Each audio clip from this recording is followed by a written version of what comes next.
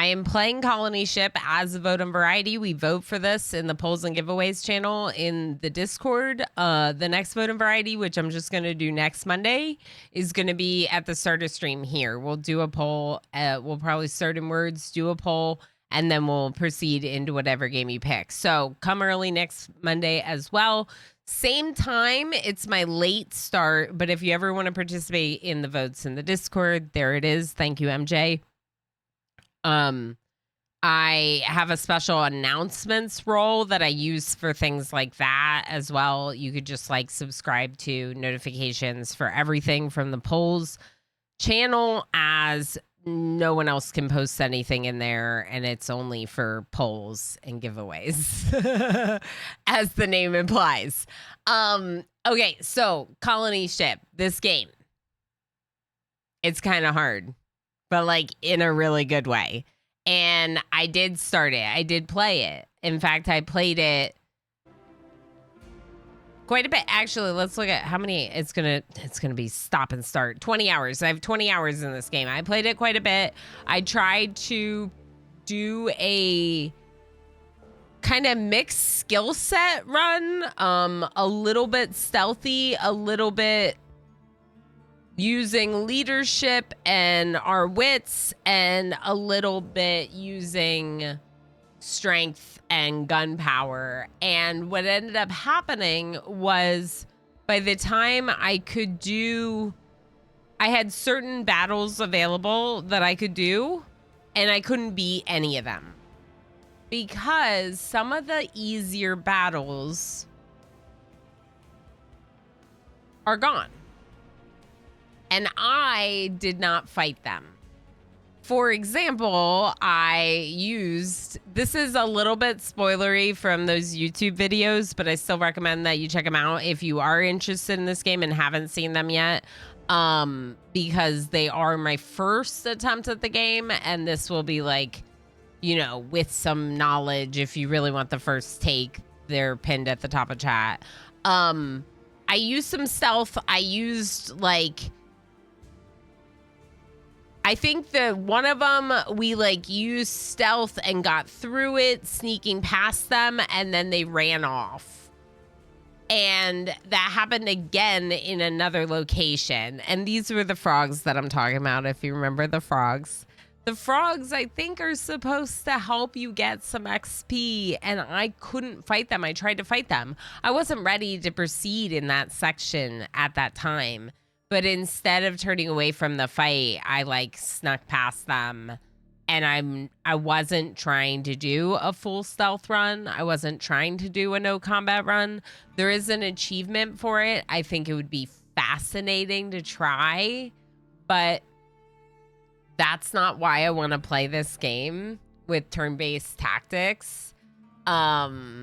I want to try doing the actual fighting in the game. I want to be the underdog captain. I want to lead my team, and I want to kick some butt, you know? So I think instead of doing like any stealth at all, we start over and we fight those frogs when we can, of course. And that was what I proposed as part of today's vote on Variety. For anyone that was disappointed to not see Dyson Sphere program today, please don't fret. I do have the game. I am excited to play it at some point.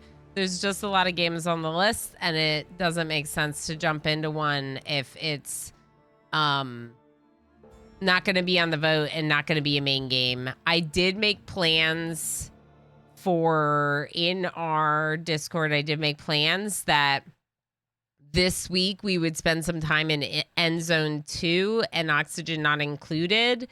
And then next week we'll do our start of RimWorld The Foragers.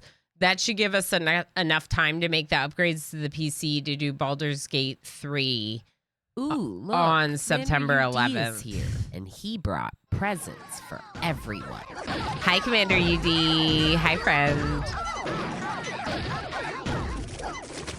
So I want to get another week of RimWorld in before we do BG3 as the main game, since we'll be doing that for a couple weeks. I'll like miss RimWorld. So we're gonna do BG3 on September 11th and give ourselves a week with the Foragers run in RimWorld. It's all in the Discord events section. I don't really keep my Twitch schedule like updated like that. I typically just have the recurring event on the Twitch schedule. I try to keep it updated when there's cancellations and changes, but it's not going to have the game content. So if you're curious about that, it is in our Discord events section for the next couple weeks. But also you could go like this. And if I'm being smart, I'll have our current main games or main game listed there. This week, I'm splitting the 2 days, and I'm doing 1 day in Oxygen, not including 1 day in End Zone 2, because both games deserve more time. Same with this game. So we'll just do what we can to play them all, you know? Can only do so much. Yeah, make note also of September 7th, the Community Day. That's going to be really fun. All right, so I guess new game. Let's do this. I got to do Underdog, but it is... I might, like, the no combat run, I might do as, like, hero, just to, like, make it, like, a faster playthrough or something. Hero's easy mode. It's... maximizing chances to win, reduce frustration. You won't have to back down or worry about the odds. Instead, you just have a good time and kick some butt like a true hero. Underdog is default difficulty. It's kind of like hard and dying is normal. It's like losing is fun. And we love losing because RimWorld. So, Underdog difficulty. We're going to select a pre-made character. And we're going to go with the captain again. I like the captain. For the love of RimWorld!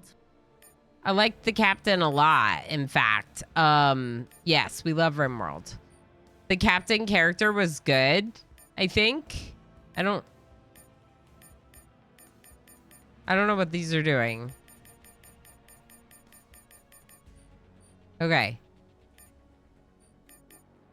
It's weird because these portraits, there's only so many portraits, and like half of them are the same face. Like, what is that, you know?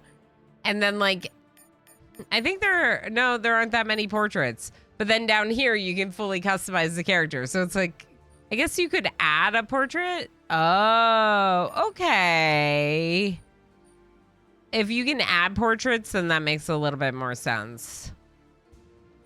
I'm going to go with the captain because I like the captain character. The captain was persuasive, streetwise, and electronics as their passions. Also some skill points in impersonate and computers.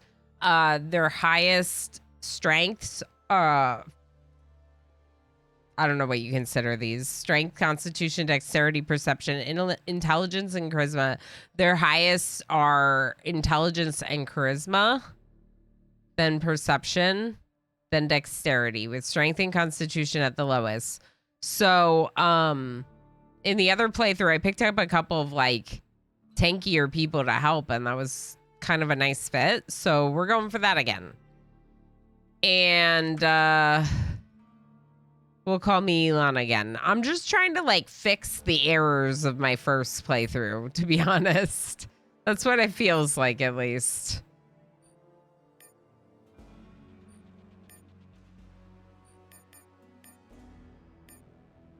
I do kind of like these tattoos. I wish we could see it better. Okay, it's good.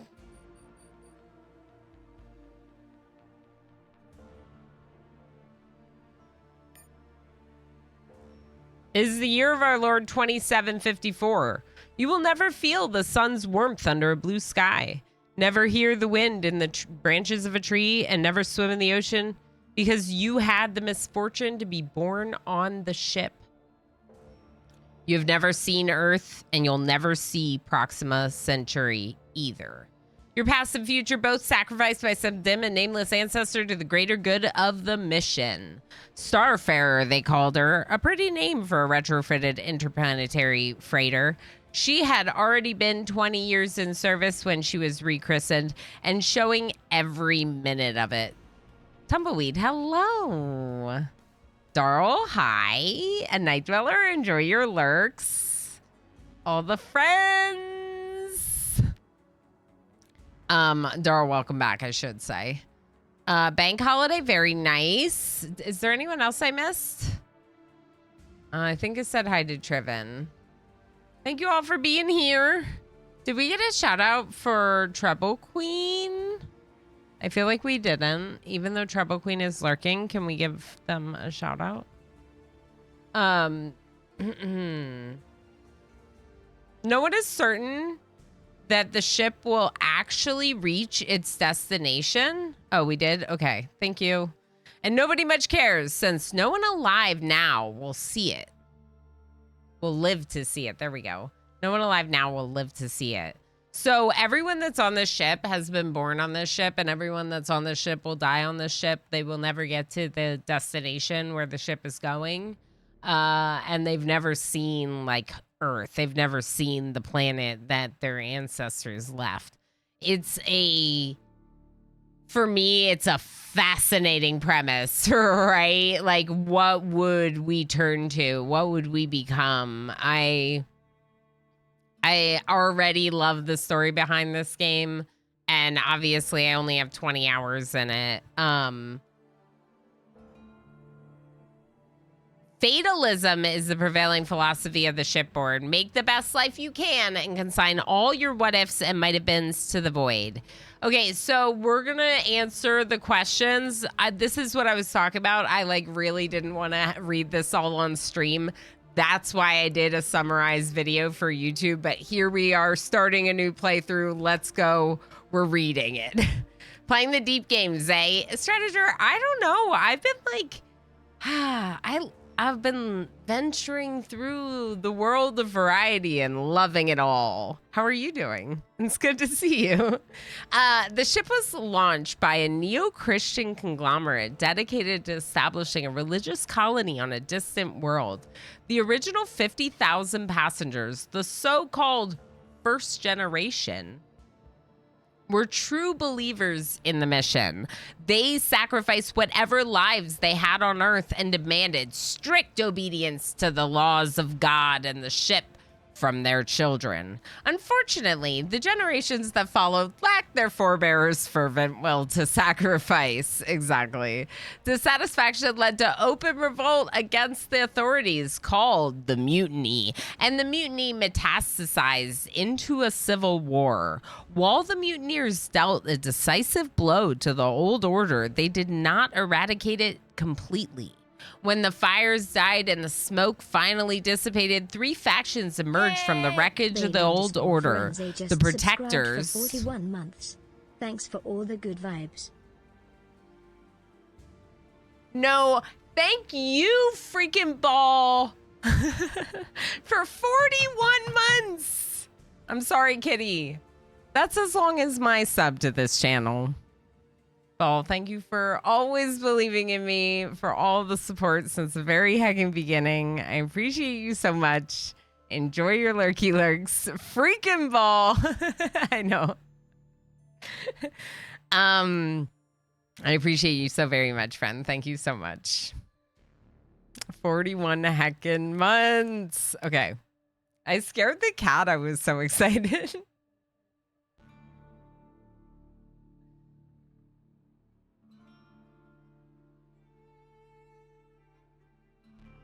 I need like a little bit of Tobin and a little bit of cute sleepy cat face in the cat cam.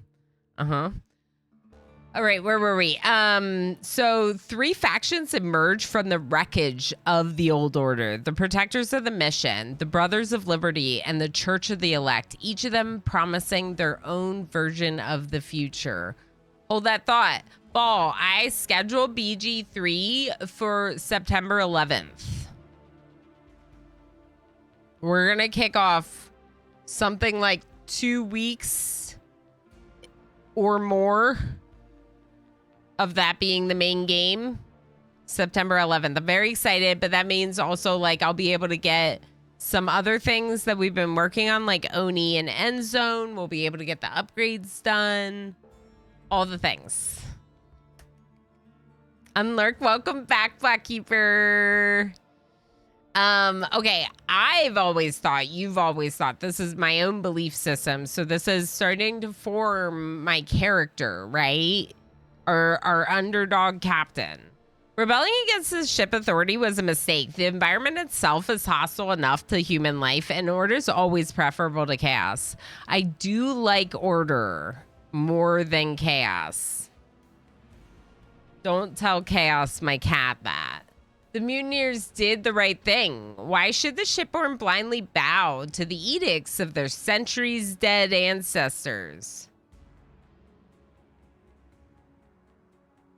I do kind of agree with that. Though they would... Oh, there he is. He's under the cat. He's under my camera. Like a true chaos cat. He's like right under my camera. Though they would deny it, the mutineers were fulfilling God's will when they toppled the old order. All shipborne bend to God's will, just as all the events proceeding according to his plan. So you can take like a very faithful, like your belief system guides your way. You can take that approach and create that kind of character. You can take like more of a rebellious approach. Who cares? You've got enough problems right now without fighting over history with a bunch of fanatics. Interesting. So that's kind of like I'm kind of just focusing on me and my own survival.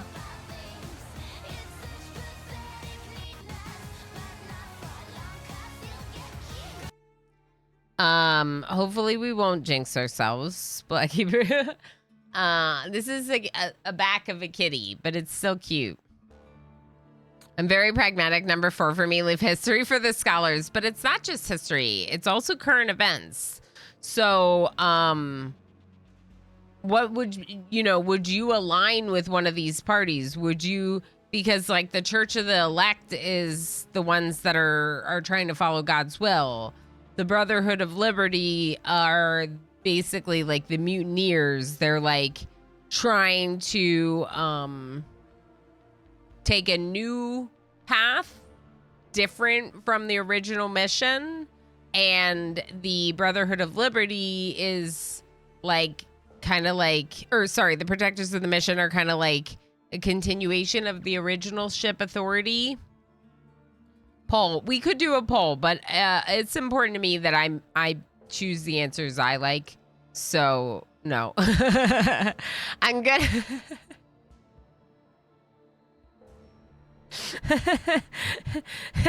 I think I'm gonna go with the mutineers did the right thing. Why should the shipborne blindly bow to the edicts of their centuries dead ancestors? I just like discussing. Thank you for pressing the self-destruct button. This ship will self-destruct in 3 minutes.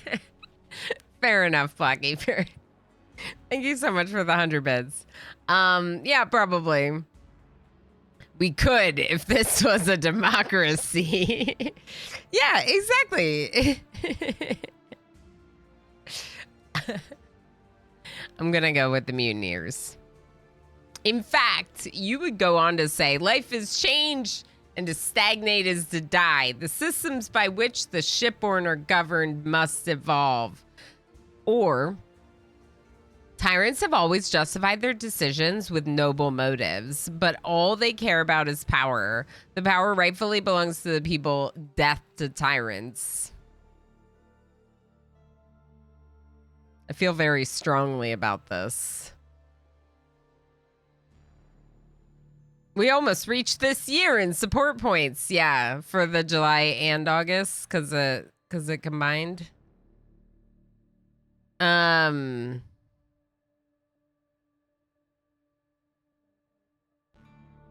last one, violence is never the best solution, but is sometimes the only Everyone solution. Hello, Osiris. To answer your question, I'd probably go for option 2. You have to be able to adapt to current priorities. Yeah, yeah. Yeah, Darl. I think so. That's how I feel, at least. I think that for this one, violence is always the best solution, Hendate says.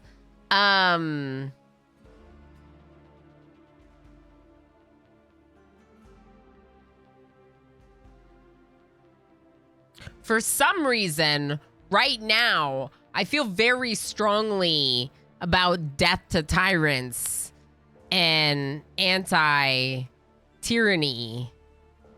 The first time I did this, I picked one, I think. Being beholden to old strictures just cause seems silly. The chaos choice, yeah. Death to tyrants. It feels very like, it feels a bit like violent, obviously. Life is change and to stagnate is to die. Whereas one feels more like a, like intellectual evolution of the beliefs and the mission rather than like overthrowing the government. Like number 2 feels like, let them eat cake or something. Wait. Leave him home. We'll see you in a bit. MJ, enjoy your lurks. What did Commander UD say? Eat the rich or something. Yeah, maybe. Are we hungry enough?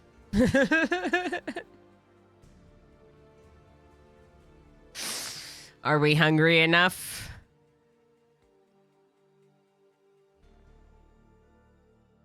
I'm gonna go with what?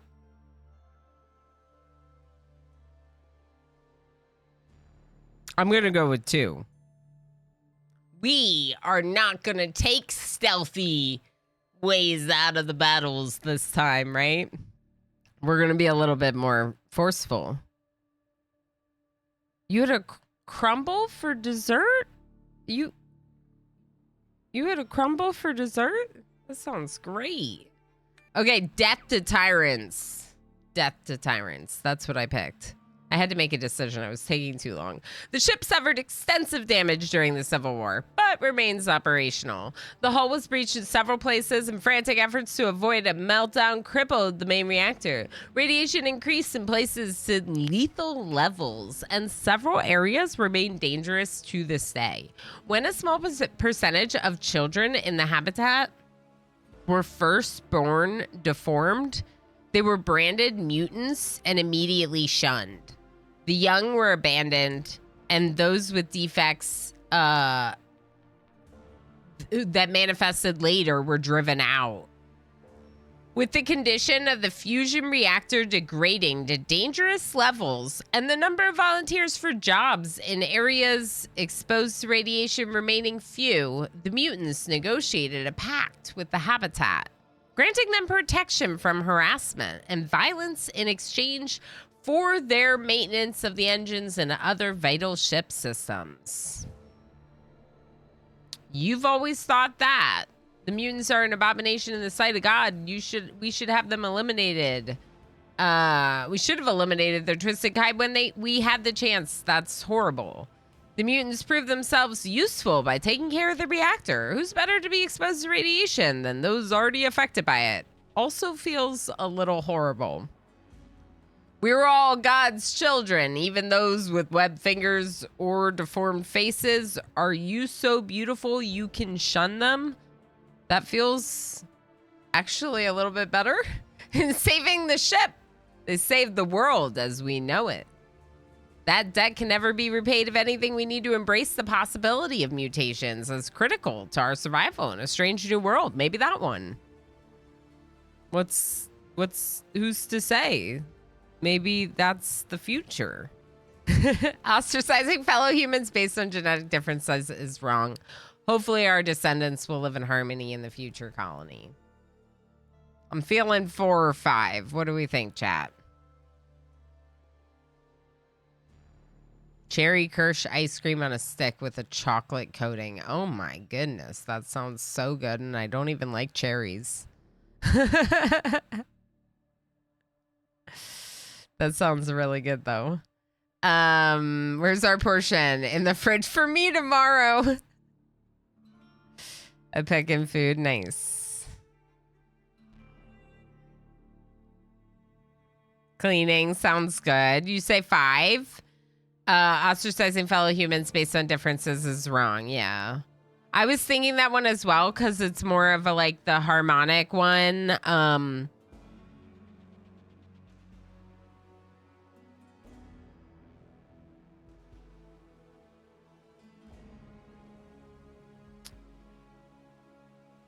Yeah. Yeah. I like 5 a little bit better. 4 was in saving the ship, they saved the world as we know it. That debt can never be repaid. If anything, we need to embrace the possibility of mutations as critical to our survival in a strange new world. Or ostracizing fellow humans based on genetic differences is wrong. Hopefully our descendants will live in harmony in the future colony. We're going to go with that one. We hope for a future where we can all live in harmony. Feels real, man. Feels real. The place you call home is known as the pit, and to some more affectionately as the free city. Calling the towers of containers rising from the depths of a cargo hold a city is a bit of a stretch, and so is the other half of it. With no kind of law or government, freedom mostly means you're free to kill or be killed. On the plus side, housing is cheap, and keeping overhead low is a priority when you have nothing. The real city, a metropolis sprawling across many decks, is called the Habitat. It offers much better living conditions for those who can afford it, but to live there, you have to pick a side among the factions vying for control. Nobody in the pit gives a damn about their struggles, but like Earth before it, nothing in the world is free. Just keep in mind, you might get more than you signed up for. As far as you're concerned, 1, true freedom means being free from laws passed down by your supposed betters. 2, some kind of rules are necessary, or else we'll descend into anarchy. 3, if freedom means living in an interplanetary shipping container and sleeping with a gun under your pillow, these pit dwellers can keep it. Or 4, personal freedom is a luxury the shipborn cannot afford. To serve the state is to serve your brother, to serve your sister, and to serve yourself. Why can't people understand that?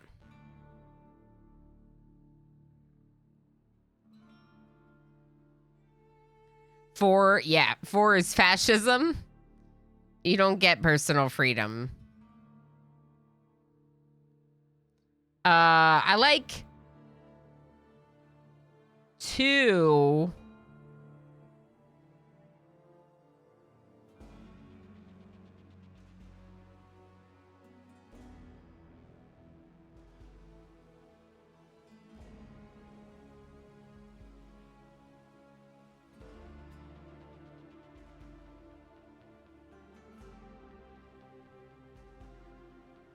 It's like, are you full anarchy or full fascism?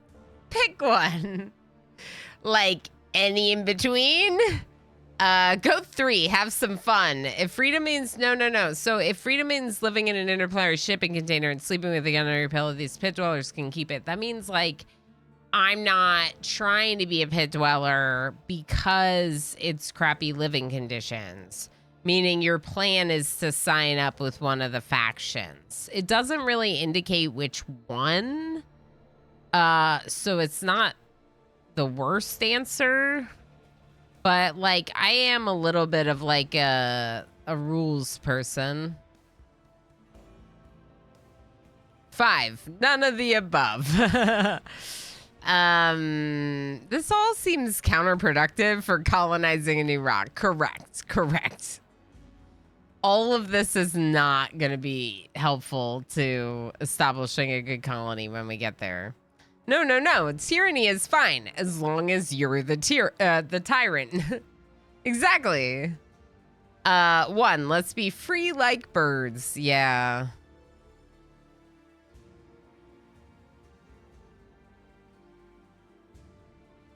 Well, yeah, one.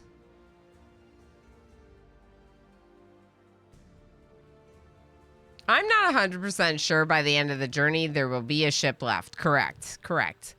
So that's another thing, right? Like, can you unify the ship under some kind of direction so we don't destroy each other? I'm going to go with 2. I sound like 2. I just said, can we unify the ship under some direction so we don't destroy each other? Little bit of rules, okay?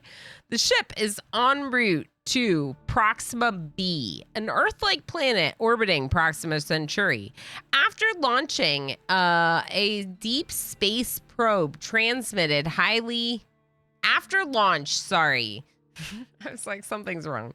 After launch, a deep space probe transmitted highly detailed images of the surface, which revealed one minor setback. This very habitable world is already inhabited. Since the voyage is estimated to take close to 400 years, it's possible by the time the ship arrives, the colonists will encounter a mature civilization, corresponding to Earth's late Middle Ages. If that's the case... 1. What's setback? Though unanticipated, slaves will provide an excellent resource for the colony. No. 2. We'll make every effort within reason to accommodate the savages. Whoa. Setting aside clearly demarcated zones for them to pursue their lives. Whoa. No. This all sounds like a bunch of like horrible stuff that is part of Earth's history. We must make every effort to live in harmony with the new world's native sons and daughters and learn all we can from them. Ooh. Or we will be guests in this new world, living among the local population, accepting their culture and traditions as our own. I kind of feel like we're going to be their guests. Like, if they don't like us, right? So, like, maybe we should show up and be respectful and cool and nice to them. Also, hi, RN Jeeves. How's it going?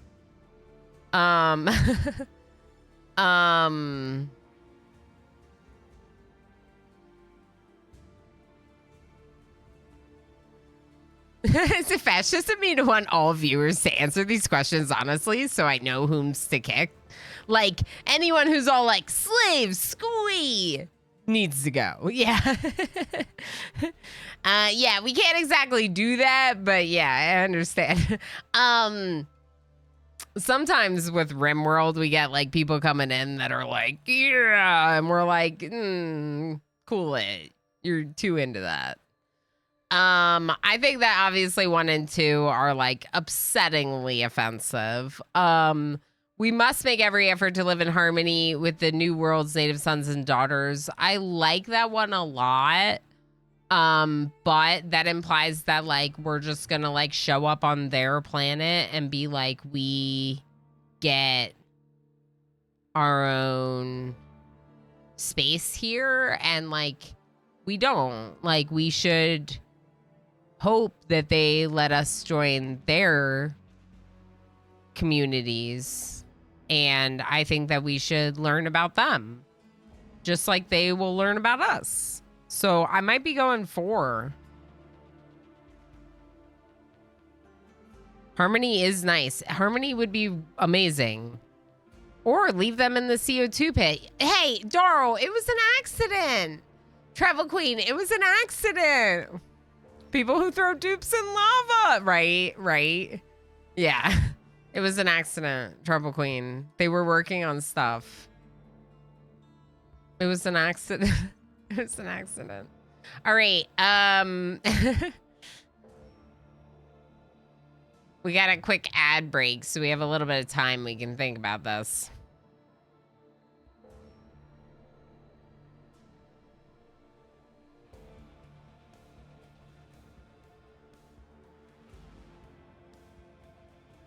I don't know that we need to accept their culture as our own. Like, I don't think you need to, like, disband your culture and traditions just because you're living amongst, like, another community. So maybe it's 3.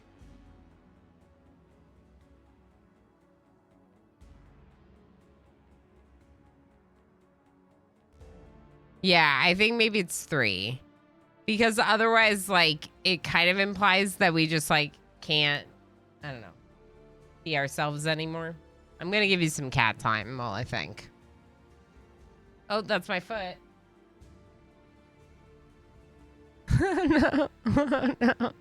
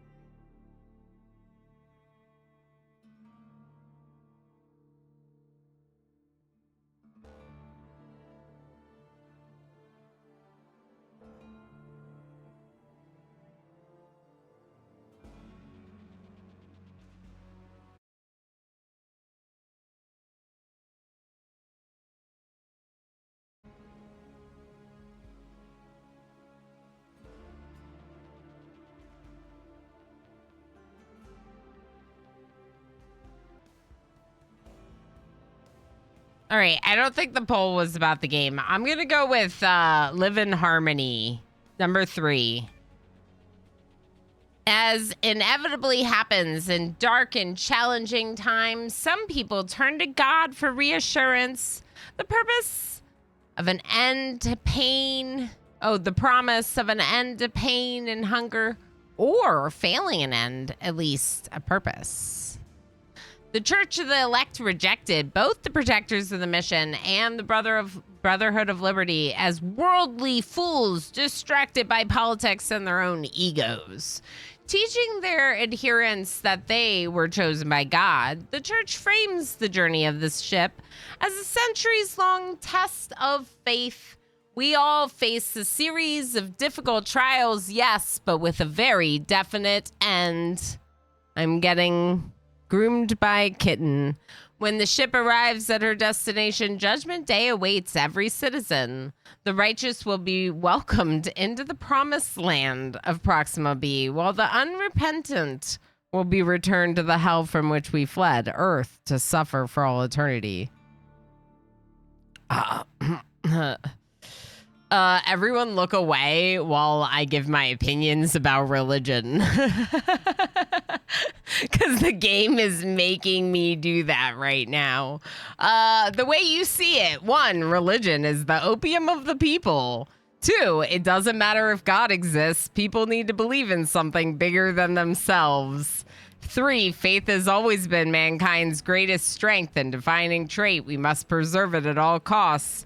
4, honor he who was reborn, and you too shall be reborn into the new world. It hurts to say it. That waits at the end of our long journey. I'm sorry. I'm sorry, chat. I'm very respectful of everyone's beliefs. Your beliefs are your own to have. And you have the right to have those beliefs. And I think that people's beliefs are very good for them. Like, I think a lot of people benefit from their belief systems.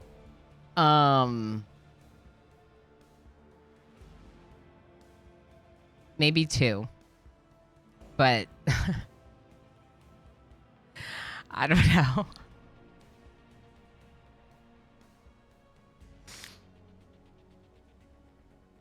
The streamer dance going on right now, though.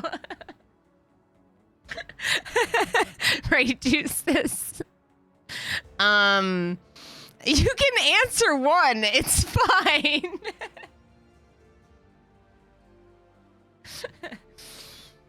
Hi, Gansley.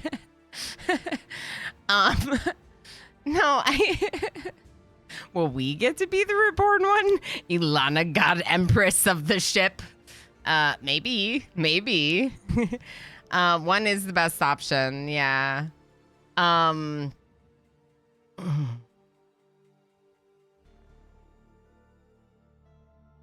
right, everyone close your eyes.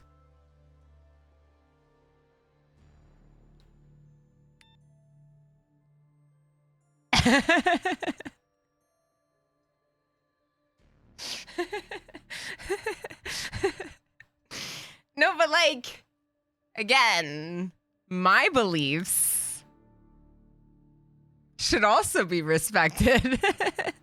Woohoo! Just because they're different than yours.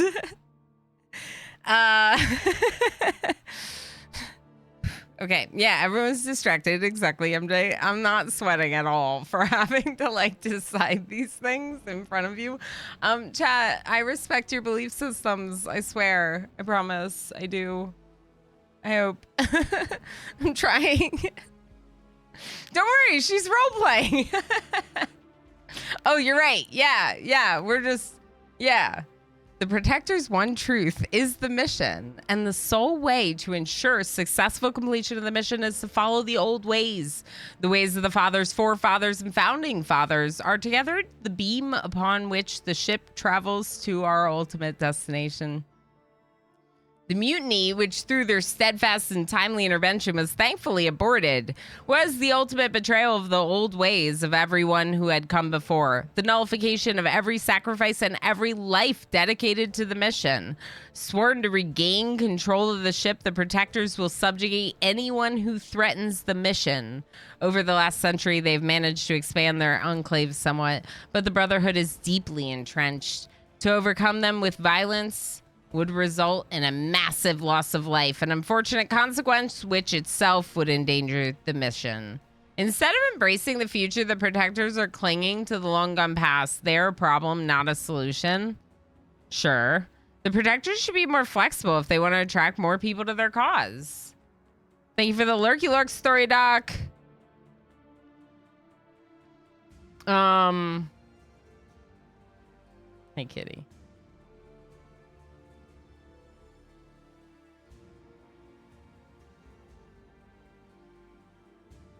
The Protectors are right about one thing. The mission is more important than our petty struggles. If it fails, then all the sacrifice was for nothing.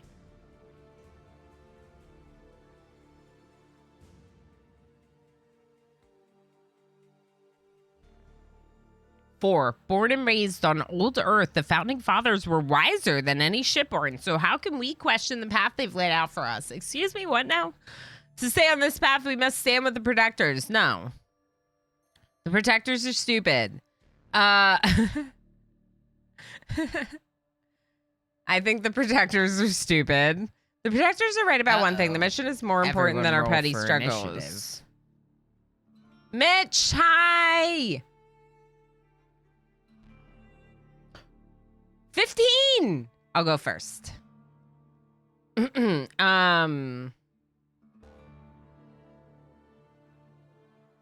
I think it's one. Instead of embracing the future, the Protectors are clinging to the long gone past. They're a problem, not a solution.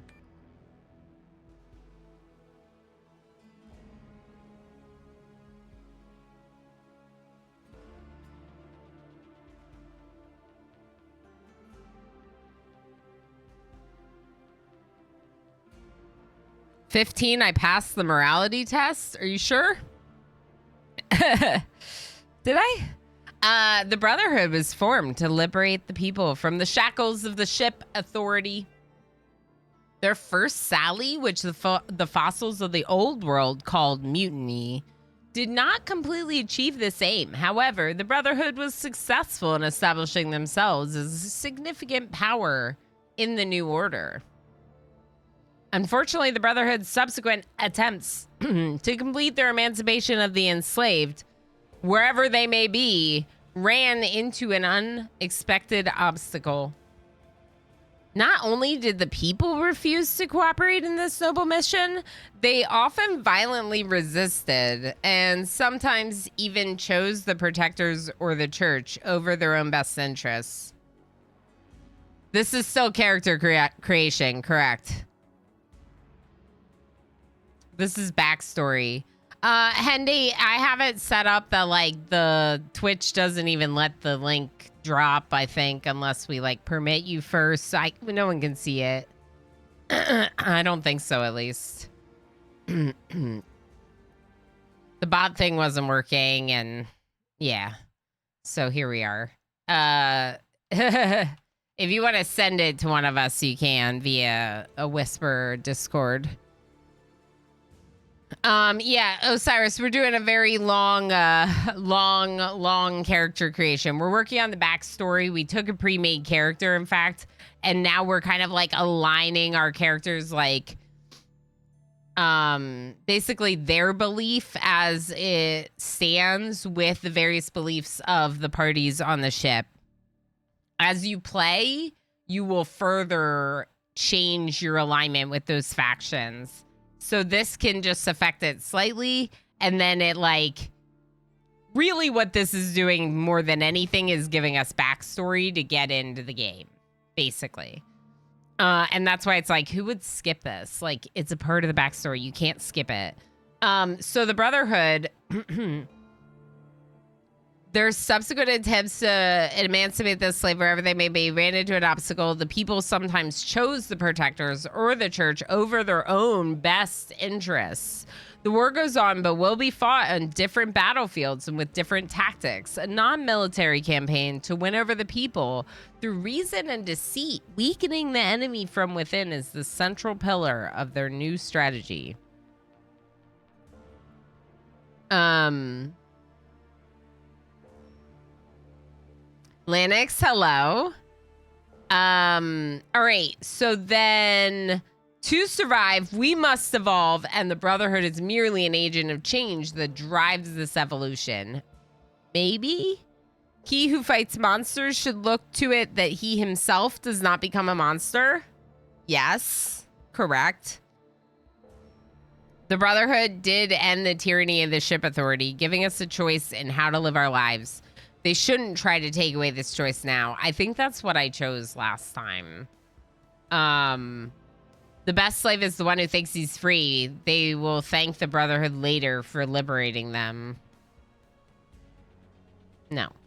I think I chose the third option the first time I went through. I also like the second option. Like, he who fights monsters should look to himself that he does not become a monster. Also, the Brotherhood did end the tyranny of the ship authority, giving us a choice now in how to live our lives. They shouldn't try to take away our choices now that they have done that, right?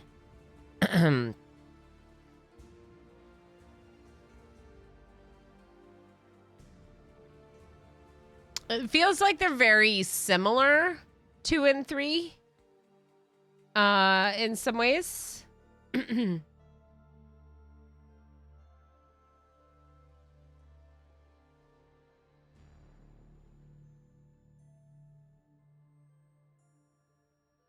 going to choose monsters. He who fights monsters should look to it that he himself does not become monster.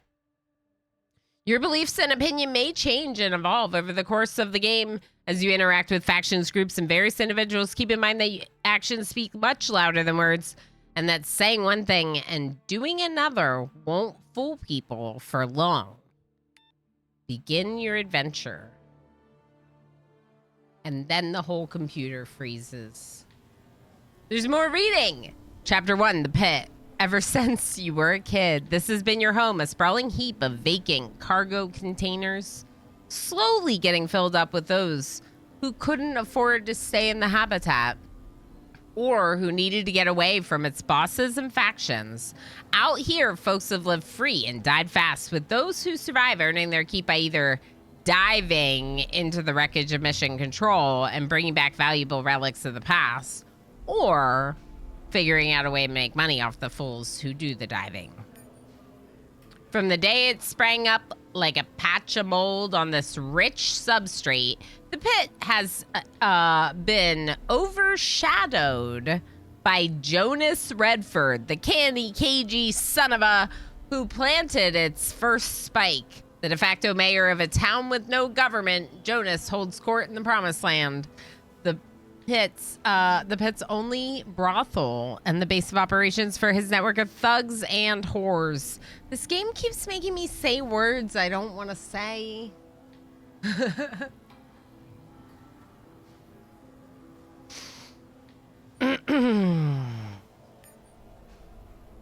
But as the pit has grown, Jonas's seat at the top has gotten shakier.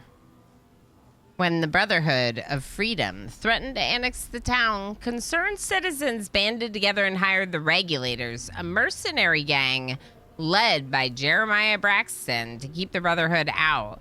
But now, as Braxton's gunmen swagger under the neon lights, some folks have started wondering whether it's time for the pit to get a little law and order, and whether Braxton might be the right man to wear a sheriff's star. Huh.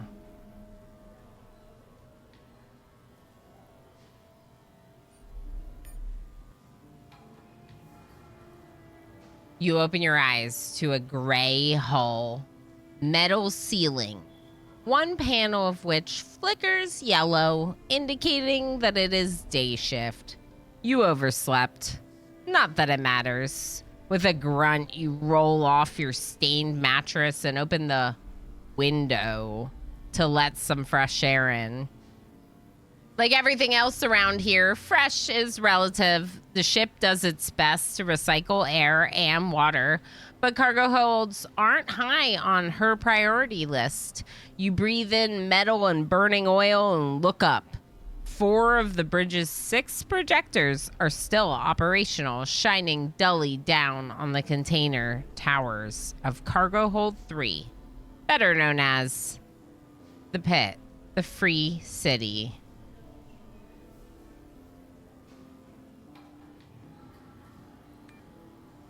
Calling the pit a city is a bit of a stretch, but so is calling this reddish-brown liquid water. You've read that water is supposed to be clear and cities are supposed to be big, but no shipborne has ever seen either. Maybe in another 100 years, water will look and taste like oil, and people will be talking about the good old days when it was the color of rust and tasted refreshingly bitter and tangy. That's disgusting. That's the kind of optimism that keeps you going. The elevator crawls up a groove in the cargo hold's wall like a black steel bug that's worn a path traveling to the bridge and back. It's time to get up there and earn a few credits, but first you need a drink. Booty Tootin', thank you so heck much for the 3-stream watch streak. For the last few years, you've been doing odd jobs for Tanner, a local hustler with a nose for making money. He's never tried to screw you over, which is pretty close to being virtuous in this town. Still, there's a first time for everything. Fierce Lobster just gave a tier 1 sub to Booty Tootin'. Lob, thank you so heck much for sniping Booty Tootin' with that gift sub. Booty Tootin' said, what happens when a microscope collides with a telescope? They kaleidoscope. Very nice. Well, thank you so much for all the heckin' support and for sharing all the subscriber benefits with Booty Tootin'. Cryo, why not cryo? Cryo takes energy, at least in science films it does. This game could be weird. If you've built the quality ship, power should be a solved thing, I'd have thought. Always wondered about that, though. Don't think there's any place colder than space. Why would they need so much power for cooling cryo units? Yeah. That's a very good point. It's very interesting to think about, Pipe some of that outside vacuum through the ship. Cool stuff, yeah. It's very cold, that vacuum. So Whiskey Jack has been added to my map, and I need to meet Tanner in a nearby bar. called Whiskey Jack. Don't forget your gun. You never know when it might come in handy. Rusty pipe pistol. Here, I can move my face slightly. It's just gonna make the game quiet again. Let's go down here so it's like you'll see more of the text at least. You won't see all of it for sure, but you'll see more of it. Which gun? Yes. MJKJXP just gave a tier 1 sub to Hendate. MJ sniping Hendate with that gift sub. Heck yes. Getting another lovely community member. All the subscriber benefits. Thank you both for the support, Bob and MJ, and for kicking off the hype train.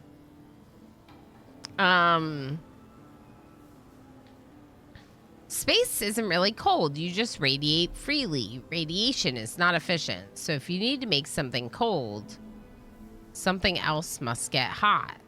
Have to remove that heat somehow.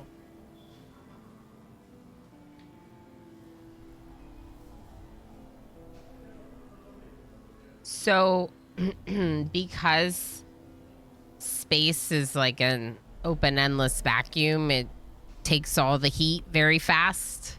So that's why it feels cold, but it's not cold. Really, you're just radiating freely. This is like science. Thanks for the gift sub yet again. Cold is not the same. This is like science. I gotta keep reading the book. The book that is the video game that I'm playing, but you all enjoy this. Chemical engineer here. The reason we can't just yeet heat into space is because it's cold. Because it lacks heat. Because it lacks anything that can contain heat. Oh. Sarah Britt. Well, you can come in, but don't touch anything. Hi, Sarah Britt. Hi, Abaco. Hi, FLCL. Hi, friends. Abaco, thank you for being here. Enjoy your lurks. Sarah Britt, thank you for raiding over, bringing your community. They're teaching me science. Yeah, that's Abaco's intro. Don't touch anything. Touches everything. Wait. They're talking about science, and I'm trying to understand it, and it's a little confusing. I hope you're doing well. How was knock on the coffin lid? That almost sounds like it would be kind of like, was it funny? Ooh. Calico Cobalt, thank you so much for the raid. Double raid. We just got raided by Zarabrit. Thank you both for raiding over. Trivin says, chemical engineer here. The reason we can't just yeet heat into space is because it's cold. Because it lacks heat. Because it lacks anything that can contain heat. I want to edit it. Right. I want to watch it. I want to play it. I want to live it. I don't want to live it.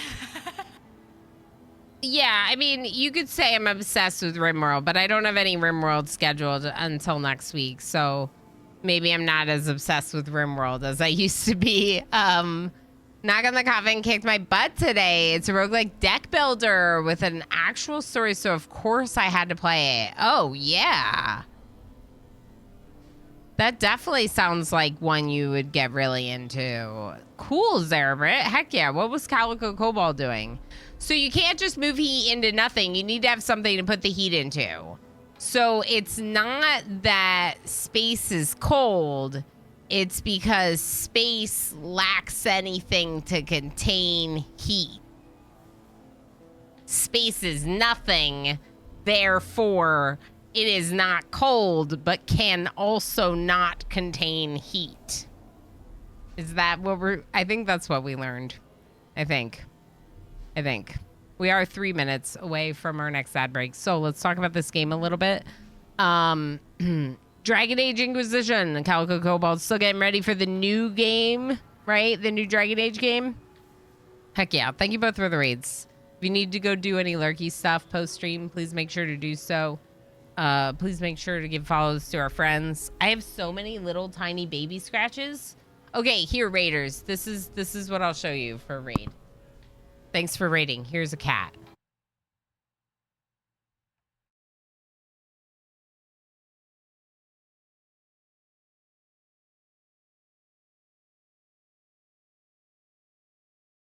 is a kitten.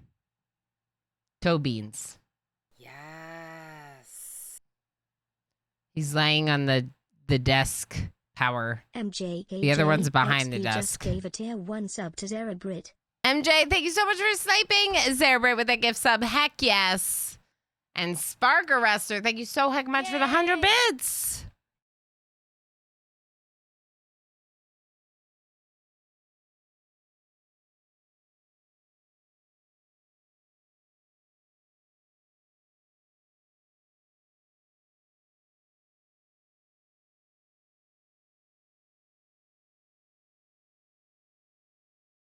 Me trying to get the other one out from behind the desk where all the cables are. Okay, let's play this game. So what we are doing is we're like just getting up for the day. We just did a bunch of backstory to prep. This is Colony Ship. I am an Underdog captain. I haven't gotten like a team yet, so I'm not really much of a captain, but it's my personality type basically. I am in the pit, which is like the outcasts from the colony ships, like main habitat, people that don't really have a role in the main habitat. Kitty has an emotional support cord. Kitty is recharging. Emotional support cord. Yeah, I could try to bring the kitty back on this screen. Maybe down here.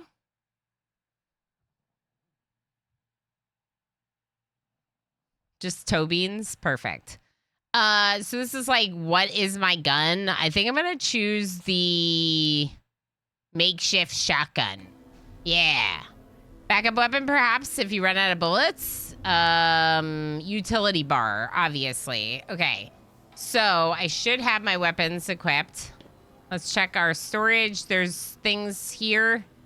Take them. I'm going to go to my... There's edge scrolling.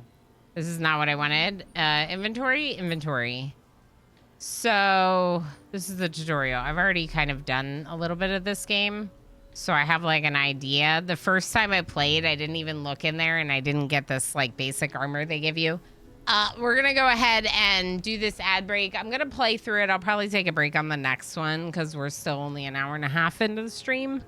So if you miss anything when you're away at the ad, just let me know when you get back what your questions are. Okay. I'm gonna see if I can pull my chair in without rolling over kittens. Yay!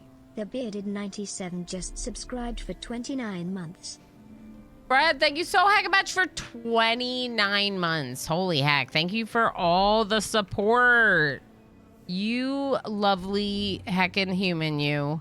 Thank you so much. I appreciate you very much. I hope you're doing well. 29 heckin' months. That's amazing. Is there anything else I can click on in here? No.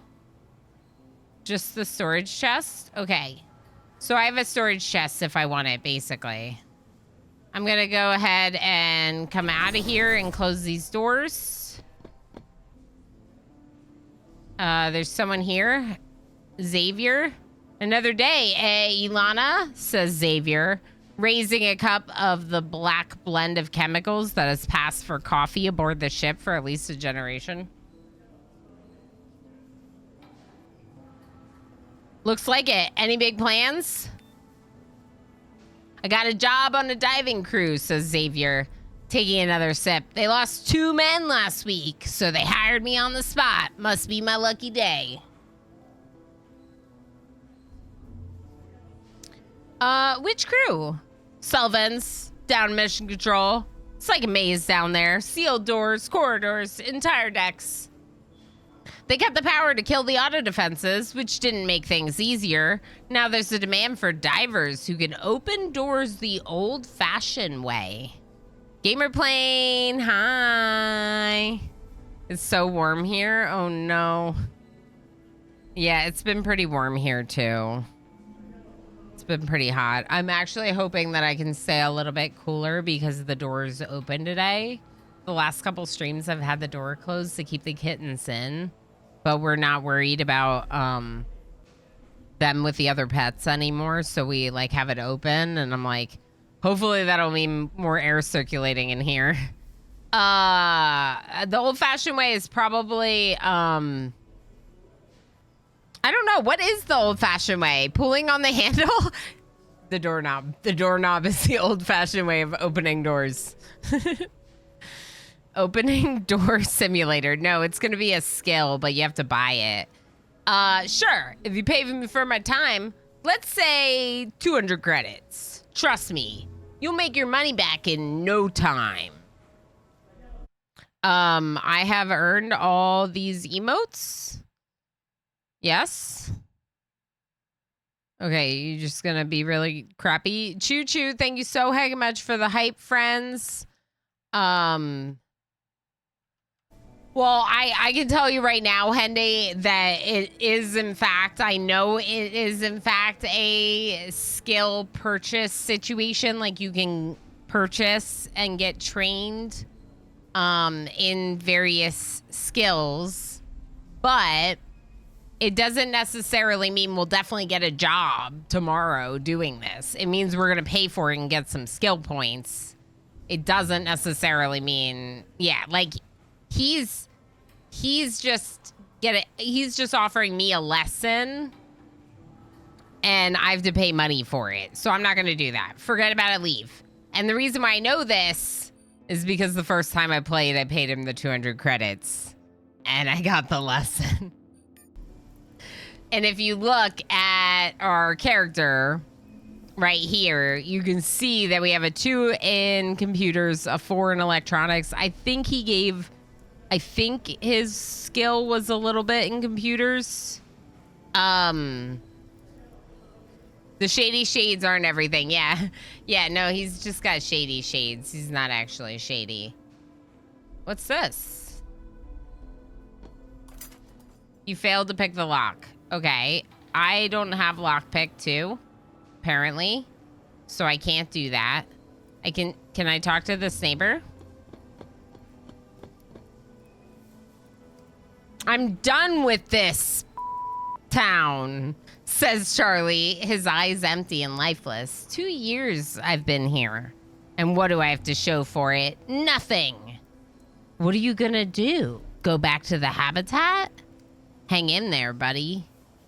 What are you gonna do? Go back to the habitat? Guess so, nods Charlie. Doesn't seem so bad now. The habitat. Don't know what I was thinking. It's just the same portrait. My like biggest complaint about this game is that they use like 5 portraits for guys and 5 portraits for ladies. And so it seems like everyone's the same. This is the same portrait on a completely different person. Okay, bye, Charlie, or something. Bye. Okay, how do I...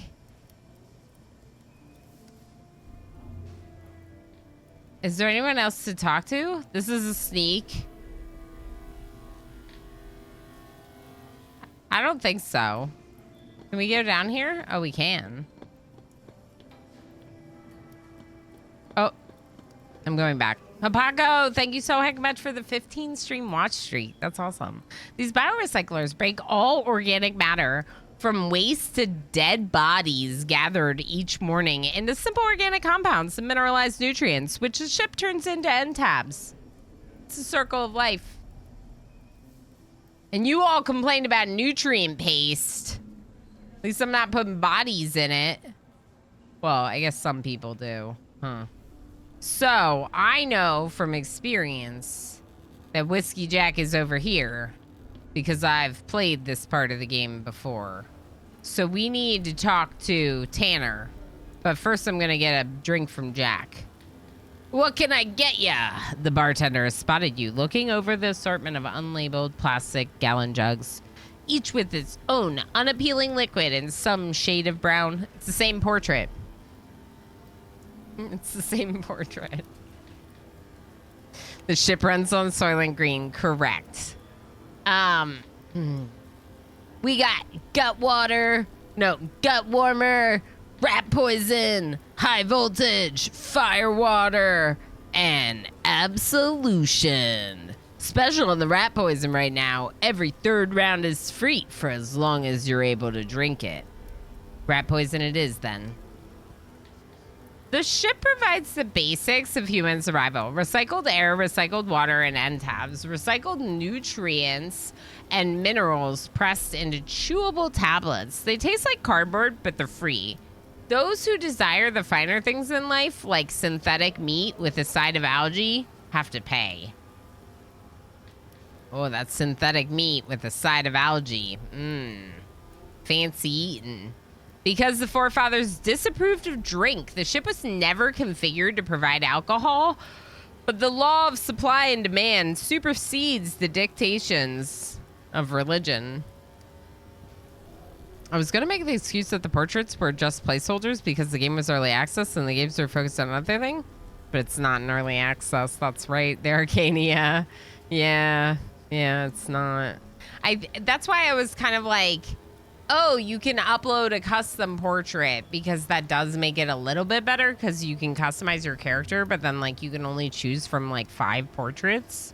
But then, yeah, they're using the same portraits for everyone about the ship. So it's kind of, for me, it was almost like they'd be better off not having the portraits. Like, don't have this. I can see the person right here. Don't have this up here. Why have this?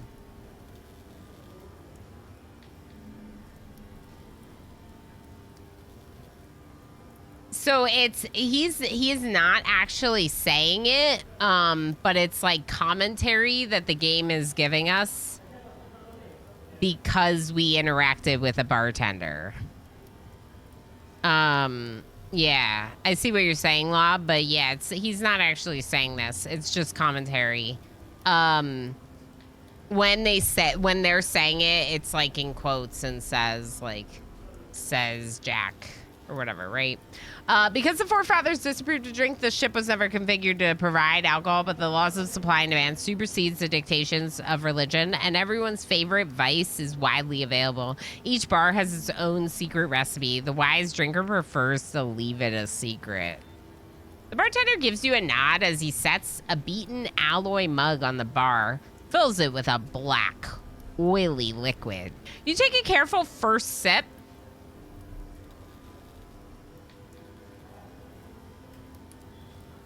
Fighting your body's instinctive rejection of poison, and wait for the familiar warmth to spread through you.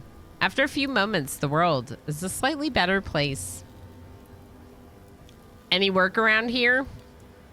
Well, since you asked, there's this fella owes money to just about everyone in the area. The name is Jedediah Walker, but he just goes by Jed. Balance owed is 1,200 credits, including interest. If you manage to collect, you'll get 250. How's that sound to you? Jed Walker, the name sounds familiar. Where can I find him? I wonder if I'll get to say both. I hope I'll get to say both. Yeah, I get to say both. So Jed Walker, the name sounds familiar. I can tell you he runs his mouth faster than he runs up a tab. And that's saying something. Jed claims to have traveled the ship from stem to stern and made deals with every type of merchant, fanatic, and scav known to the void. How such a world-wise entrepreneur ended up living in a rusted-out container furnished with discarded packing material is a mystery to me. But I just serve liquor. Never claimed to be one of those big brains round here. Where can I find him? Ask around Camptown. Start with the local bars. Okay. So we have a mission to find Jed. We're also supposed to talk to Tanner, so let's talk to Tanner while we're here. This is a game that I actually bought. MJ did Steam. So a lot of the games that I play on stream, most of the games I play on stream were purchased for me, gifted to me, or are from the devs or the publishers or something, right? In this case, I bought this game when it was on sale because there was a demo and I played it and I enjoyed it so much that I wanted to play more. I did buy it on sale because it is a little bit of a steeper price, but given how much gameplay there is, I think that it's a valid price from what I've seen so far. We're still figuring it out, but I already got 20 hours and I'm starting a new run, right? So, like, there's definitely something good happening with this game. I've got a job for you, Ilana, says Tanner, gesturing for a drink. Interested? What kind of job? An easy one. That's exact. Oh, okay. If you don't know. All right. An easy one. I like recorded these for these two YouTube videos. And so I'm just having these like flashbacks to working on this video. Tanner pulls a plastic rectangle from a compartment inside his sleeve, slides it towards you. The card is old and worn. The color is long faded, but the raised print on the front is still as clear as the day it was stamped. A2. That's Armory Level 2. The holy grail of every scavenger on the ship. During the mutiny, the rebels looted every depot on the first level. But the automated defenses on the second stopped them dead. Literally. Those same turrets have dissuaded every scavenger since. Is it real? Is it real? Repeats Tanner, mimicking a look of disbelief. Girl, if you don't have the stones for it, just say so. Don't insult me. Every scav worth his salt has been searching for this card for decades, but you're the one who found it? I have my ways.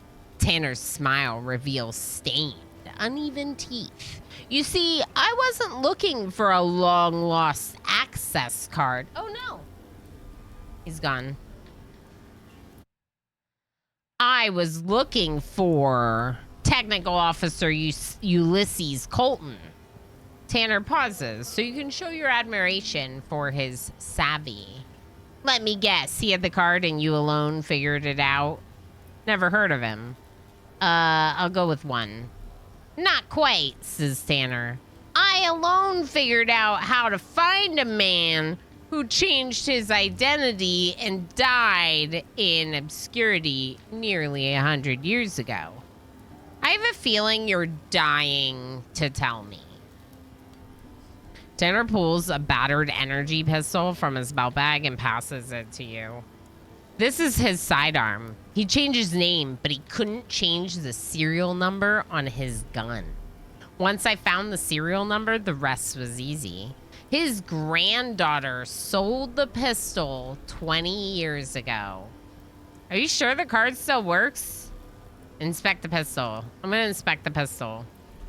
It's an old rust-covered energy pistol fastened with tape. Its plasma chamber hasn't seen any action in decades. Are you sure the card still works? You don't have any energy cells you can spare, I suppose. I'm gonna ask for the energy cells even though I know he doesn't have any. Ha! Laughs Tanner. The cells are worth their weight in platinum these days. Nobody's even selling them anymore. So the supply must have all dried out.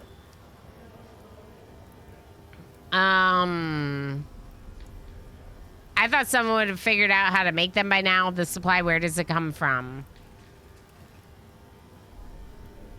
This supply, where does it come from? Mission Control, the old government complex that was destroyed during the mutiny. Stay clear of it, at least for now. That means the game's not ready for me to go there. I thought someone would have figured out how to make them by now. Figuring out is the easy part, Tanner says dismissively. It's making them without proper materials and tools that's the hard part. Why do you think we're making firearms again? Because it's easy. Hell, they used to make them back in the Middle Ages. Revolvers and whatnot. Except we use synthetic propellants. Are you sure the card still works? Only one way to find out. Tanner grins in an unnerving way. Go see for yourself. When you come back, we'll have a proper conversation. All right, so here's the big question. Why me? Yeah, why me? Why'd you just give me the card? Tanner's silent for a moment. Revolvers weren't Middle Ages. I think they were the Middle Ages to the people of this time. Like, maybe we're in the Middle Ages. Maybe there's a new Middle Ages. I don't know. I don't know. I'm just throwing wild guesses out there because I'm not sure about that either. Tanner's silent a moment as if deciding how honest he should be. I can't do it alone. I don't trust anyone else. Keep the pistol. Consider an investment into our enterprise. It's not going to be an easy trip, so take your time to get ready. You hear me? I'd feel safer if I had someone to watch my back. Do you have any idea what might be there? I'd feel safer if I had someone to watch my back. Take Evans. I saw him at Abe's store earlier today. Dumb bastard almost shot me. Sounds like the right man for the job. Leave. Cool. All right, let's go get Evans. And then let's go get Jed. I mean, what? I don't know what happens in this game. Where's Abe's? Abe's shop might be the other side of the pit. There's another section of the pit over here.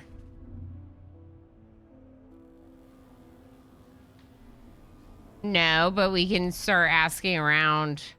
Let's look at the map. Oh, maybe I missed it.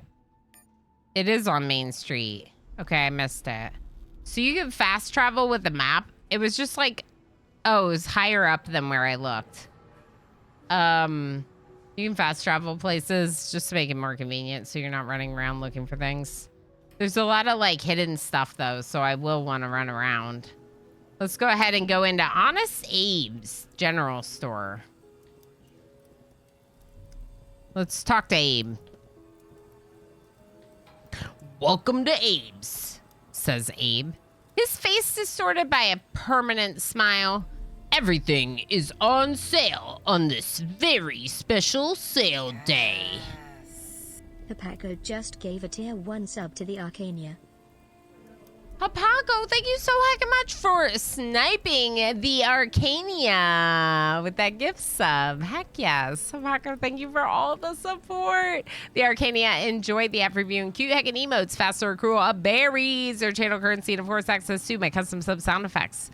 Courtesy of the lovely Hapaco. If it's the 28th century CE, the Middle Ages would probably be everywhere from the 8th century to the 18th century. Yeah, that's pretty long Middle Ages. Yeah, so that's kind of what I was trying to say. You just said it more eloquently. Like, if we're further in the future, then the period of Middle Ages could be, well, it could be further in the future from what we consider, but also what you said, it could be much longer. That makes sense. Google returned a symbol sort of date range. Aye, but maybe this meaning will have changed by this time frame. Yeah. Yeah. Thank you again, Hapaco. All right. You say that every day. Can't help it, shrugs Abe. Every day is special sale day. Does the sign even work? Does the sign even work? You're the only one who's complaining. Maybe I should charge you extra. Browse the wares. This is a store, and Abe has some things for sale. I don't want to get, I don't want to, like, get too hasty with buying things. I'm going to go ahead and talk to Evans. Evans. Hi, Evans.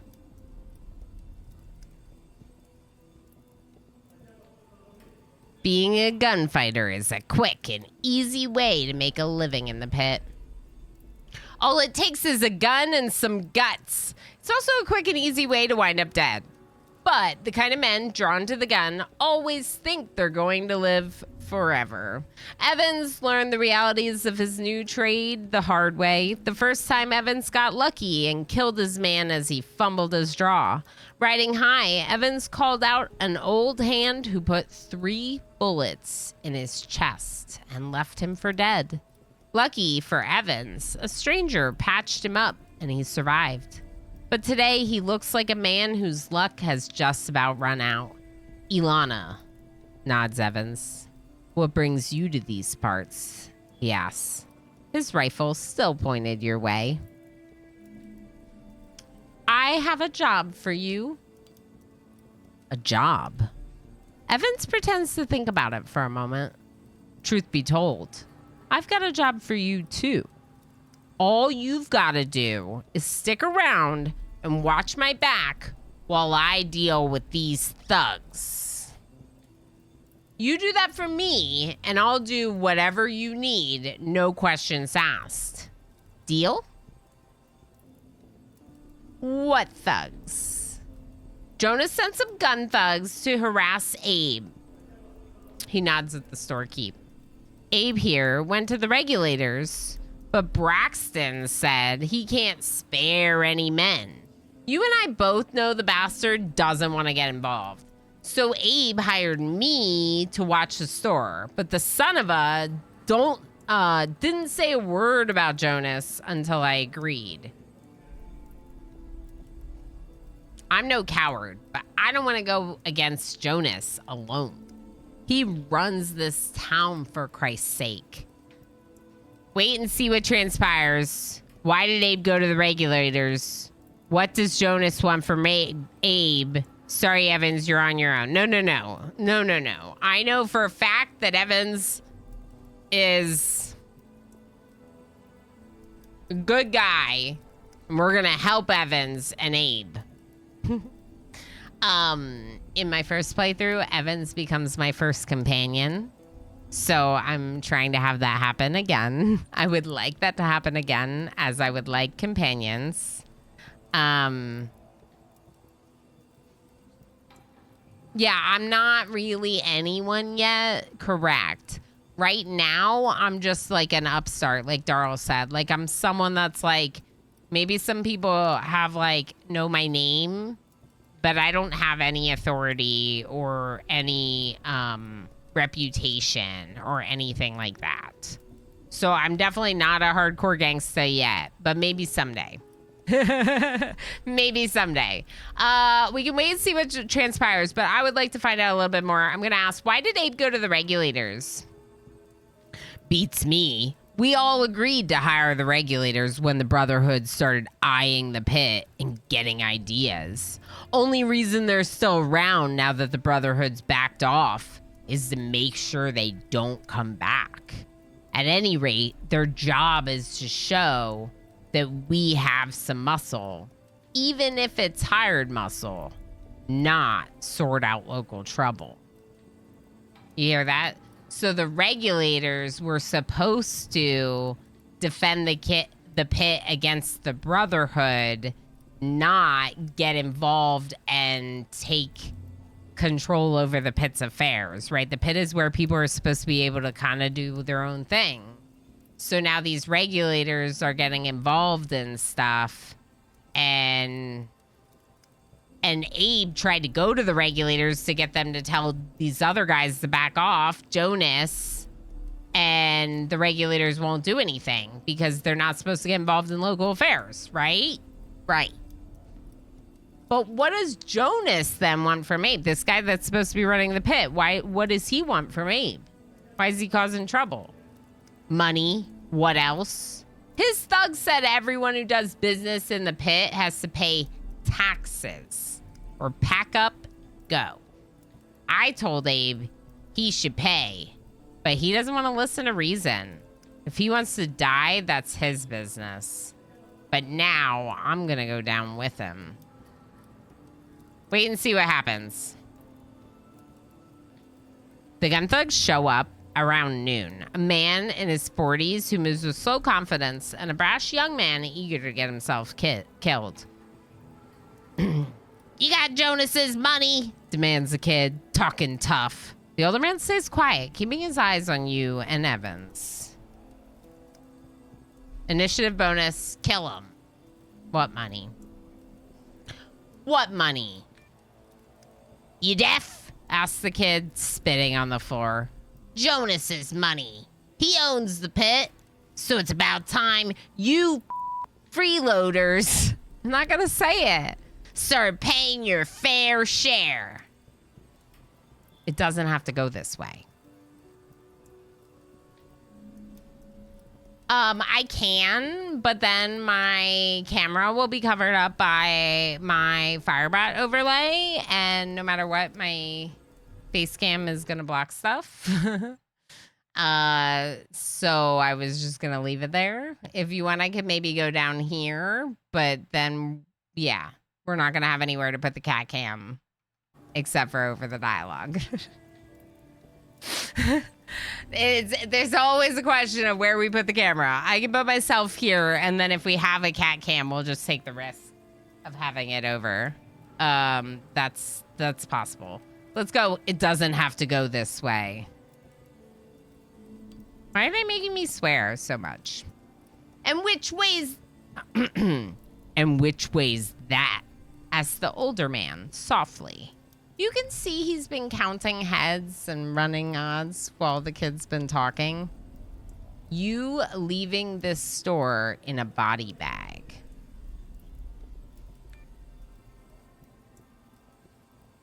Might not be me, says the older man, smiling. It's not a good smile. Are you willing to bet your life on it? On what might or might not happen? That's one hell of a gamble, friend. Okay, so here's the thing. Like, if I talk our way out of this, are we missing out on XP?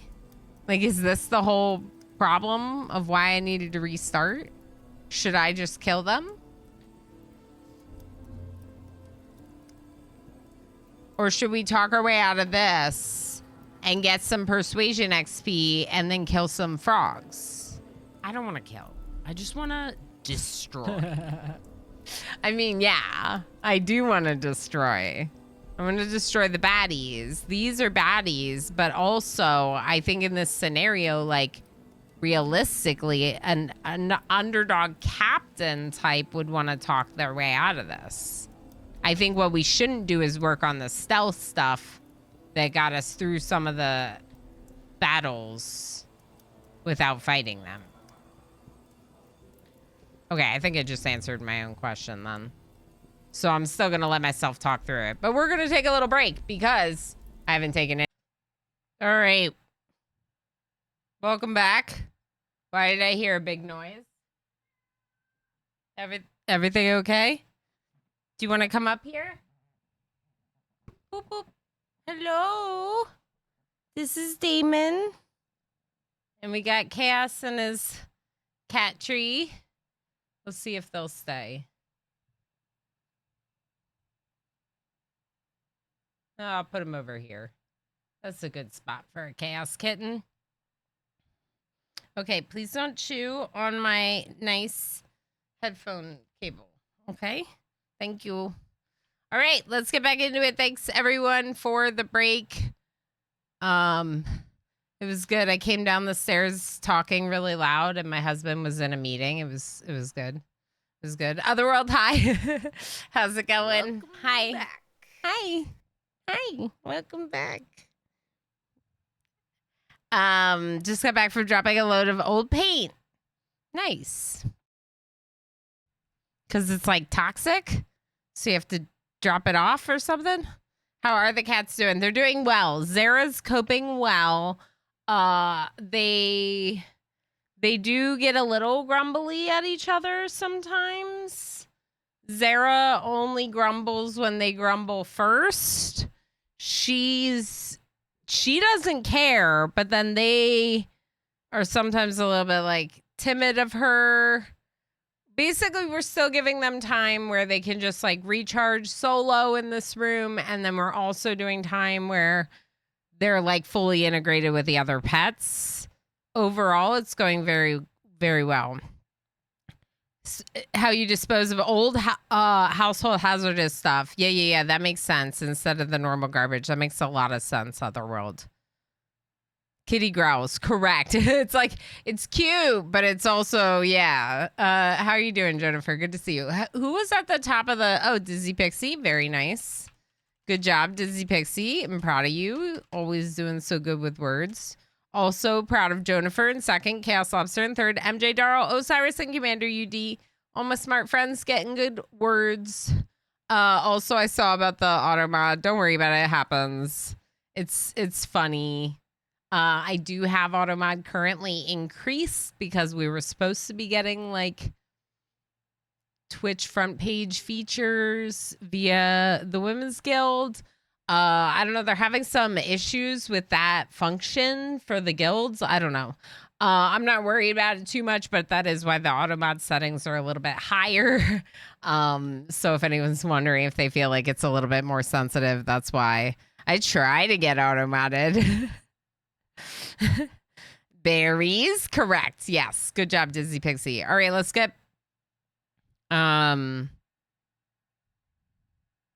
is going a lot faster than ours cope with Bruce. Yeah, I think kittens are adaptable because they're young. That's part of why we wanted to get them, because in discussing with the rescue, we were like, you know, we already have 2 established pets. We feel like young cats would adjust more easily. I don't know. Regularly tangle with Automod unintentionally. Yeah. So this is what we were talking about just before I left. The Arcania said absolutely takes battles on with NPCs to get XP and like BG3. That's kind of what I'm talking about. So BG3 is a great example because I ran into the same issue with Divinity Original Sin 2, which is another Larian Studios game. I would not have the XP I needed to do the battles that I was presented with because certain scenarios, maybe I either didn't get as much XP or got out of the scenario without fighting. And in this game, for sure, without a doubt, we know that getting out of some of those scenarios without fighting meant that I didn't have I wasn't leveled enough for the fights that I had. We saw, as I spent something like 5 to 10 hours trying to progress in the game, having essentially like locked myself out of progress. So lesson learned is that I can't have both a stealthy party and a party that's gonna use persuasion and a party that's gonna try to build up attack skills. It's not that I don't think I can do some of those things. It's not that I have to choose only one path, though, right? Like, can I use both persuasion and attacking? Or should we really just be violent? No, because I don't feel like my underdog captain would always be violent. I feel like they're like a little bit of a combo of being persuasive and being violent. If my words don't work, then I pull out the gun. AKA not a stealth run, specifically. Yeah, so I have about 20 hours in this game, and the first time I played it, the first playthrough, which we're starting a new playthrough today, the first playthrough I got kind of like stuck, and that's what I'm talking about. I kind of pursued like too many skill paths with my party, and instead I want to pursue like Darl says, like let's try to live on our wits first and then use force. So no stealthy, sneaky, no putting skill points or getting XP in anything stealthy or sneaky. Then later, if I want to get the achievement for doing a non-violent run, I do non-violent with stealthy, right? That would be the perfect combo, is doing an all stealth run with the one where you try to get the achievement for not fighting. But I'm not going to go for that achievement until I've like played through the game, right? There's no point in achievement hunting until you've like played through. So we will be fighting, and we will be using... It sounds like we should go ahead and use our persuasion, because that's... I do like that as part of this character. So I am going to keep talking about it. Are you willing to bet your life on it, on what might or might not happen? That's one hell of a gamble, friend. You saying we leaving empty-handed? Scoffs the older man. You have a feeling he wants a way out. Apparently, the kid gets the same impression.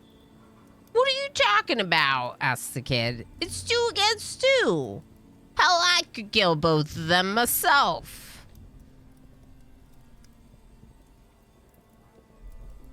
I have a 3 in Streetwise, which is what it says below my face. See, it's like you can never win. Right below my face, it says Streetwise, and then it has a 3 over here where the berry basket is. And then it says Streetwise 2. It's 3 against 2. Abe's a lousy shot, but even he can't miss at this range. Not with that hand cannon he's carrying. Or I have a 4 in persuasion. This is why I said the captain character is a persuasive character. There's no point in not using it. Like, I think we should use it. And then what? Collecting tax is one thing. Killing folks over it is another. You cross that line and you'll end up dead sooner than you think.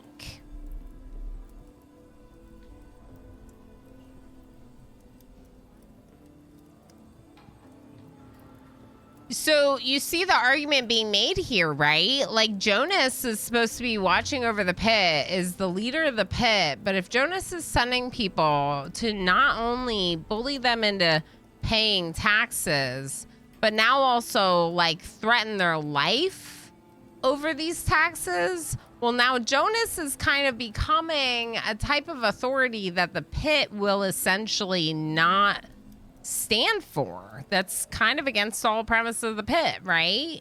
So if Jonas is gonna kill them, yeah, you cross that line, you'll end up dead sooner than you think. That's what I'm gonna go with. I don't think that they want to cross that line. Success. Have it your way. We know that it was likely to be successful because our persuasion was a 4 and the persuasion check was for a 2, right? So we know our skill was higher than it. Have it your way. The older man says tiredly, we're going. The kid tries to protest, but for all his talk, the only thing he shoots is a black look. Wait for them to leave. You gain experience. Persuasion is now a 5. Get booped. Correct, Alistair. Correct. Also, good to see you again. The door hisses shut behind the gun thugs, and Evans breathes a sigh of relief. Then, gunfire erupts outside. Excuse me, what now? Go take a look. What do we do now? Asks Evans, visibly shaken. We have to see it through, I suppose. Nothing. Why make someone else's problems our own? I'm gonna say we have to see it through, I suppose. Because they just left the store and then something happened outside. I want to know what happened. And, yeah. Evan says, it's your call. I reckon I'll stick with you until this thing blows over. Welcome aboard. Evans! Hi! Yay! Okay, so Evans is also level 1. This is obviously like a character that you essentially get given. Because the first quest you have, you can say to that guy, I'd rather not do it alone, and he sends you to Evans, right? So this is fairly, yeah, it's kind of like you just get given it. Now, Evans has 2 guns. Interesting. And no jacket, no helmet. Much better armor handling. So I wonder if we should give Evans... One of these is having armor handling -1. Maybe the helmet. Maybe we'll give Evans the helmet because he can handle it better because our armor handling was -1. His is a 6 because of skills. We can look at his skills in a minute. So he has boots and the helmet as well as the vest. They both have a protective vest though. This is our key card. We have a camp knife, bolter. These must be things that Evans had because I don't recall having those things in our inventory before. Okay, Abe. I don't know how to thank you, Ilana, says Abe, wiping sweat from his forehead. These ruffians, they would have killed me dead. God knows I don't have much, but I'll give you all I can spare and then some. Turns out Abe could only spare 2 small boxes of ammo, 25 rounds each, but it's definitely better than nothing.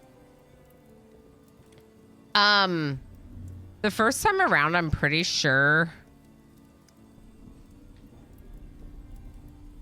I feel like this is like kind of like hustling Abe into giving you more stuff. Abe, I'm starting to think these 2 gentlemen have the right idea. Maybe I should finish what they started. Like, what the heck?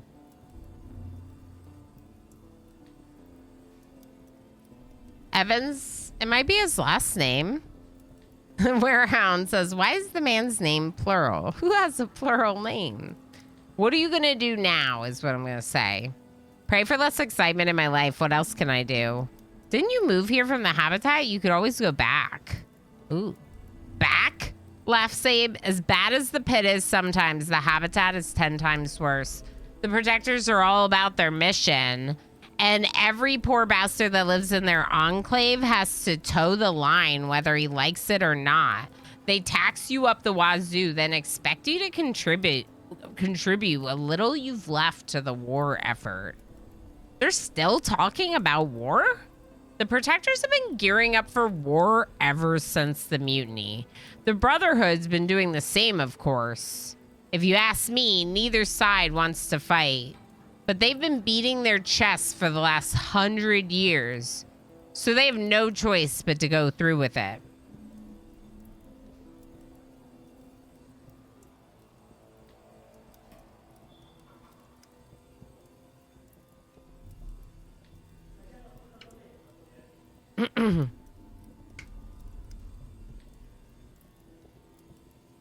And the church? Waiting on the sidelines to finish off the winner. It's a smart play.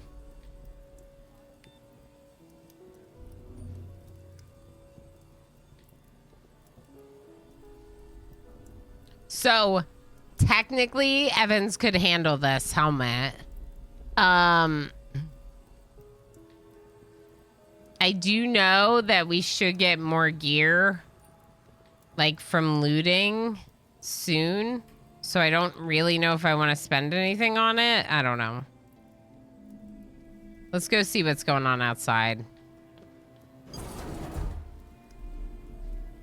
Rumor has it that Captain Braxton once served a higher power.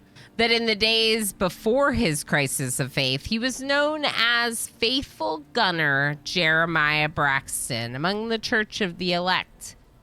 There's plenty of talk about why he left, but as is often the case, no story is more compelling than the others.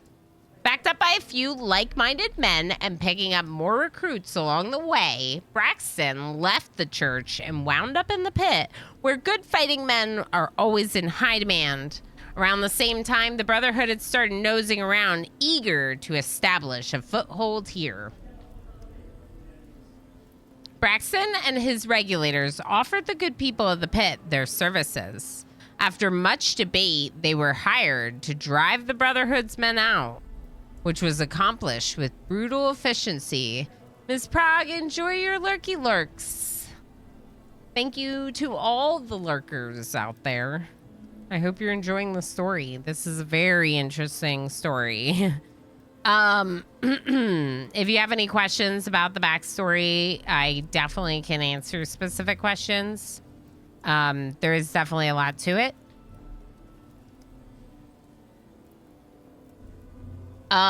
So Braxton and the regulators, basically mercenaries hired by the pit to help protect them against the Brotherhood, right? Jonas is sort of like the governor of the pit. So Jonas sort of technically hired Braxton and the regulators, right? But Jonas is the one that sent those gun thugs to ask for taxes from aid. Okay? So that's where we are. Braxton and his regulators offered the good people of the pit their services. After much debate, they were hired to drive the Brotherhood men out, which was accomplished with brutal efficiency. You see Braxton and two of his men standing next to the bodies of the gun thugs. Thank God you're alive, says Braxton, holstering his gun. When I saw them leaving the store, I assumed the worst.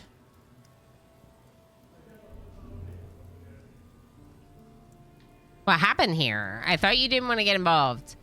Well, Otherworld, it does have turn-based tactics, much like the XCOM games. XCOM and Xenonauts in those games. It does have that type of fighting style. So that's why it looks like this right now in this, like, cutscene, story scene, whatever you want to call it.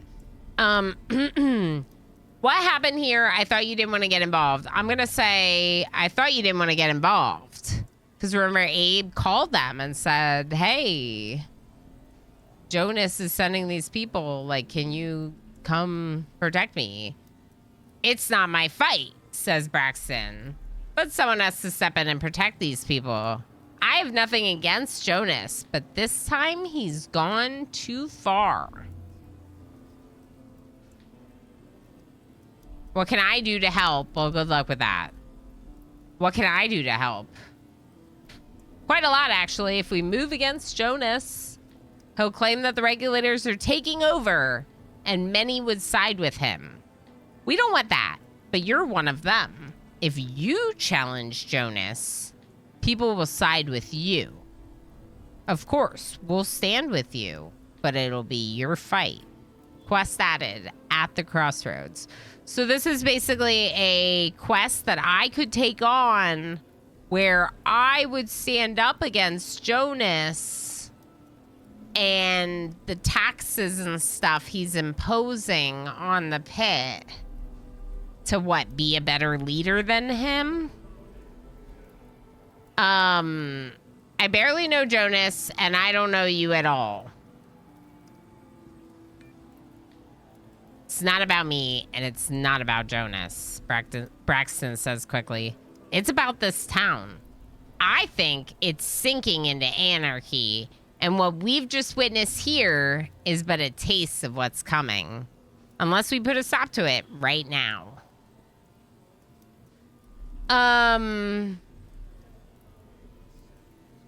Tempting, very tempting. Unfortunately, saving towns costs money, and I'm broke. That's true. Streetwise of 3. That's true. I am broke. 250. I got 250 credits from Braxton. 250, says Braxton, as a show of good faith. Do right by me, and I will certainly do right by you. Consider me in your employ, Captain. We're back to taxes?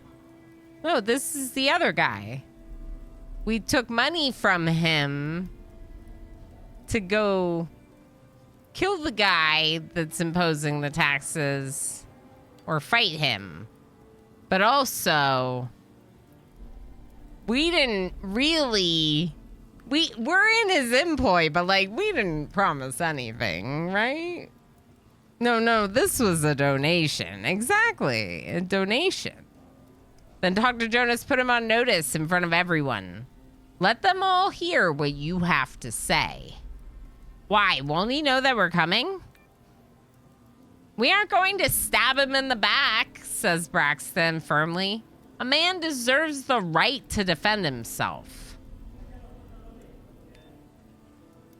So Braxton wants me to go in and tell this guy, hey, we're gonna be your enemies now. So that way Jonas can shoot me?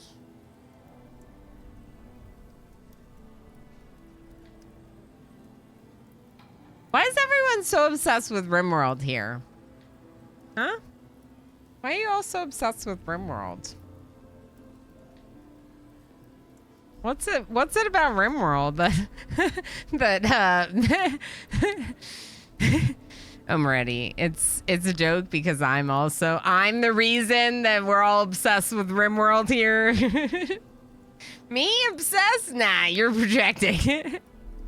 You're right. Wrong streamer. More RimWorld. This channel has nothing to do with RimWorld. Oh, really? Exactly. Precisely. Oh, wait a second. Hold on, chat.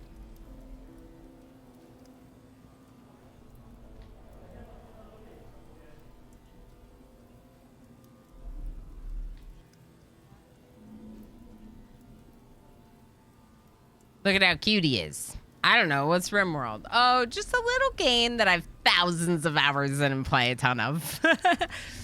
What are you gonna do? Asks Evans. The right thing. We're gonna save this town. It's not our fight, but I haven't decided yet. What's your take on it? I'm gonna say I haven't decided yet. What's your take on it? No. The right thing? We're gonna save this town? I feel like an underdog captain would be like, let's save the town. Oh my god, he demands to be aggressively loved. RimWorld needs to be referenced regularly to make the withdrawal symptoms easier for Ilana. RimWorld is a fine little farming sim with no drama and only cozy feels. Yeah, exactly. The right thing. We're gonna save this town. That's quite a burden you're taking upon yourself, Evan comments dryly. I can't stand by and do nothing. Someone has to. Why not me? It's a good opportunity to make a name for ourselves. I can't stand by and do nothing. Men like Braxton and Jonas ain't some thugs that nobody would shed a tear over. They have friends, and I reckon these friends won't be too pleased to hear about your involvement. Just don't say I didn't warn you. But if you had to take sides? What's that saying? Better the devil you know than the devil you don't? So there's that. So Evans would take Jonas's side because it's the devil we know instead, maybe? As long as Ilana wears a sleeveless shirt, there will always be something RimWorld on stream. That's true. Our pet Thrumbo right here. It's weird that I'm petting my own shoulder. I'm taking to using reminders mod to pause my game at the start of each quadrant, so I remember to save and quit for the day.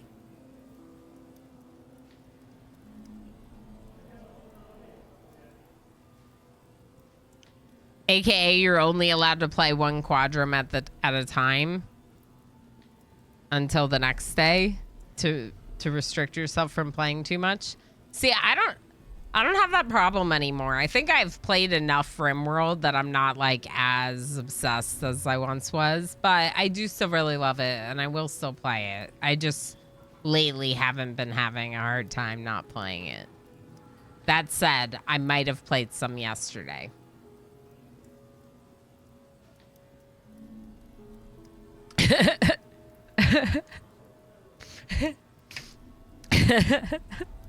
I have no problem not playing it when I played it yesterday. That should be an exclamation. YouTube. Cat eat network cable? Not yet. Not yet. All right. Sometimes I wonder whether this devil's gonna let it all go to hell. Jonas did build this town, but that's as far as he's going to take it. He did a good job keeping everyone on their best behavior at first, back when the pit was more of a camp. But the bigger the town got, the more lawless it became. Right. And maybe he's not doing a good job ruling it anymore. And Braxton? Braxton, his men do a good job patrolling the decks around the town. But I'm not sure I'd want to see them patrolling the pit and telling folks what to do. If Braxton ends up on top, who knows how far he'd take the law and order thing. Although, probably not as far as the Brotherhood would. So there's that. That doesn't help at all, Evans. I have no idea now. All right, let's look. So, if we look... Here. I'm not going anywhere. I'm just showing you down here. Beliefs. In the bottom, you can see that I lean towards atheism. No way. Also, I lean towards progress instead of tradition. I lean a lot towards liberty instead of authority. And I lean towards philia instead of phobia. So that's the part of the beginning story and each of these subsequent conversations that's being impacted. My beliefs right there, that is like, that's changing based on my decisions. Refresh worked? Yeah. Yeah, maybe some other folks need to refresh too. So thank you for saying it. I don't know. I've been having like a little bit like some issues with, I had some issues with drop frames, network issues, but not today. That was more Saturday stream, I think. I don't know. Too weird. Sorry, Warehound. There you go. Daryl's letting other people know to refresh. Thank you. So also factions standing right here. I have no standing with any of the factions, so I'm completely neutral. And in terms of my general reputation, I have 1 point in diplomacy. So this is the key, right? If you start putting points into stealth, you're not putting the same experience into combat. But given that Ilana's captain character is good at persuasion and streetwise, it makes sense that we're building this up. Now, Evans is a tough bastard. HP plus 10, enemy's critical damage is halved. Evans, I can choose a skill to... I can choose what to favor for Evans. Oh, heck. We could make Evans a lockpick. I'm gonna make Evans a lockpick. Now it's a 3 instead of a 1. What is Ilana again? We still get one more. Ilana doesn't have any proficiencies in any weapons, has proficiencies in electronics, persuasion, and streetwise, or a tag that makes it higher. That's what this is, the bonus. So we're obviously not doing electronics, persuasion, or streetwise. In fact, I'd like to give Evans combat tags. Evasion would be nice. I mean, I don't know. Evans has a 2 in rifle already.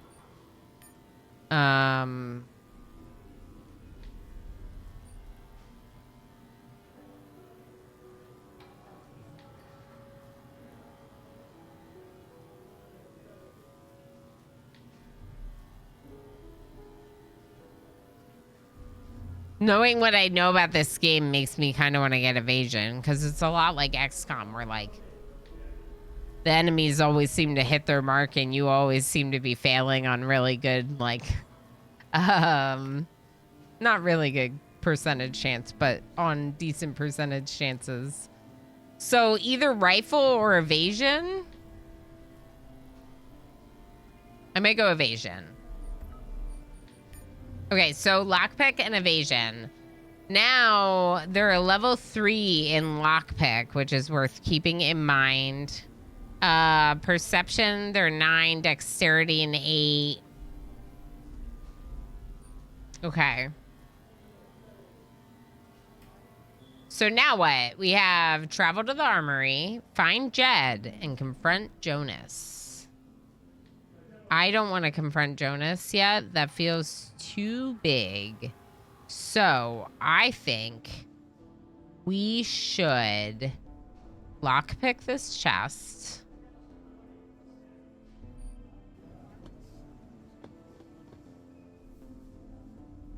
And then, I don't know, try to find Jed.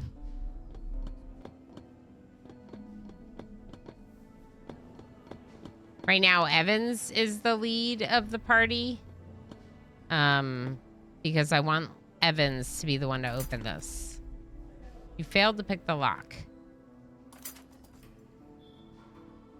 Is Evans doing it?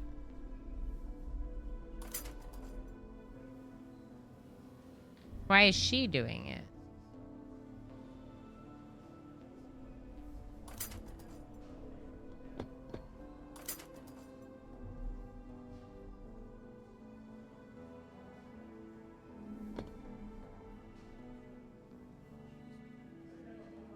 How do I...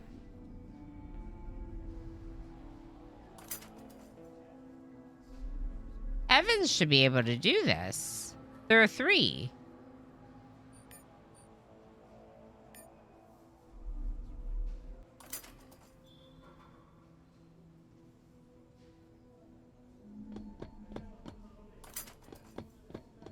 Yeah, she's running back.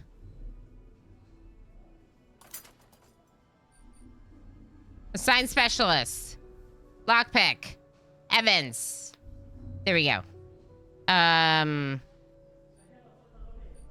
Auto assign?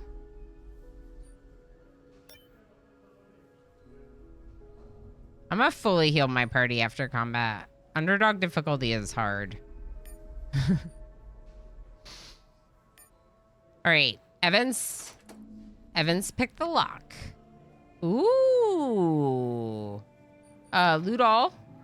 Let's look in our inventory now. What is it? Piper Jack. This 4-barrel pistol with 2 nails for sights is long in ingenuity, short on accuracy. Don't count on hitting anything more than a meter away. Oh. That doesn't sound good. Damage 8 to 12. Can I compare this? Yeah. This is the comparison to the Howler, which is Evan's current weapon. Damage is similar. The AP cost is less. Effective range is crap. The ammo is only 4 on the Piper Jack. That doesn't seem that good. The penetration of the stagger is much higher on the Piper Jack. Interesting. We can't compare it to the second inventory slot. But Evans is getting some points in Rifle and pistol. And this is considered a pistol, and this is a revolver. What's a revolver considered? Good night, Zool. Thanks for hanging out. We'll see you Wednesday. We'll see you Wednesday. So we could have Evans take this as their second slot. I don't know what a revolver is considered. But we could take this as the second slot. We just need to make sure to recharge it. And then maybe you should put this in the flashbang in your, equip it. Equip the flashbang. These are better boots, but the armor handling, -1. I feel like we should do it for the armor.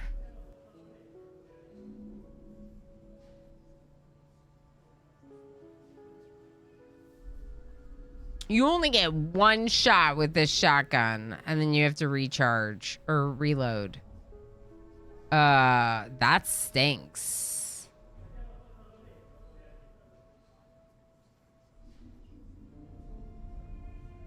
What's the reload AP? 2? Oof.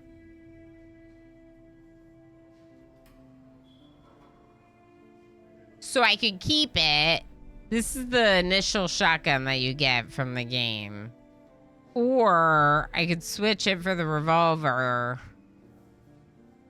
Did I give Ilana any points in shotgun? No, I did not.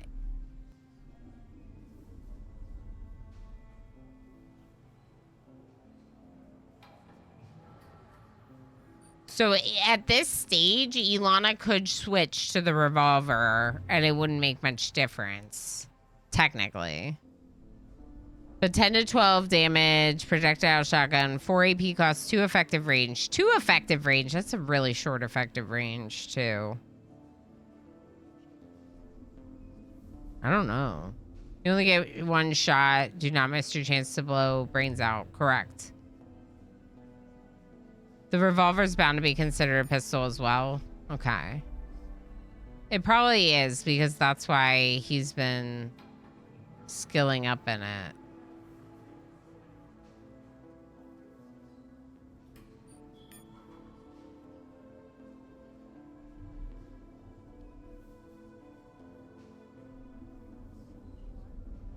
I don't like that Ilana's gonna have to reload after every shot. But the reload AP being only 2 is not that bad.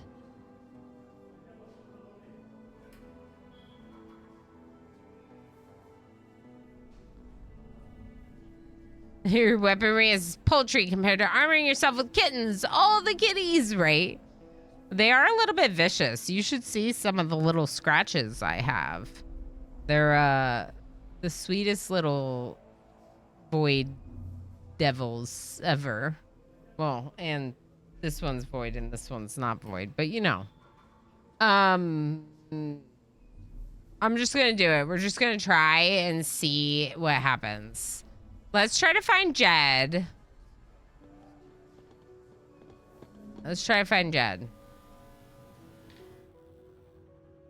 I know that it said to ask around at some of the bars. So let's just go all the way here. And talk to this person. Oops.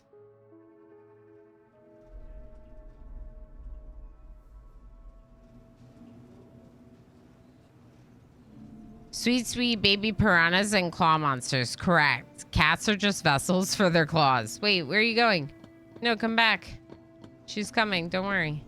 Okay, we're going to talk to this bartender. Haven't seen you here before, says the bartender.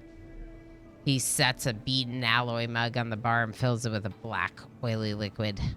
Drink. Bartender gives you a quick nod and goes back to serving paying customers. Can I ask you about Jed? All right.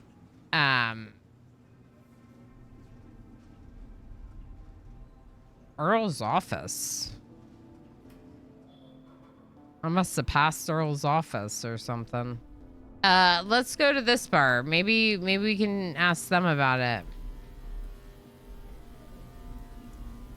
Black oily liquid sounds fantastic. It's beer. Maybe.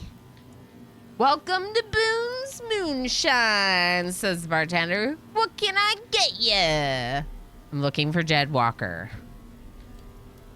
Jed's a bit of a wanderer, but last I heard, he was staying at the new housing block down the street. Can't miss it. Rectangular design, olive green, rust trim, Forest Muse, I think it's called. Any work around here? Must be your lucky day, grins Boone. My algae shipment is 3 days late. My customers are complaining. Fetch it for me, and I'll pay you 1,000 credits. Ooh, 1,000 credits? 1,000 credits for a delivery job? 1,000 credits for a shipment of algae, says Boone, correcting you. I pay Carlos 900 per case, but I'm willing to throw an extra 100 for delivery. If you can get a better price from Carlos, that's between you and him. Where can I find this, Carlos? Over at Hydroponics. Where else? I hope you don't mind a bit of traveling to expand your horizons. I'll see what I can do. What do you think, Evans? We should do it. Who's this person? Do I know you? The man stares in your general direction. His pupils so dilated, it's like looking into two bottomless holes. He's on something. There's a few people on something. Probably. All right, so we're looking for Forest Muse.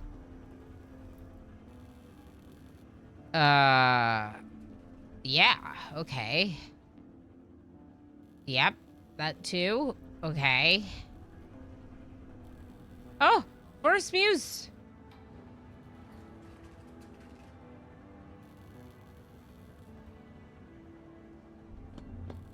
Anything I can click on here? No. All right. Come on, Evans, get your gun.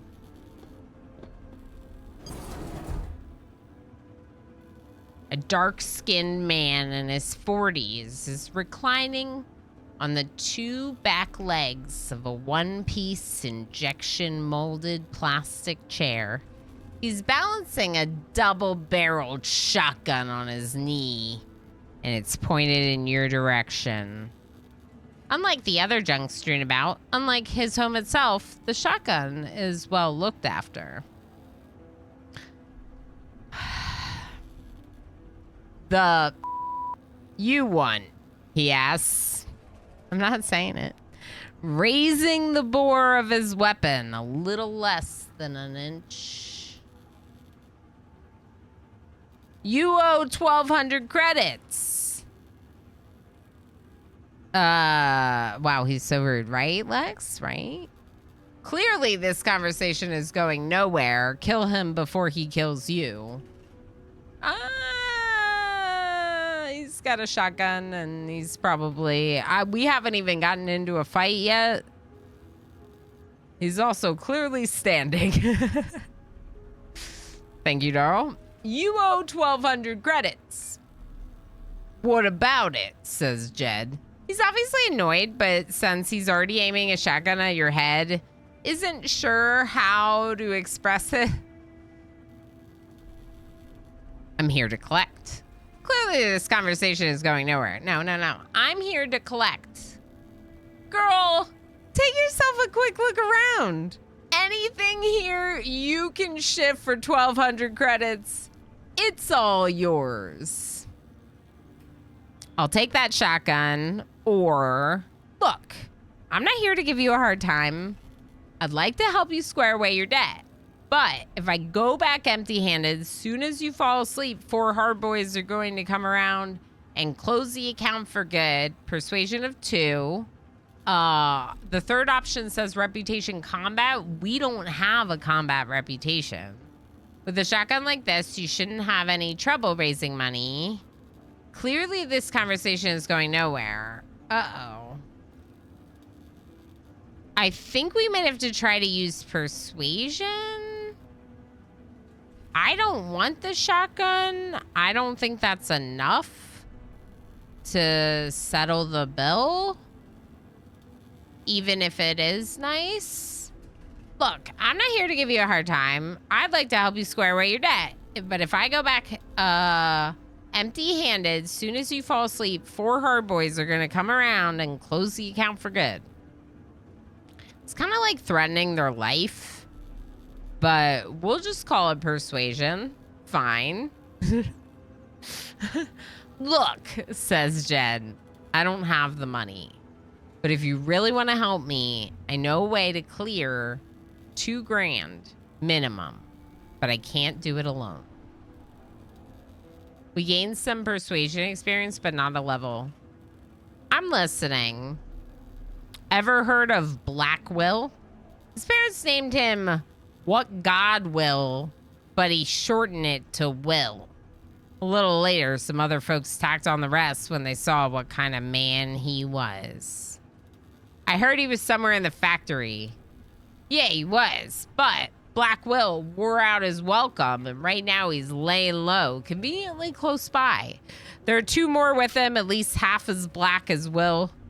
But if you back me up, me and you can do this town a favor and settle my debt. All for an afternoon's work. What do you say? They all have a way to make bank, yet they're all broke. Exactly, Andy. How do you have a way to make bank if you're broke? Like, how do you, like, if you, it's like, excuse me, but they're saying they need backup for this. My afternoon's wide open. I say there's a good chance we'd end up dead ourselves as a way to settle your debt without people trying to kill us.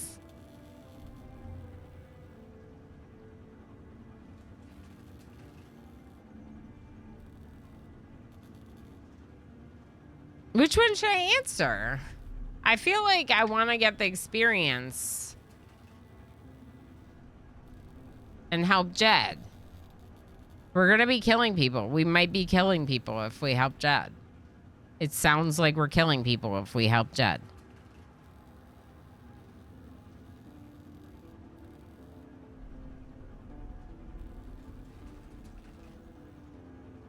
But I think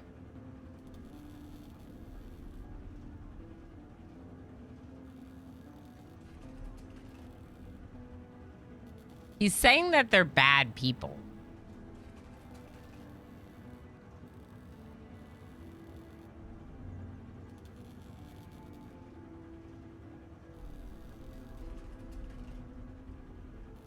I want a shiny shotgunner.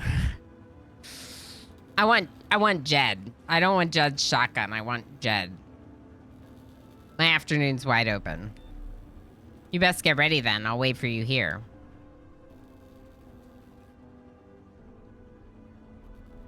Evans, here's what I'm gonna do. I'm gonna change Ilana to the rounder, the revolver. I'm gonna reload Evans's weapon. Evans?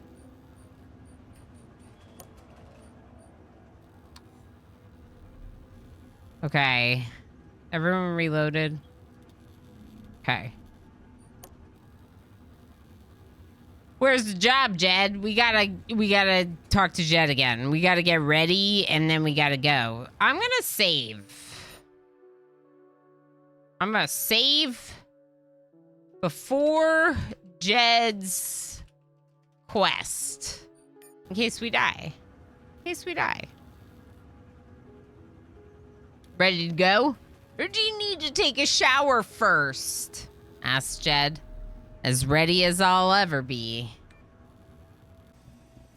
You follow Jed to a shoddy assembled warehouse. 4 containers welded together with the inner walls cut away to form a bigger interior. Like a magic trick, he produces an access card and swipes it through the magnetic lock. How do you want to play it? Let's kill them all. Never underestimate the power of persuasion.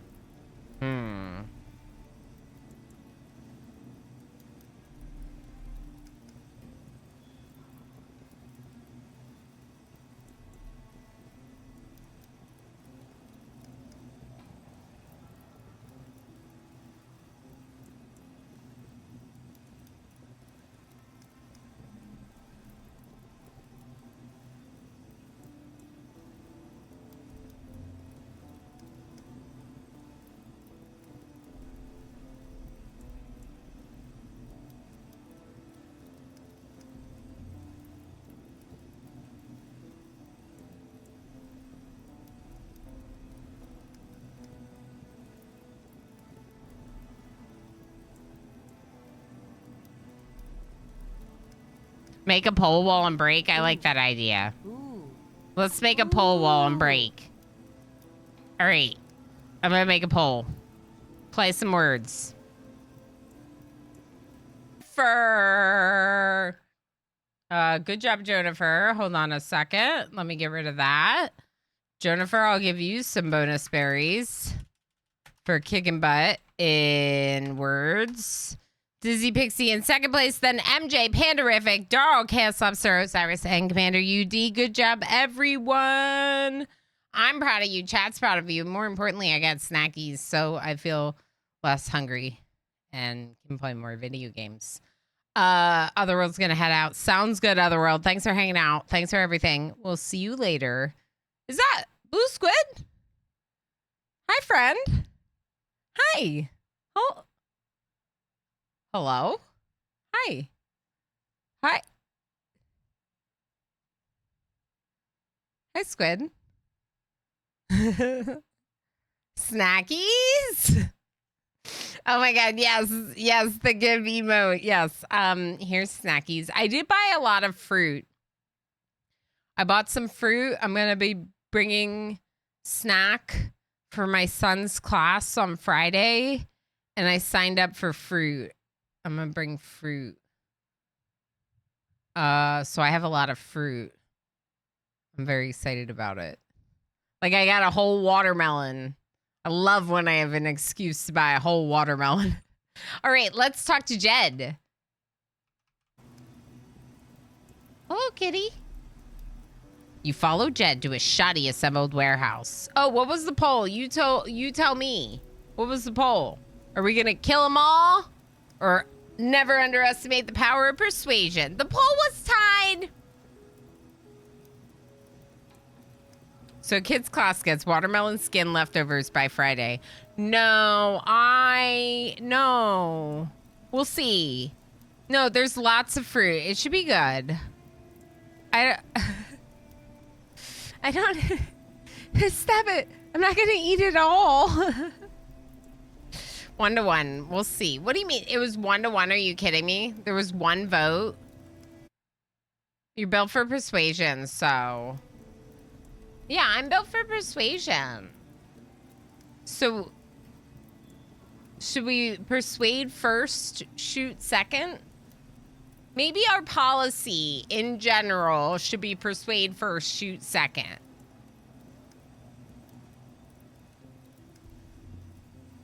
You didn't vote either? Y'all are the worst. I'm 50% of the votes. Warner voted for persuading. Okay. Good to know. I think we persuade. I can stand behind what y'all are saying. I think it makes sense. Our captain character is built to persuade and like lead people, and we should try to be like diplomatic at first, and then if the diplomacy fails, we will shoot. Also, I'm scared. I don't remember what happens, even though I did this before. Shaking his head at this foolishness, Jed focuses his attention on his shotgun. Go through the door. Yeah. Oh. Ooh. See, I gotta move my face again. I don't know where to put my face. Y'all, I don't know where to put my face. I'm putting my face over here now. This is the middle of the screen. I'm going back up here. No, I don't know where to go. The left? Oh, we're never on the left. Who voted murder? Yeah, who voted murder? It was probably Hendy. Top left? All right. Oh, it feels weird. Is it too weird? Is it too weird? I didn't vote. Okay, that's fair. I was just joking anyway. Is it too weird? Is this okay, chat? I know this is not where we normally are. Hi. It's grand. Okay. Okay. It was MJ. It was MJ. Was it MJ? MJ voted for murder. Oh, MJ voted to tie. Okay, I love that. I love that. Oh, I'm so glad. I'm so glad that you admitted that. That's funny. It was MJ KJ bot. Yeah, it was MJ KJ bot. It wasn't MJ, obviously. Jed, you show up here. You best brought me what I asked for, says a heavy-set, bearded man. Registering more than one person at the door, he scrambles to draw his gun. You backstabbing bastard! Initiative attack bonus. If you want to just, like, kill them. But why would you do that if you just said earlier that you were gonna try persuasion? Impersonate 2. Remember, we have an impersonate skill of 2. I wouldn't advise that, friend. Captain Braxton doesn't take attacks on the regulators kindly, especially when he's offering the hand of friendship. So basically, impersonate 2 means lie out of our butt and pretend like we're a regulator so they don't kill us. Okay. Success. I don't need his friendship, spits Blackwell. He does lower the gun, though, indicating the opposite. Persuade first, then once you're done persuading, whether it goes good or bad, start shooting. I agree. See, the Arcania wants me to get experience in both, and that might be smart.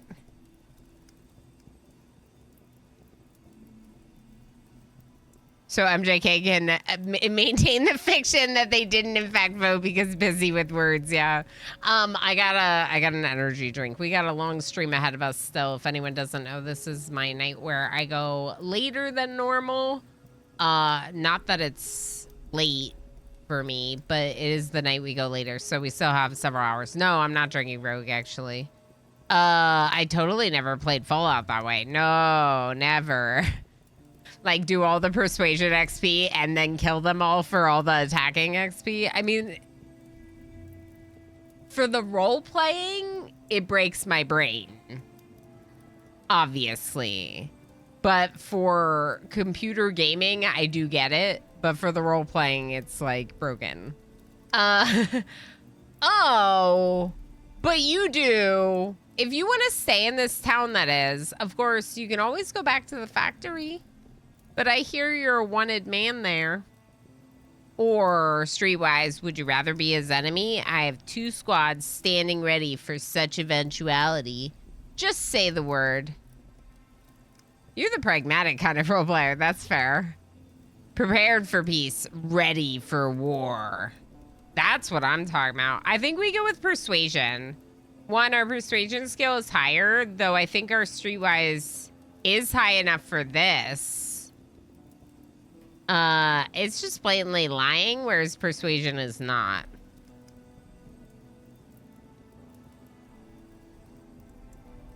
Although this is Rogue. So I guess I am drinking Rogue too. But it's a Rogue chill. See? I gotta chill and energize. It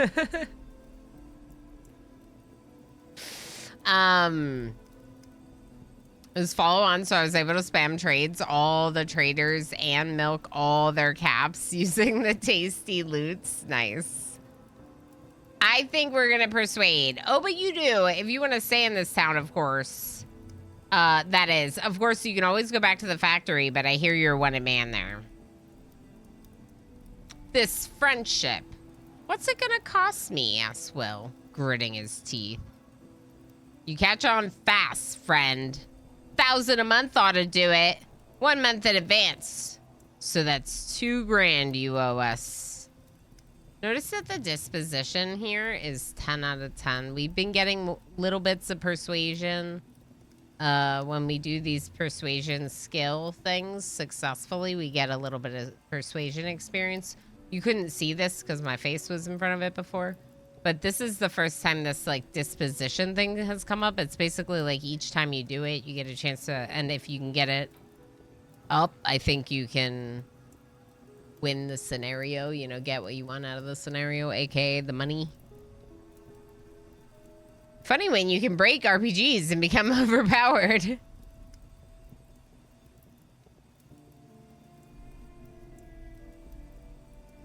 Okay, so give me money. 2 grand you owe me. I don't have that kind of money, Will says angrily. But even if I did. Okay, impersonate 3. I don't think I have this. I'm an impersonate skill 2, so that might not be successful. You really think you have a choice, you dumb F? The only reason you're still breathing is because you're worth more alive than dead. God help you if that's not the case. Why do they keep swearing so much? This game would be perfectly fine without the profanity. Streetwise 4. How disappointing. While Captain Braxton might be willing to help a man down on his luck, provided he can pay his bills, he won't tolerate a penniless troublemaker. You have this game? Hi, Jackabarino. How much have you played it? I'm restarting because I didn't work on... worked on too many skills at once. So I didn't have enough XP to like take on the battles. Certain battles, when I got to them, I like couldn't beat them. So I'm trying to focus my role a little bit better.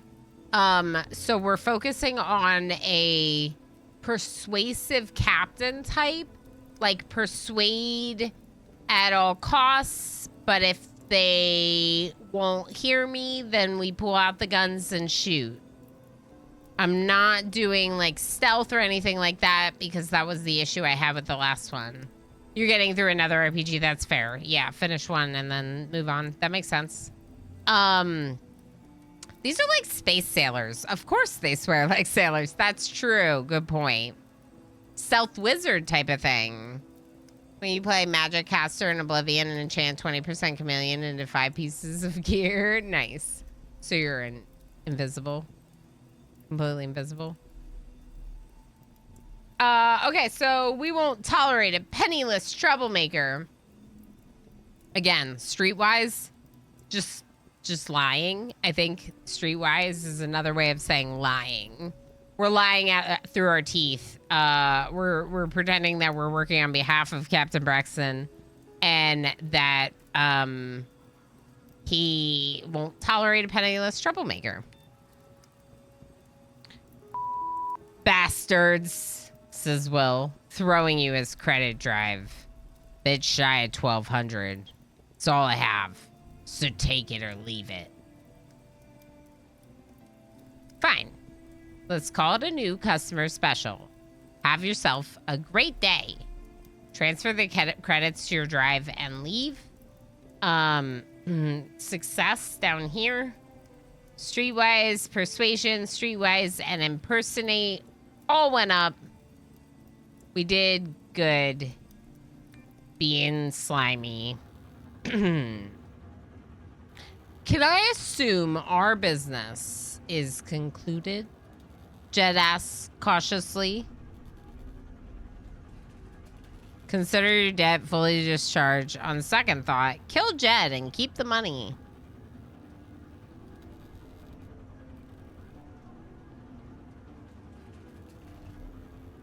Well, yes, but actually no. So obviously we could kill Jed and keep the money. But what you don't know, that I know, or maybe you do know, is that I can persuade Jed to join our group, and then we can have 3 people, and then we can kill the frogs in the initial battles, and then we'll gain the XP, and then we'll win the game. The problem I had the first go round, you know, resolved. 3 people from the get-go instead of 2. So consider your debt fully discharged. I like the way you handled yourself, says Jed, giving you an appraising look. I've got another debt needs settling, but it'll require some extra manpower. You get the feeling this debt is about something other than money. Another local job? No. It's in the shanties, clustered up against the engines. They call it the heart. Good way to remind folks that the reactor is the ship's heart, and it's the mutants that keep it beating. My ex-partner runs a trading post there. He'll have a small army with him, lest he's gone broke or soft. But as is usually the case, the profit is proportionate to the risk. If we make it that far, you can definitely count on me. In the meantime, I can use your help with some unfinished business.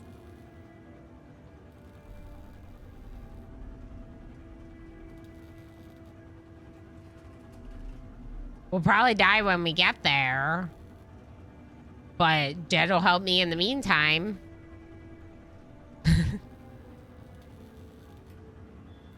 During the party! Welcome to the party! I think I can free up some time for you. Okay. Do you have anything in your room that we can steal? Okay. So are we a good person or a bad person? Have we figured that out yet? 'Cause like,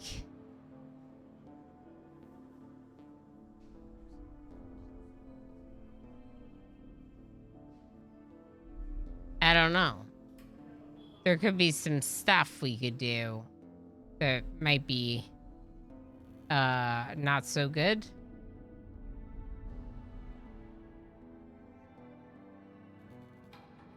Let's go to Jack.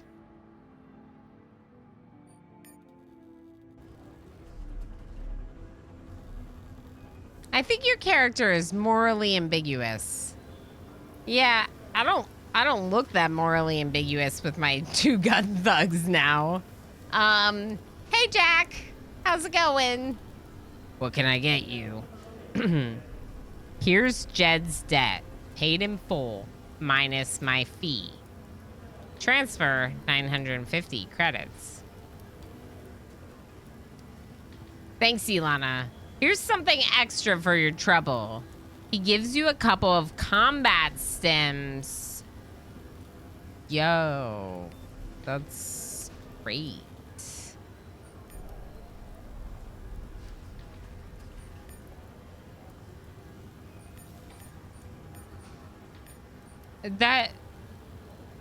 These are regens.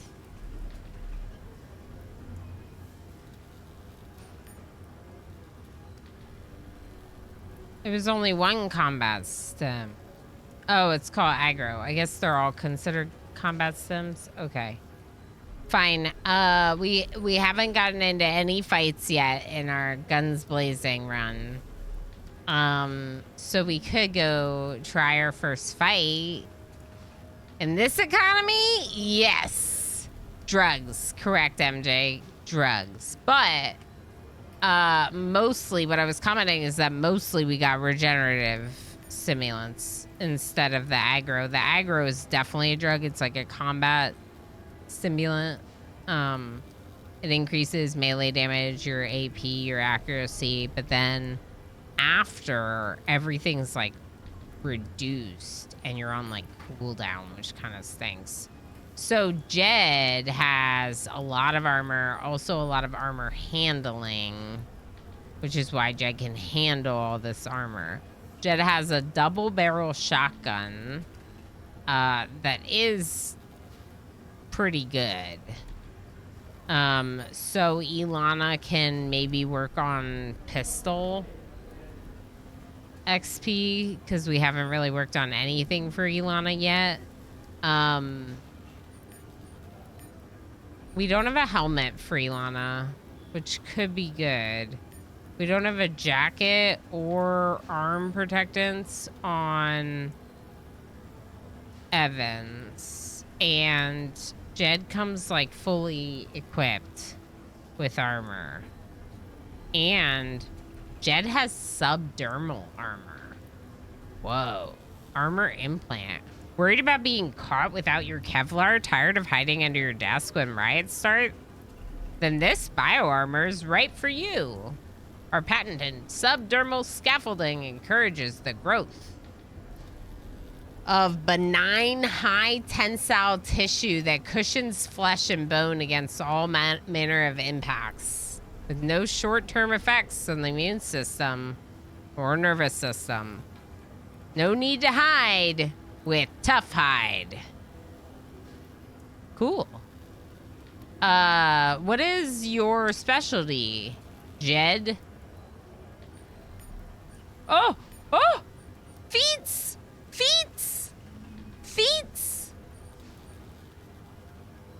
Everyone can gain a new feat. Oh boy. Okay. I'm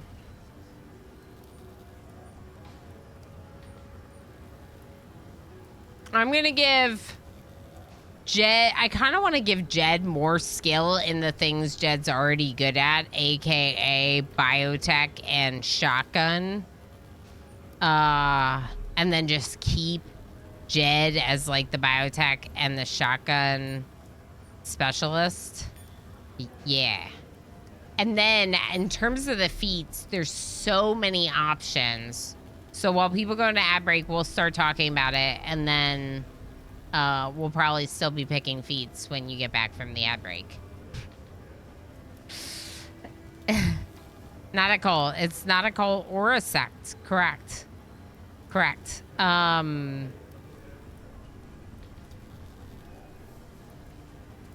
Opportunist, reaction plus 30, reaction attack 20% of reaction chance added to accuracy, 50% to grazes. That one's great.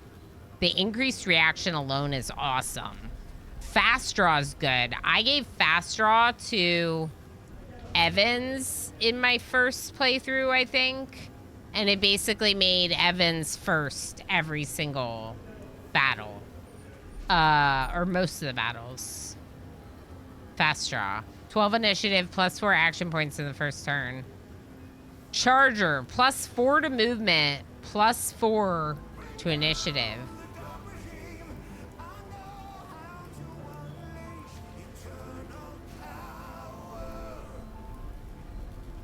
Halves AP costs of reload, lockpick, belt, and inventory actions. Initiative plus 4. Thank you for the power, Blackkeeper. Stim duration plus 1 turn. Death timer plus 1. Whoa. An extra turn to save them.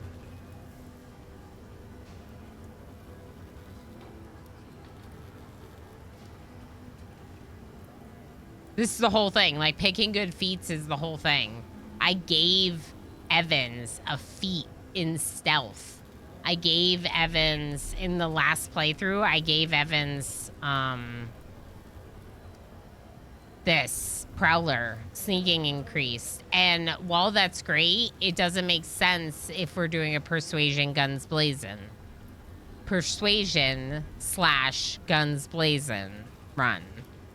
So, Shotgunner, Rifleman, these are all great options. We could give Jed Shotgunner, which would be cool. There's a really good one for Ilana. There's like a leader one. Let me look.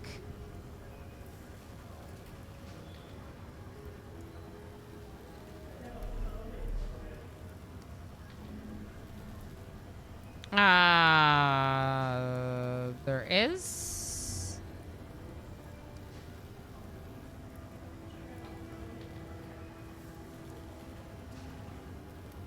What are you doing?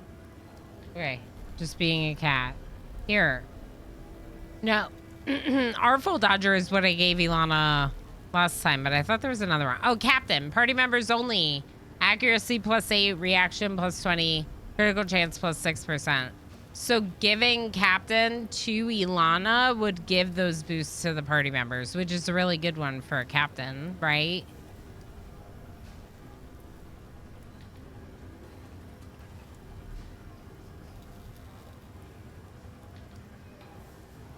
I kind of want to give Ilana, like Artful Dodger and Captain.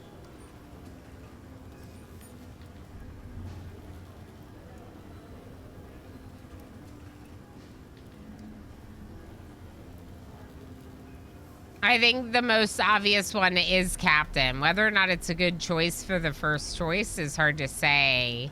Opportunist is also really good. I really like that one. I think I'm giving Fast Draw to Evans again.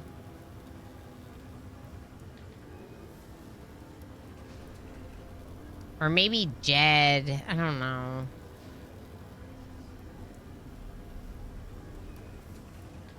Let's give Ilana Captain. Because it's just the best choice for Ilana. Because it gives such a boost to the party members. And we already know Ilana has a party because they already exist. We can give Evans either Fast Draw, which adds 12 initiative and +4 action points in the first turn. Opportunist, reaction +30, reaction attack, 20% of reaction chance added to accuracy, 50% to grazes. That's really good.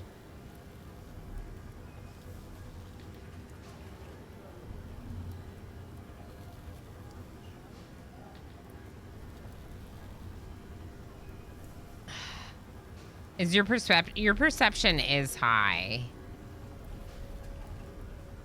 I'm gonna give Opportunist to Evans. I really like Opportunist.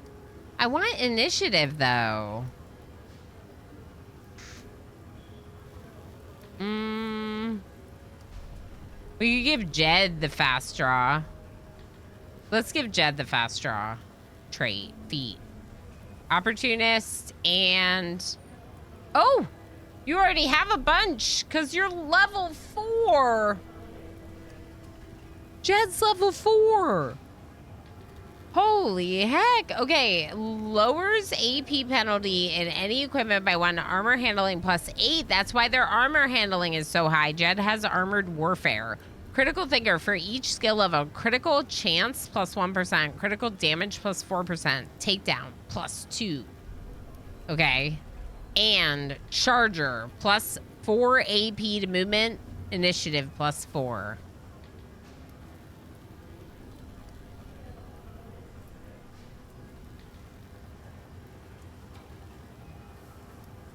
Jed has more XP because he wasn't splitting it among multiple Jed, like Evans. Evans, the plural. Splitting XP amongst all the Evanses. All the Evans, I mean, sorry. Imagine trying to plural.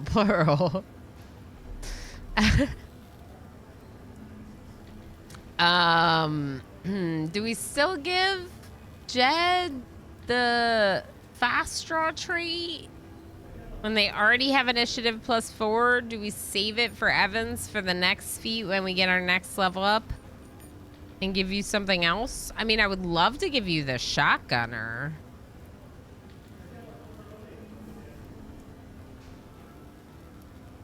Shotgun accuracy +8, stagger +6. This would make them so strong for each skill level, and there are 6 in shotgun. I'm gonna do it. 110.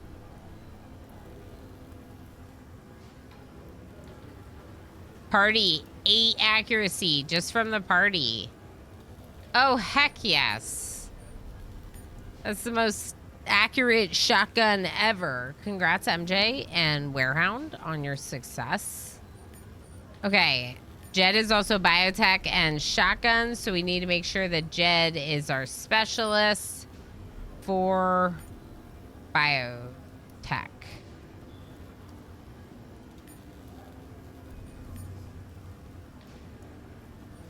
Okay. Cool. Now what? Go to the armory and try to fight some frogs? Yeah? Do we want to? Is there anything we can steal before we do that?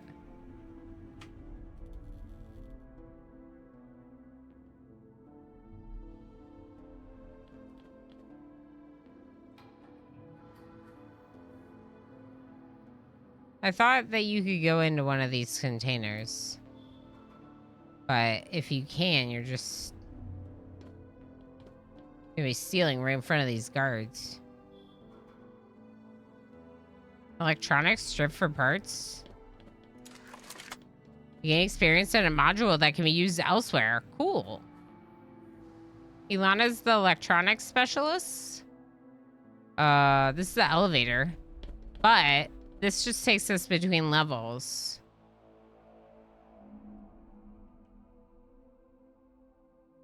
Maybe this is where there's a chest you can loot.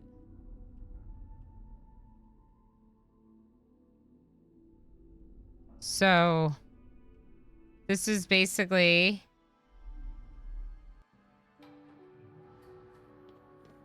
the elevator, right? Oh my gosh. The door. This is basically the elevator, right? So, why can I get in here if... Oh. Fix the control panel. Good as new. Ooh. Lockpick? Evans picked the lock! Electronics module. Cool. What about this one? Another electronics module. I might be like slightly disappointed it wasn't more exciting stuff, but like, okay. That's fine. Anything else we can do here? No? I've already kind of scanned this stuff, but I just want to make sure I'm not missing anything. Since we're actually here, right? And there's nothing this way. Okay, then we'll leave.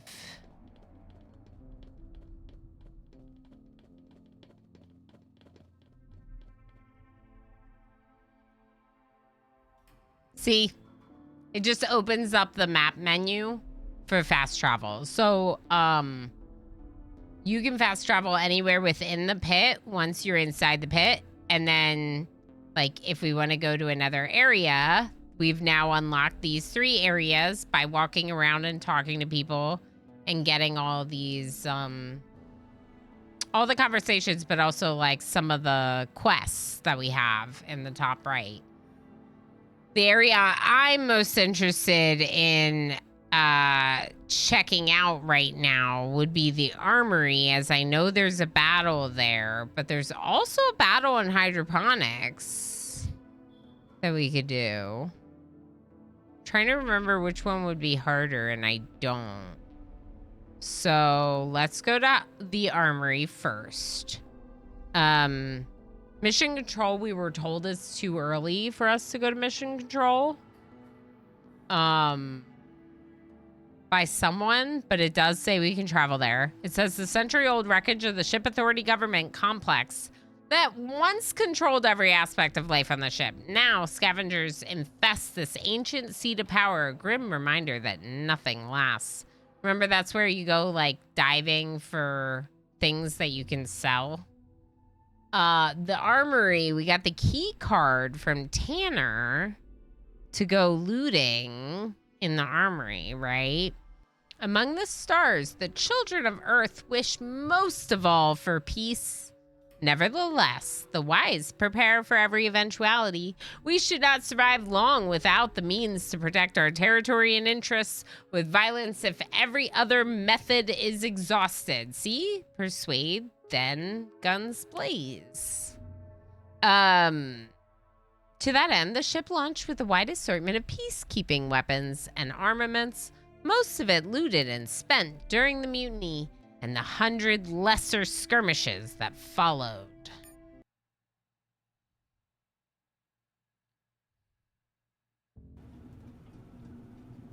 With row after row of gutted depots, the armory stretches before you as a shell of what it once was. The mutineers hit it fast and hard, overrunning the surprise security forces and stripping it of supplies. Weapons and armor meant for the future colony flooded the ship, turning the mutiny into a full-fledged war.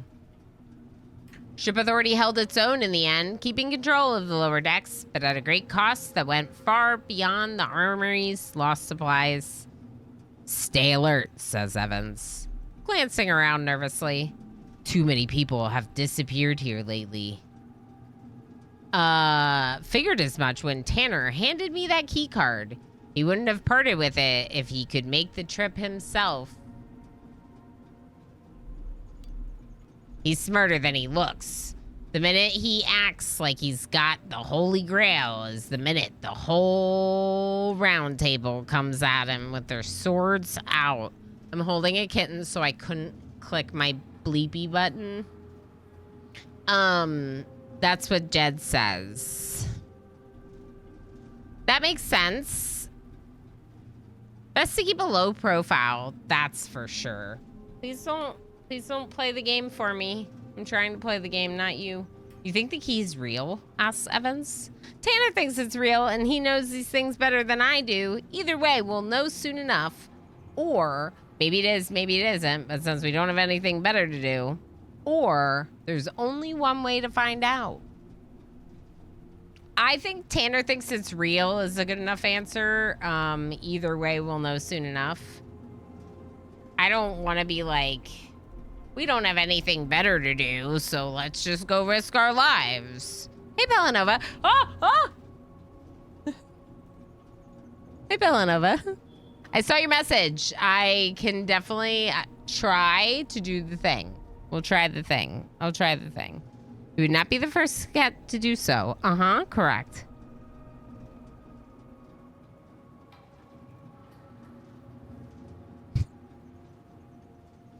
I'll just hold the cat instead of playing the game. Okay, how about you go over here? Go over here? Over here. I wonder if they want lunch. They probably want lunch. We'll do it when the next ad break comes up. Tanner thinks it's real and he knows these things better than I do. Either way, we'll know soon enough. Let's keep moving, says Jed. You don't want to get caught in the open in a place like this. Trust me on that. The cat is currently in the cables. Everything is fine. Explore the armory. We're gonna go this way first because I know there's a little room over here. Also, by the way, this is what it looks like. There's like storage containers. There's this long like road, maybe something over here that we can't go to. Part of the train. Looks like a very big crane, possibly. I can't click on it, but we can go in here and look around and use the control panel. A dust-covered control panel. Few remaining lights indicate that it's still clinging to life. Ooh, it's a magnet. You're right, MJ. Or you're probably right. It would take more than a miracle to make it fully operational once again. Electronics 2, replace a dead module. We got electronic modules. Remember when I complained about all those electronics modules we got?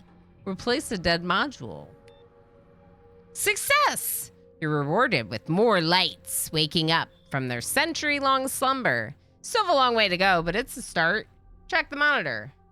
More functions are still offline, but at least you can see them now. If you ever manage to fix this thing, you'll be able to call up a train, provided there are trains left, and use the crane to unload it. Cool. Looks like that's it for this room. So yeah, it's like a crane to pick things up. This might be a big magnet. I don't know. These are crates. We're gonna go over here and look over here. This stuff. Anything? Examine these crates. We can examine these. Too heavy to move by hand. Okay.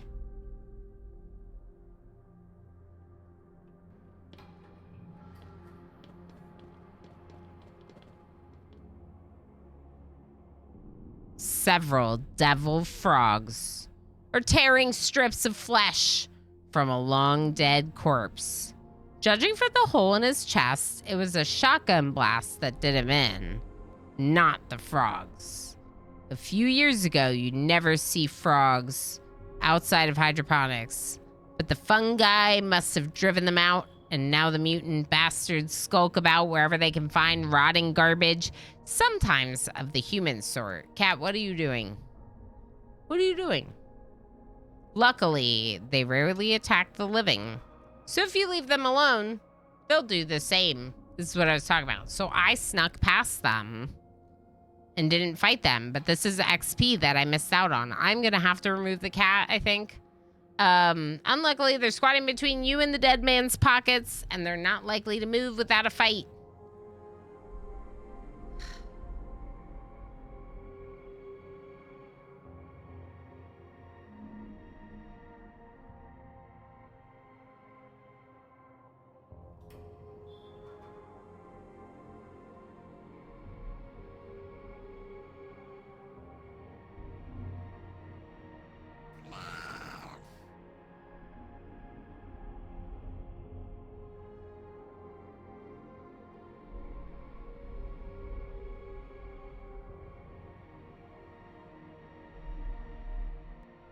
I'd hit them just so I could investigate the corpse. Yes. So the reason why we're going to attack them is because we want the XP. But also, when I did sneak past them the first time, they did haul the corpse off with them. So basically, by not fighting them, you lose the loot. But I'm going to back away right now, and I'm going to save. Before frogs. There's plenty of autosaves as well. I just like to have like really good solid saves at certain points where I want solid saves, you know? Just so I know exactly what I've done and what needs to be done. I wonder if this control panel can... I thought this could move that.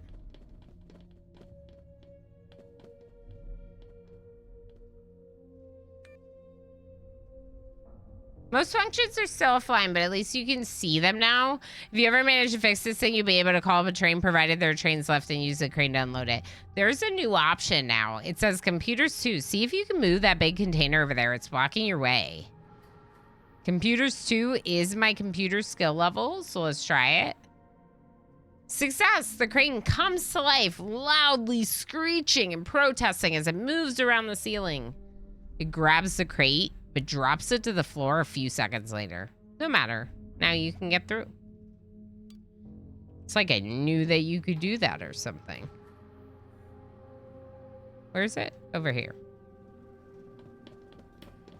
Examine mummified body. The bionic eye appears to be in good condition, but safely extracting it from the dried up tissues won't be easy. Luckily, we have a biotech specialist now in Jed. Jed is successful in removing the bionic eye from the corpse. Now we can't... Wait, is there anything else in here? No. So it's just a bionic. We can't install it just anywhere, but that is the reward. Now we're going to save again as before frogs.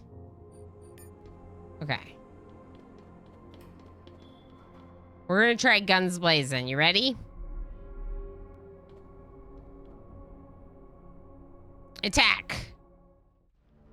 Okay.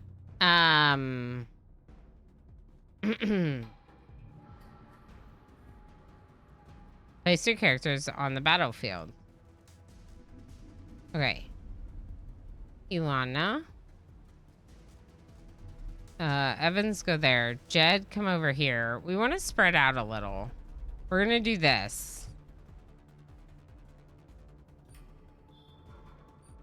I like this. It says the frogs look small, but so do pit bulls. Bullfrogs go for the legs, and when they knock you down, they go for the head to finish you off. Good leg armor and helmet would make a difference. I don't have a helmet. On my person, I don't have a helmet. Here, let's do this. He might stay in there for a bit.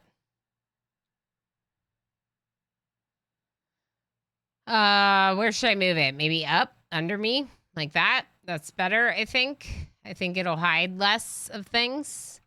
And let's go ahead and do the fight.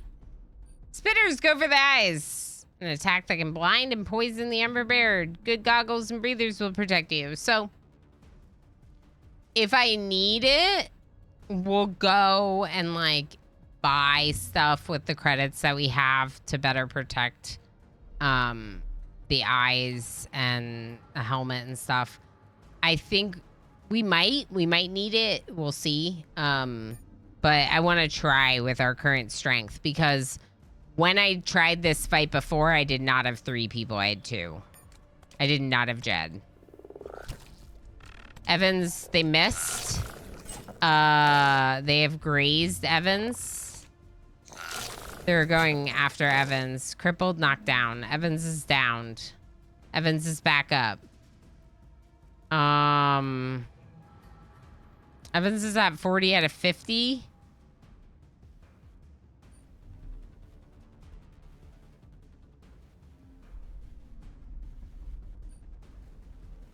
Health 7 health points instantly regenerates 7 health points per turn for 2 turns. Okay, we'll wait on that. What's your other weapon? This one, the Piper Jack. Yeah.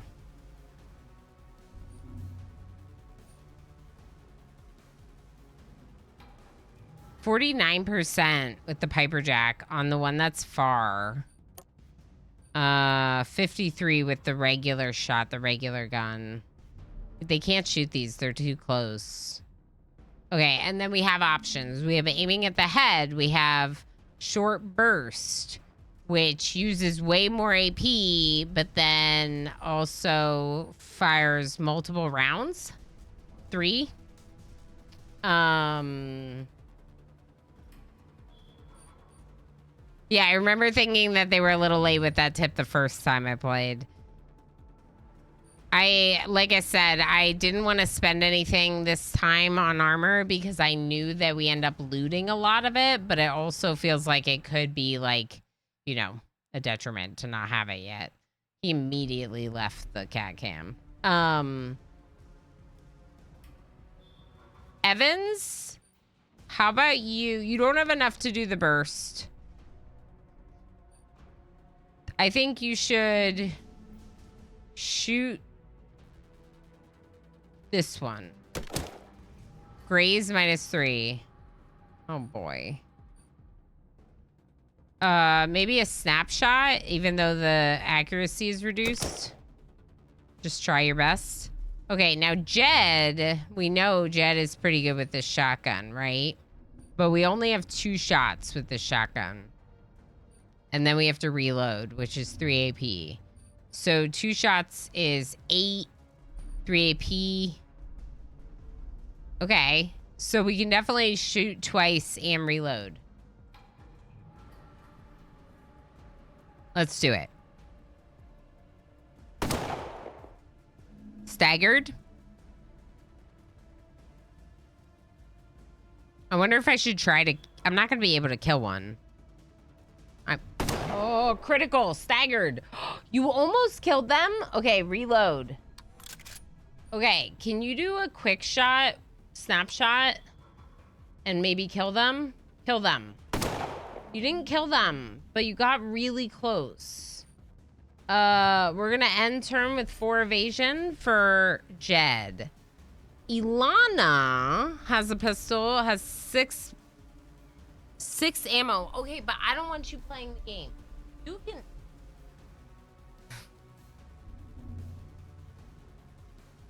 The double tap? What double tap? What do you mean?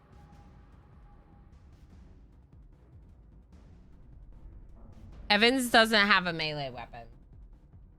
Evans is the only person. The double tap on the shotgun? Oh, you mean the 2 bursts? Yeah. Yeah, we could try that next time. They all have that option. It's like a burst shot that uses more AP. Looks like double AP to get a 3rd shot off. We could try it with Ilana's. 5%. Yeah, the accuracy goes down so bad with that multi-shot. Ilana's best bet is shooting this one, and then we would have 1 less attack next turn. Attacking us, which I think would be good. So let's shoot it. Okay.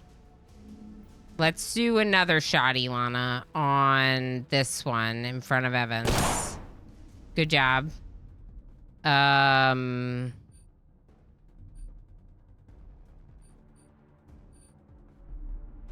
mean, we might as well just try again. Shoot again. Now I have 2 AP, which we could use for evasion. Basically, it's our only option, that or the regen, but we don't want to use that yet. Yeah, so it uses twice as much AP and twice as many bullets, but then the accuracy is lower. We should look at Jed's, because Jed might be the best person to use that because of the shotgun. It might not be as bad of a penalty because it's already kind of that like burst weapon or whatever, you know, compared to like the pistol, which takes a -40 accuracy. Also, Jed has really good accuracy with considering because of all the boosts we gave him for the shotgun. But this is going better than it did the first time. So overall, I'm happy.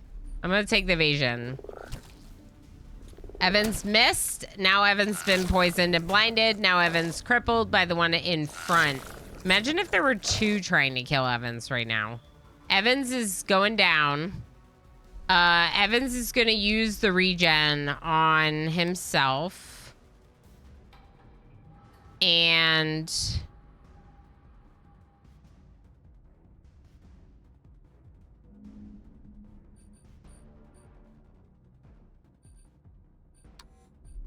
oh, I was like, why is it so low? Okay. Regular shot, 6 AP. We only have 5 AP now because of the using that. And because he's been poisoned. No, because he's been crippled and knocked down? Evan's AP has definitely been reduced by these, by his being attacked. We only used 2, so he had half AP this turn, basically. Which is likely because he was crippled. That said, we do have 5 AP, so we can take a snapshot, which is a reduced accuracy shot, but it's worth taking it. 9 damage, that's something. I'm not gonna move Evans. I'm gonna have... What's happening? And...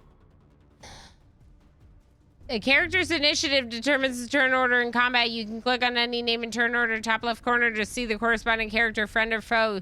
Activate a defensive gadget during the placement stage before fight starts. The effect's duration will be reduced by 1 turn, but you won't start the fight defenseless, especially if your initiative is low. Okay.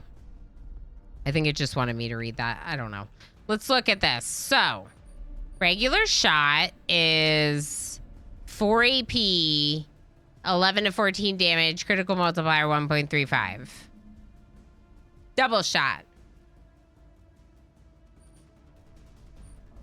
Same damage per shot.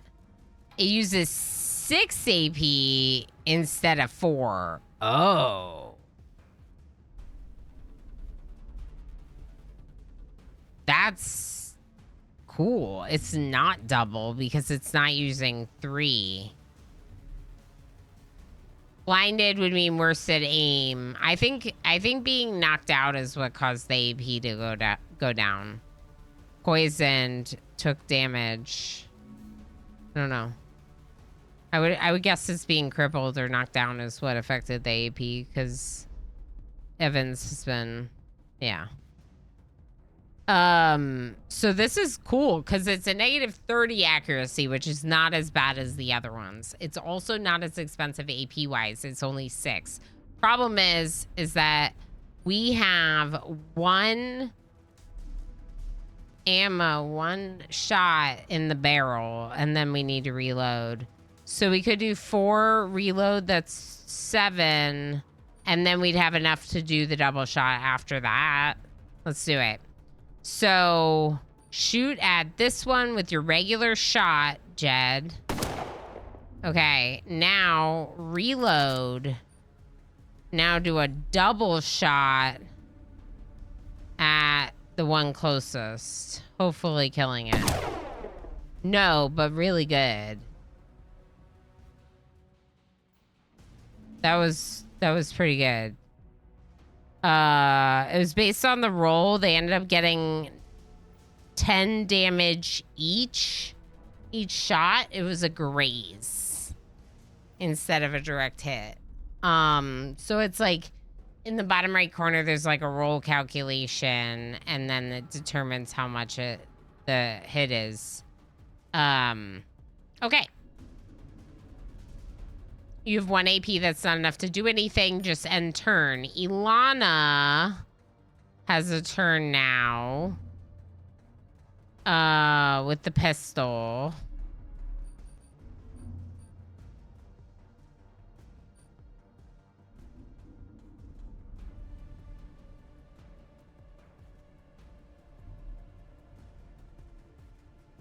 The aimed at the weak point is interesting. We could try that. It costs 7 AP, but it increases the accuracy by 5. And it reduces Gray's chance. But on a hit, penetration, and on critical is higher. Do you want a turn, Ilana? No, I want all the turns. That's right. I'm going to try it. Aim at the weak point, Ilana. Shoot this one first. You missed! All right. Ilana won with her second. Evans got a reaction attack. Did a really good reaction attack. But also got blinded.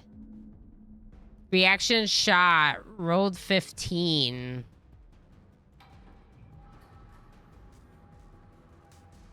Hit the splitter for 8 ballistic damage. Good job, Evans, with that reaction.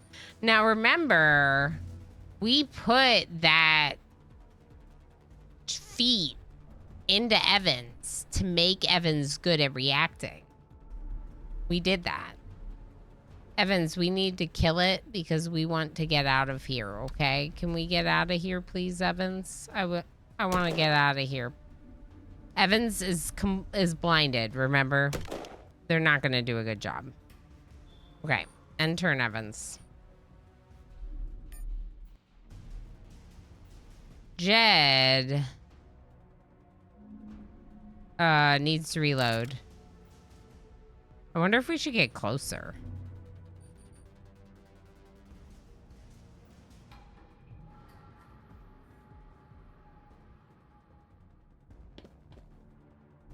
Yeah, it's better, a little bit better accuracy now. Kill him, Jed. We did it. So this was the first time taking on this fight this time.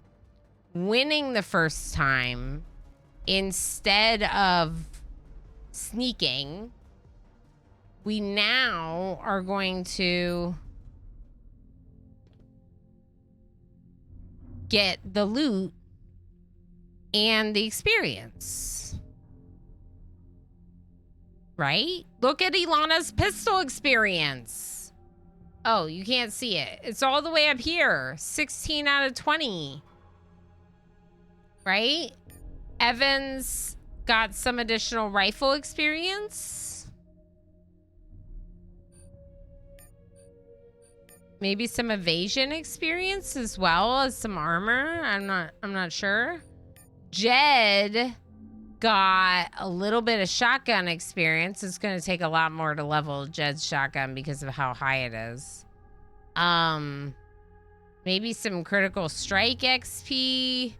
I don't know, but we got XP for fighting instead of sneaking, which is the whole goal of the new playthrough, right? We also have 1 combat over here. So instead of that point going to stealth, our reputation for combat is increasing, which is what we want. We want persuade, then guns blaze, right? So diplomacy is our first priority, then combat as our next priority. I'm so happy that that actually worked. I'm very happy that that worked, in fact, because I was worried that like starting a new run, I'd run into the same issues and then just get like frustrated with the game. Oh yeah, we're still considered harmless. We only have 1 point in our combat reputation, but like, you know, do you want kittens? You can have kittens. Oh, okay. It's like, you can play with your kittens. Okay, cool. I'm gonna give Jed the aggro stim and Evans the other regen because we used his. I want to install the bionic eye, but you can't just like put it in, you know, you gotta get it installed somewhere.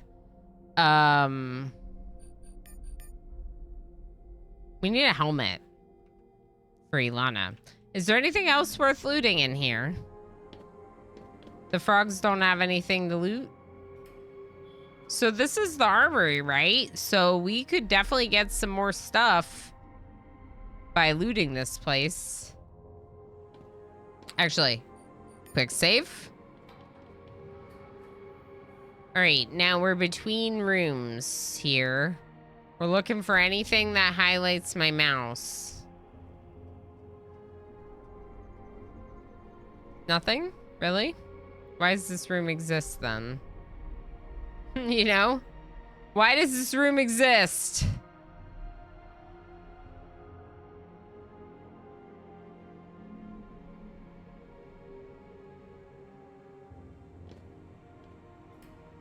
Electronics to fix the control panel. Okay, I can probably do that. Good as new now. Open the door. Loot! Evans, pick the lock. See, I told you we didn't need to buy a helmet. Safety helmet. In fact, this is gonna go to Evans because Ilana can't handle the armor handling of it. Evans, though, should be able to. Ilana, in fact, is already at an armor handling penalty. Now even worse. -2. But, like, do I take off Ilana's armor? I don't think so. Might just take the movement and, like, dexterity penalty. I would assume that's what it affects. Lowers your initiative, evasion, and reaction. That stinks, but also armor, right? What do y'all think? Would it be better to go without the armor handling penalty of -2 and without the armor? AKA, you know, 3 projectile, 4 melee, 2 energy defense, and the legs. Remember, the frogs target legs and head. That's what they specifically said. Worker boots, heavy duty boots with rubberized steel toes. I would say the fact that we only used 1 regen there was good. I'm happy with this. I'm gonna go ahead and leave that armor in Ilana. I think Ilana needs it. Can we do anything else in this room? No, I don't think so. I think it's just that 1 chest. All right, what about over here? I don't see anyone here, so we can go over here and strip electronics. Gain experience and a module that can be used elsewhere. Cool. I love gaining modules that can be used elsewhere. Some ammo for someone's weapon. I don't know whose. I thought there was another chest here. No? Just that one? Okay.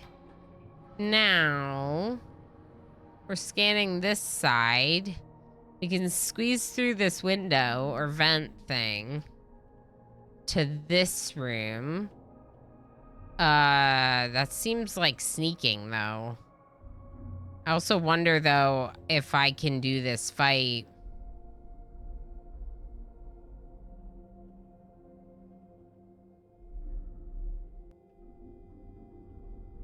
Should we fight more frogs first?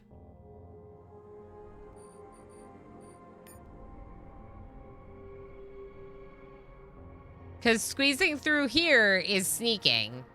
It's sneaking past them, basically. Sneak through first to check. Okay.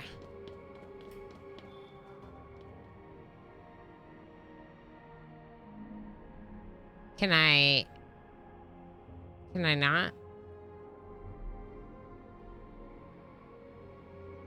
Where am I? Where are my people right now? Can we not go through? Squeeze through. Why didn't they squeeze through? That was weird. Ooh, there's another regen.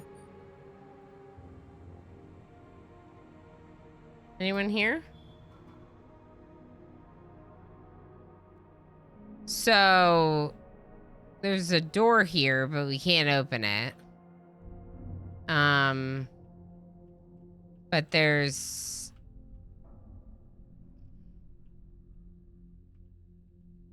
another area over here. What's this? Is that a body? No.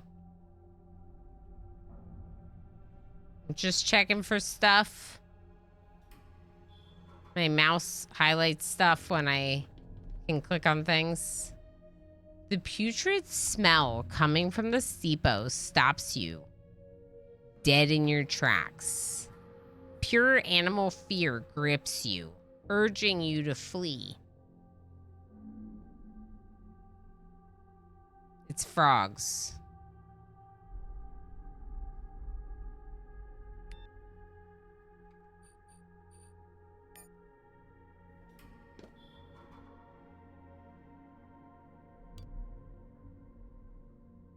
Push forward. Reluctantly, you move closer to the gap between the doors and look at the macabre scene inside. Bodies long dead in various stages of decomposition.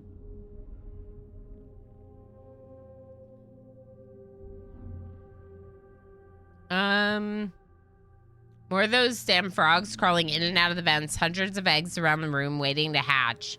If only 1 in 20 survives, that's already too many. A strange frog in the back is staring straight at you with unblinking eyes. Suddenly, the fear is back, rapidly turning into sheer terror. You must flee this place now. Step inside, back away.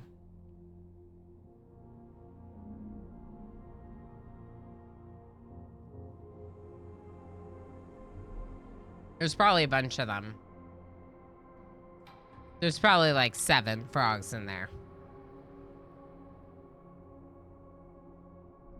Have we tried dehydrating the corridors in question? Yeah. Let's just fight the frogs with dehydration. I think the scavs are probably the better bet. That, or we go fight a smaller group of frogs and then come back and fight the scavs.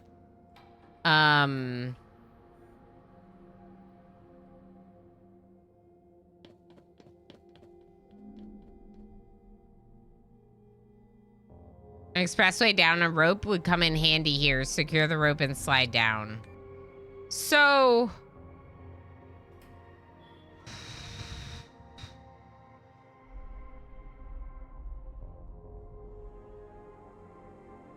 do we want to deal with these people now? Should we try fighting them? Should we put a rope and try to go down? Should we squeeze through and try to fight the frogs? I think it might be a little early to fight these frogs. I think that the rope down is an idea. But also I think that it might be worth trying to fight the scavs.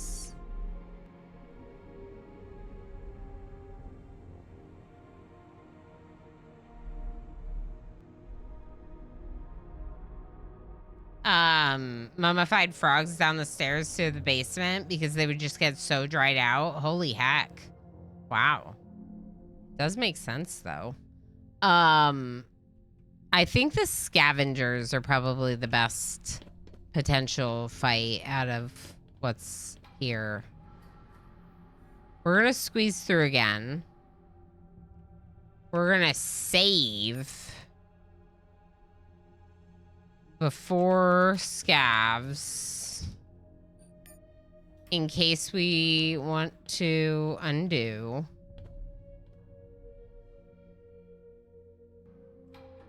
Two looters are going through the crates, too distracted to notice you approaching. It wouldn't be hard to make it to the nearby elevator. Better kill them just to be safe. See, now I want to kill them, but if only for the XP in fighting, you know? Also, we're not stealthy at all. We have no skills in being stealthy. So, we're not going to be able to sneak. So, let's try killing. Your chance to hit an enemy is affected by many factors, including the weapon's quality and range, attack type, cover, etc. You can press Alt while aiming to see the breakdown of your accuracy rating to understand it better. Moving to get a better shot or switching to a secondary weapon or a different attack type is the easiest way to boost accuracy short term. I want to be nice, but I need XP. These are scavengers. They would shoot us for the loot. I mean, we're basically scavengers too, aren't we? I think we're scavengers too. I think we might be scavengers. Okay. Ilana, go here.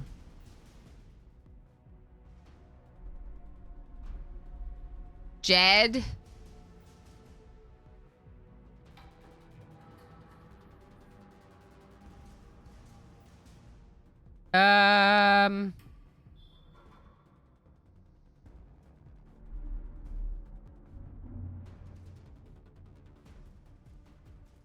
Evans won't have a shot. Evans is the second one in initiative order. You can't see initiative order because it's behind my face.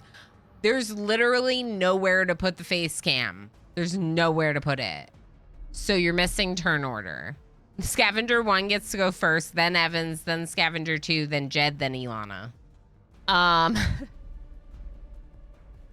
Thing is, so are you. I am definitely a scavenger. I'm definitely a scavenger. I've been looting every container we found, including ones that were locked.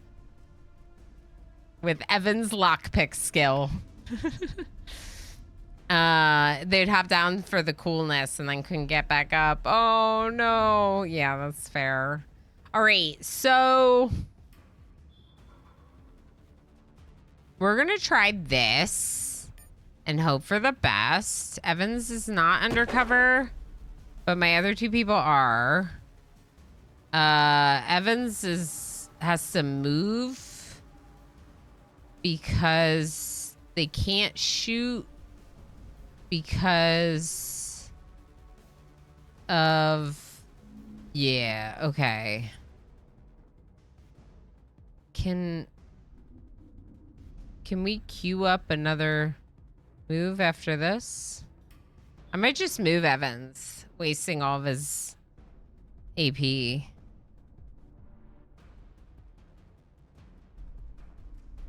But I want Evans to be able to make a clear shot. If we go this way, they have a opportunity attack. That's what that means. If we go this way, they have an opportunity attack. They have a couple.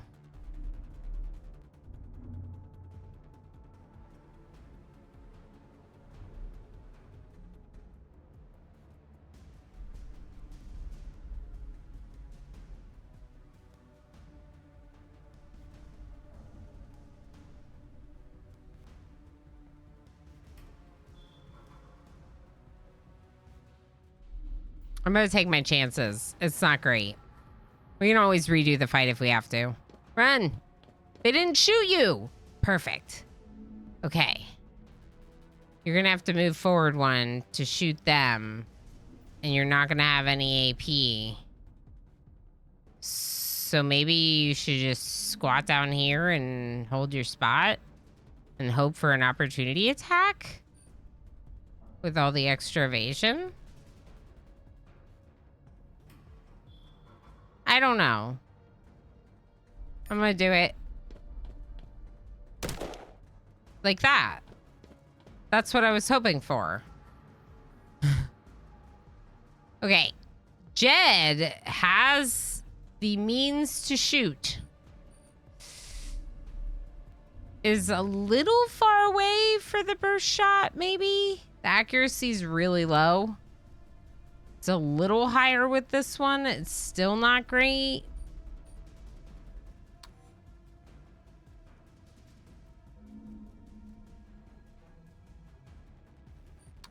They have cover. This is why the shot's so bad.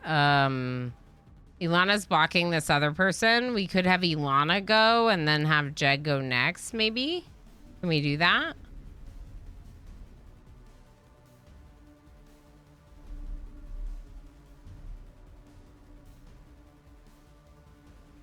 Switch places. How much AP for movement? It's 0 to move Jed like here, but they can get an opportunity attack. 1 AP to move Jed here, but again, opportunity attack. 0 to move Jed here. Or here. We can move Jed here and then have Jed shoot at the scavenger next to Ilana. Focus down the one right next to him first. Focus on this one first, maybe, and then let Evans shoot at this one. We could try it. We can try backing up Jed one spot. And now Jed can see this one. We can do the burst. 51%. Let's do it. You're gonna pay for this. Now we gotta do a regular shot. 66%. Staggered. And back into hiding. Okay, that's a good move. Good move, Jed. Ilana. Time to pull out the utility bar. What are our attacks with the utility bar? Aim at their arms. That could be nice.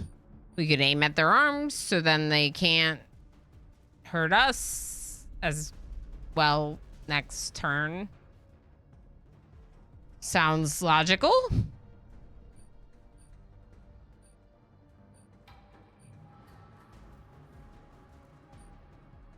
Arms and legs are 6 AP. Best case he drops the gun. That's kind of what I was hoping. Crippled arms, right? Uncritical. On hit, negative 20% accuracy for 2 turns. So that's pretty good, right? Like if you aim at their arms. We're gonna try it. We don't have that great of accuracy. With 32%.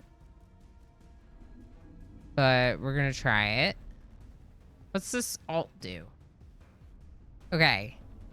32% hit, graze 5%, base 50, evasion negative 35%. So this person has good evasion. So that's part of it. Interesting. Okay, cool. Let's try it, Ilana. You got this. Nope, you don't.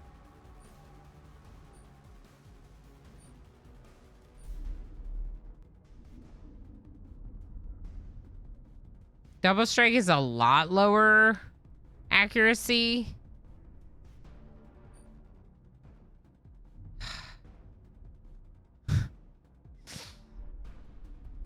I guess just try again. I don't know. Yeah, reaction attack. Awesome.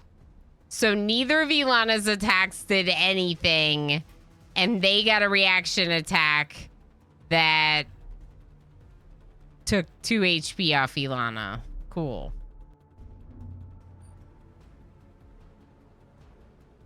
End turn. Ilana's now crippled by this scavenger who's shooting at Ilana. Cool. All right. Evans, please murder.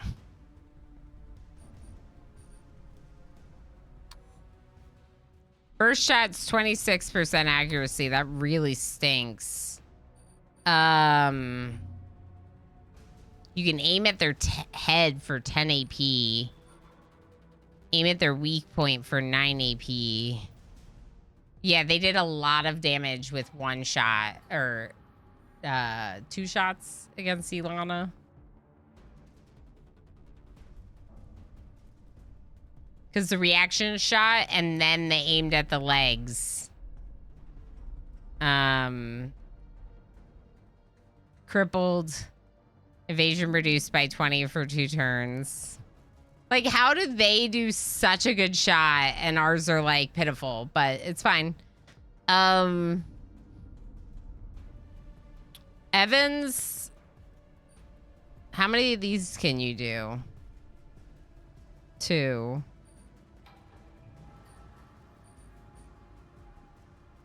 We could also do aim at the weak point and then 1 regular shot. Let's do that. Is this pause only RimWorld with camera plus plus plus? Yeah, exactly. Exactly. Hi, Cabal Rays. That's what's happening. We're zoomed in on our RimWorlds, people. Okay, this is about using the grenades and the simulants. We've already kind of got an idea of that. Let's go ahead and do a aimed at the weak point shot. 61% accuracy. Good job. 10 damage. 1 regular shot. 56% accuracy. You missed. Freaking kidding me. Ilana's dead. Or dying. And Jed has a reaction attack. But is getting shot in the face, basically.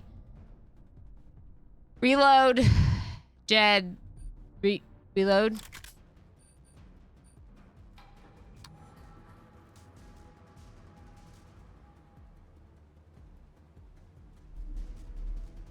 Shoot them. Nice. Just a scratch. No, you were double staggered. You were double staggered. Oh, gosh. We got to reload, and Jed is not at all protected right now.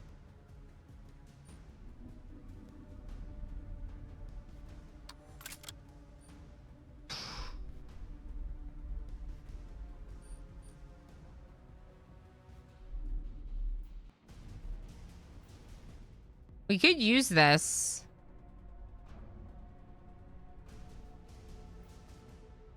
I almost feel like we should use it next turn. I don't know what to do. Can he res Ilana? He could use the regen on Ilana. But I don't even... One, I don't know if it would work to pick Ilana up off the ground. Ilana is currently under death saves. So Ilana's got 3 turns to be saved from death. We have to end this battle within 3 turns. I don't think a regen works on someone when they're down like that. I think I did it before. The regen is better applied like... Basically, I was gonna apply one to Ilana their next turn. But they targeted her. So if we can win in 3 turns, then we're good to go.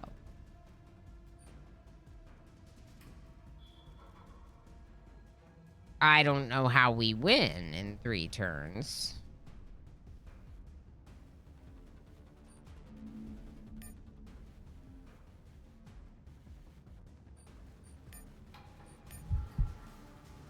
Two turns. And Evans just got shot twice.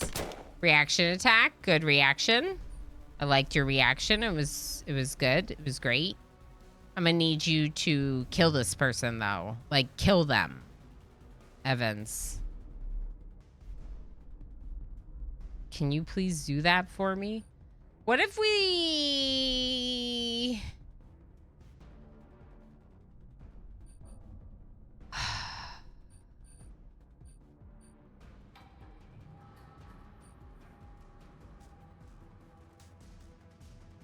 So we're only going to get 2 shots either way. So we could use all of our AP by aiming at their head and then doing a regular shot. Or we can take 2 regular shots and then move Evans behind the barrel for protection. Now with the headshot? The headshot's 10. Regular shot's 6. Option 2? Okay. Okay, let's do option 2. So we'll take 2 regular shots and then try to get behind the barrel. Missed. Of course you freaking missed. Okay, that was good. Now get back here. Can you duck down? Duck down?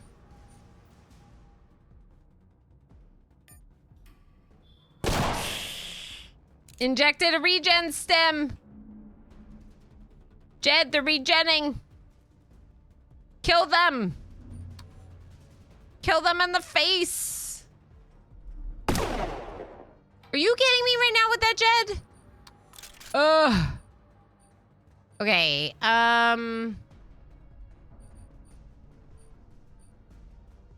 that stinks. It was 4 hit points. 4 points. 2 shots. 4 damage. They do 1 shot and get like 20 damage. But I did 2 shots. And I got 4 damage. Because it was a graze instead of a hit. Now we have a 69% on this, but it's not going to take him out. Of course not. Good luck. We got 1 turn. Can we do it? Jed, don't die. Okay, Evans. We gotta kill them. Okay. Do it.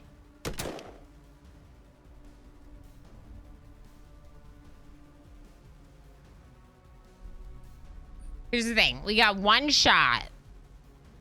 Either we do 10 to 13 damage with 6 AP, or we increase our accuracy but reduce our graze chance, spending more AP to aim at a body part. We could do 8 and then still... We have to win this turn.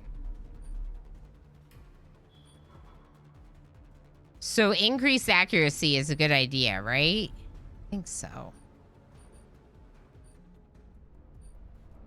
We have to win this turn. Ilana will die otherwise. And then the game's over.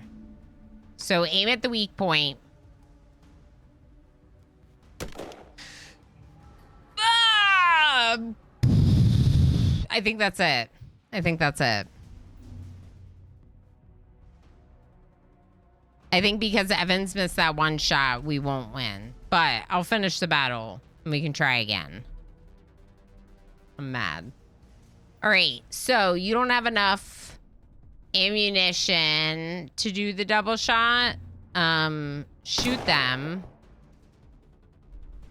Maybe Jeg can do it.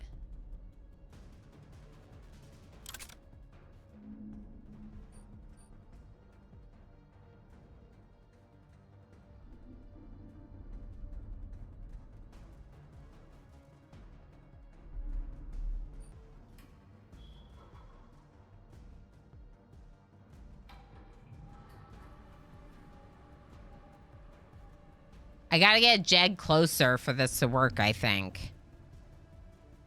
All right, good luck, Jed. 6% accuracy. Are you, like, blinded? Oh, my gosh. Okay.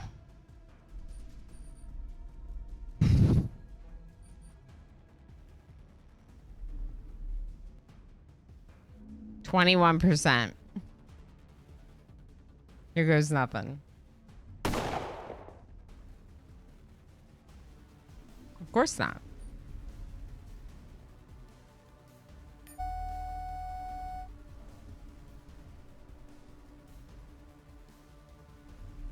There are many ways to die aboard the ship, but perhaps none so common as your fellow passengers. Millions of years of evolution have furnished mankind with all the instincts and means for murder, and the hundreds of years of deprivation aboard the ship have only honed those edges for you. At least the struggle is over.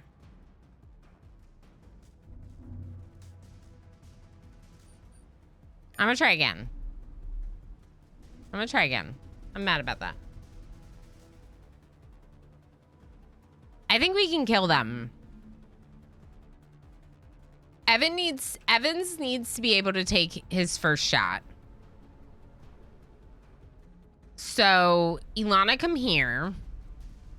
Jed, come over here. And Evans, come here. Jed will be the one to move. Jed's got a better short-range weapon. Evans has the better long-range weapon. Let's try this. The scavenger's still gonna run over here and rush us with the first turn. So unless we're gonna use like the flashbang on them, which we could. No, I don't want to use that. I don't want to waste that. I think we can do it without wasting it. Crippled. Immediately. Jed's crippled. Okay, cool. Okay.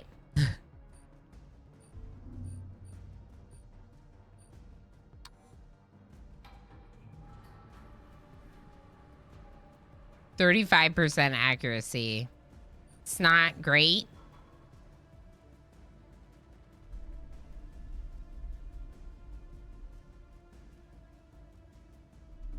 Why are you saying reload? We don't need to reload. We're fine. It's the start of the battle. Crippled! Heck yeah, Evans!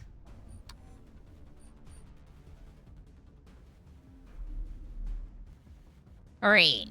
Let's do another shot like that, Evans. Actually, maybe we will do another... Maybe shoot the hands this time. Maimed! How do they... They're literally crippled and maimed, and they... They're maimed and they can take half of Jed's HP. In 2 shots. But they're maimed. It's fine. It's fine. Everything's fine. Everything's fine.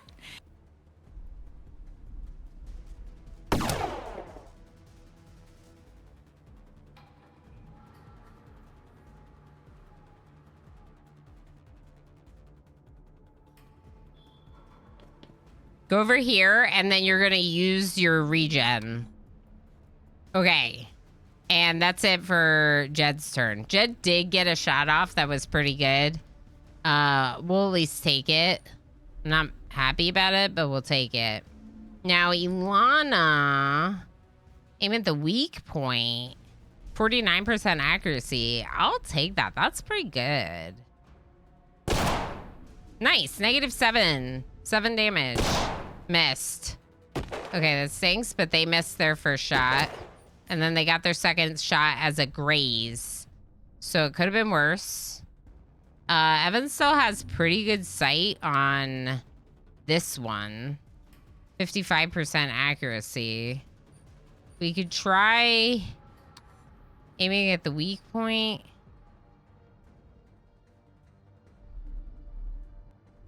Their kneecapped accuracy is down, their evasion's down. Wish we could hit this one, but we don't have good line of sight on them. I'm hoping Jed will take them out.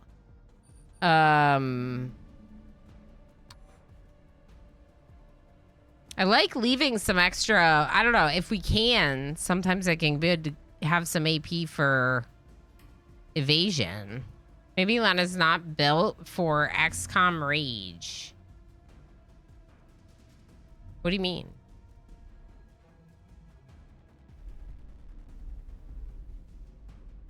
Does seem like she was XCOM'd on some of the shots. Yes, correct.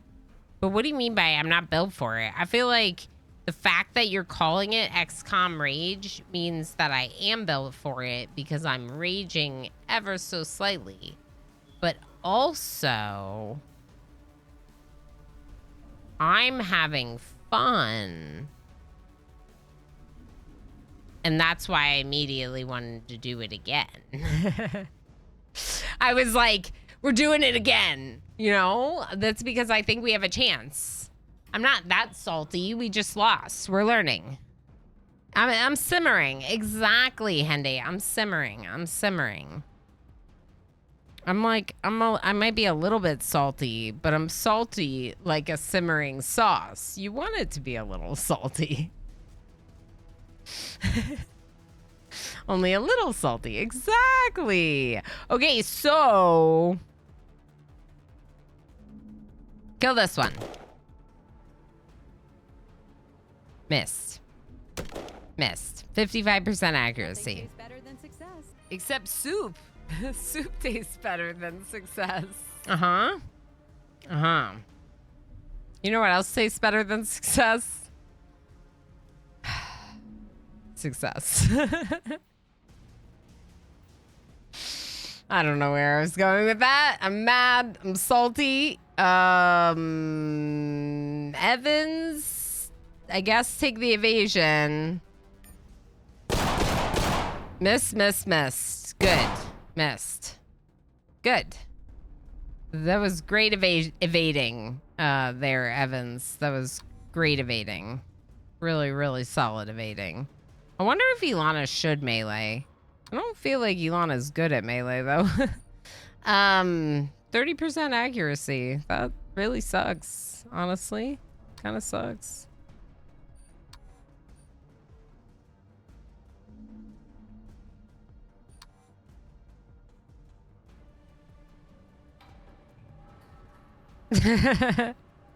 See, I got you to facepalm. If I can get Cabal Ray's facepalm at least once stream, I'm doing something right. I'm just gonna try. Ilana's got horrible accuracy. We're just gonna try. Miss. Of course you missed. Of course. Okay, you're gonna go right here. And then... Oh, you gotta reload. We didn't have enough AP last turn, I guess. I don't know. Maybe we did. Maybe I screwed that up. The burst is 50% accuracy, but it's a double shot, 6 AP. Whereas we take 2 shots for 8 AP with 70% accuracy. This is just increased graze, basically.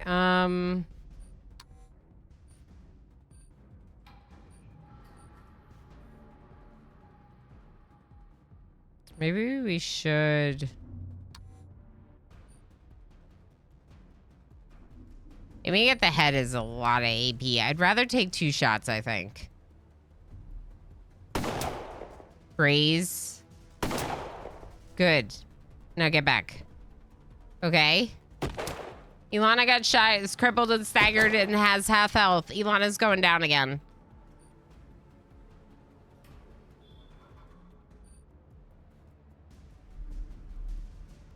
Evans, use this on Ilana. That used a little bit of Evans's AP, but Ilana stands a better chance of surviving the next scavenger's move.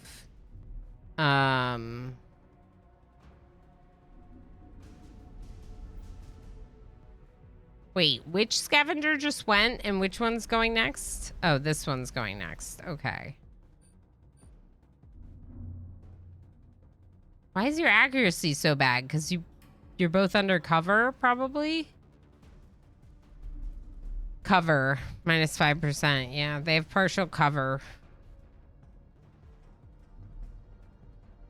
They also have really high evasion.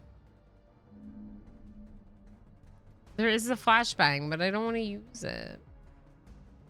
Okay.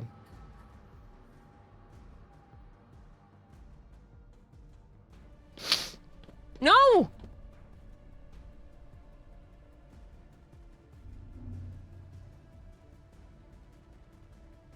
Can I undo? I just moved. How do you use this? How do I use it? I tried to click on it and I moved over here. See how it's like time to reload. Yeah. How do you use this? Like this is popping up, but well, now I don't have the AP. Oh my gosh. Okay. Well, we can still try to win, but it's not gonna happen now. Probably. We'll just see what happens. Ilana's been crippled. Evans is taking a reaction attack.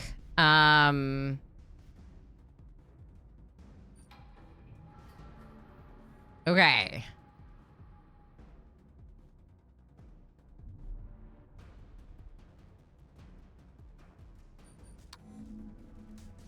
%, accuracy. Why is Ilana's accuracy so bad? Because they're crippled? Maybe? I don't know. It's really bad. Try shooting at their weak point. 9 damage! Okay, that was okay, Ilana. We're gonna use our action to reload and hope for the best. And turn. Okay, Jed... You're gonna need to come back out here and you're gonna have to kill them.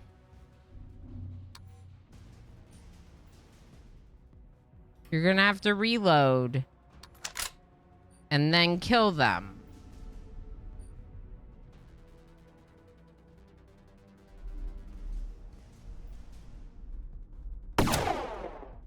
$16 damage. That was actually pretty good. Okay, reload and then move back behind cover. And turn. Good luck, Ilana. Bye, Ilana. Okay, Evans. Shoot them in the head. Maybe. And hope they die. 11 damage is actually pretty good, Evans. I'll take that. Now this one. Okay. 8 damage for a reaction attack is pretty great, but now they're stabbing at you with a knife. Okay. Good news. Jed likes shooting people. Jed's gonna shoot you.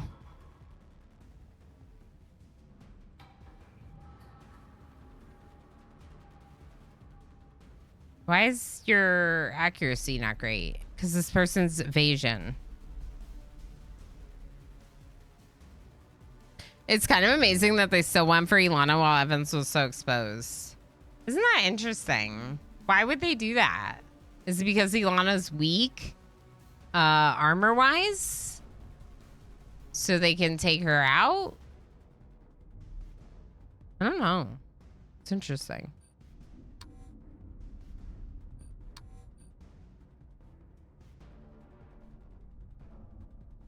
We're only going to be able to get 2 shots. And then a reload, I think. Good shot. 13 damage, critical hit.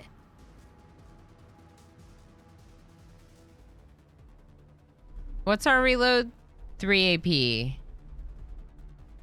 Okay, so I could use 6 AP. Maybe we aim at their hands?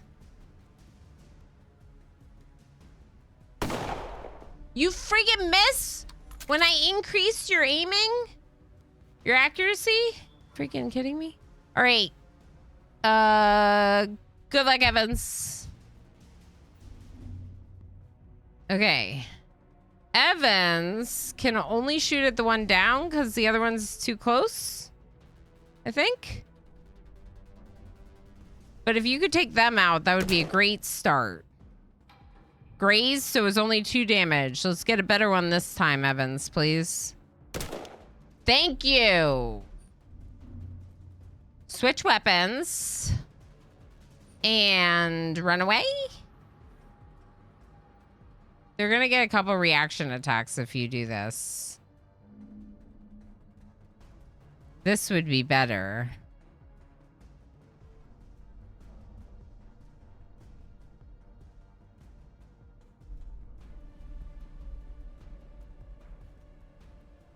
Just following the shoot Elana first policy. No, no, no. That's not the policy here.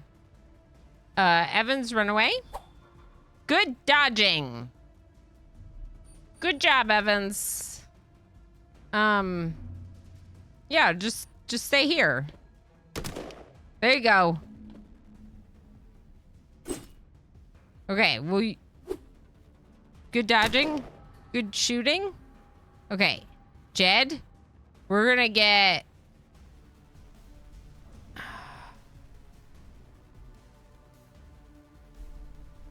We're gonna get right here.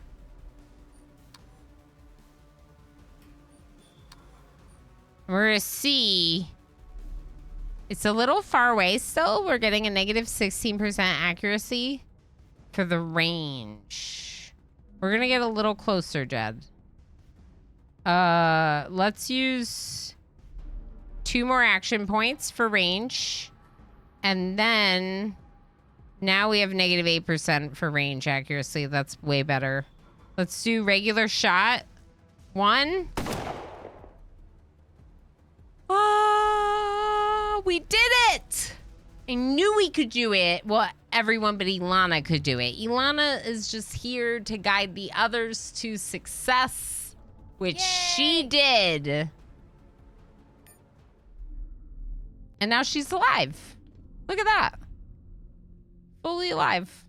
Nothing even happened.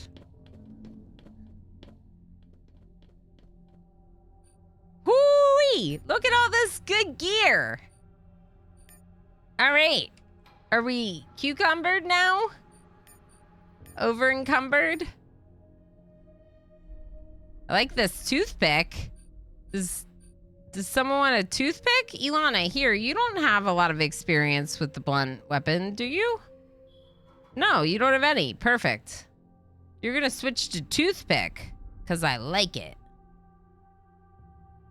Actually, is it even better? 4, 4, 30, 20. Oh, it has like a bunch of boosts. Accuracy, aim, reaction, and penetration. Whereas this one just has stagger, but is blunt versus... bladed. But you know what? If Jed is blunt, then I feel like Elana should do bladed.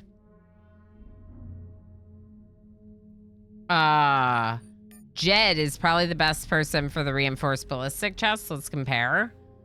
Damage heavy ballistic chest versus reinforced ballistic chest. His current one is way better. In fact, Evans might want to take the reinforced ballistic chest. Because Evans can probably handle the armor handling from it. Yep, Evans can handle it. But Evans doesn't have that much armor handling left. It's worth keeping that in mind.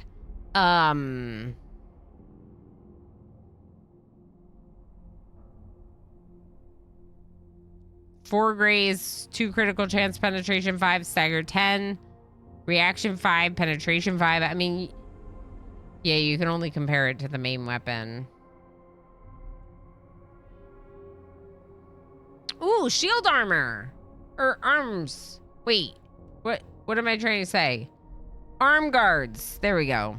Arm shield. Whenever someone says cucumbered, instead of encumbered, I get flashes of those cat videos where they're terrified of a surprise cucumber.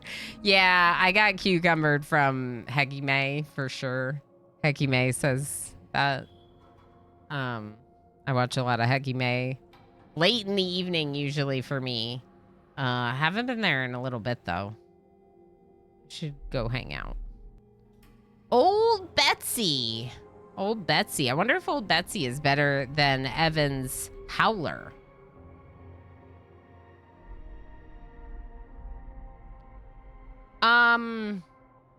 Different. So, increased AP costs, but a way longer effective range. Different ammo required.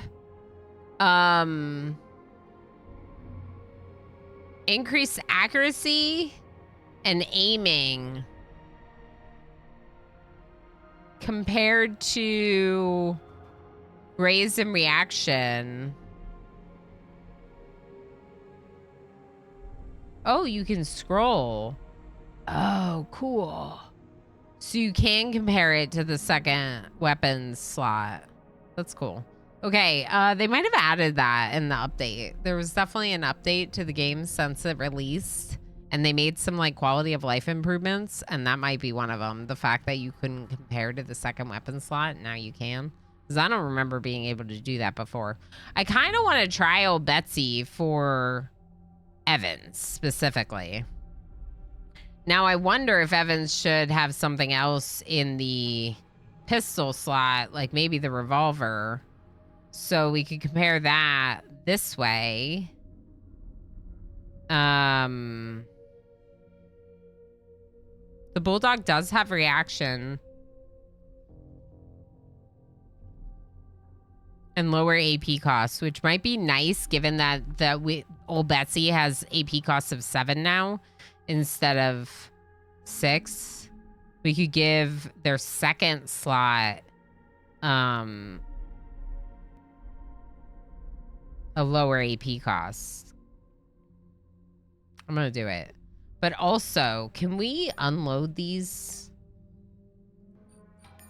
Just to make sure that that ammunition is in the ready stockpile for everyone.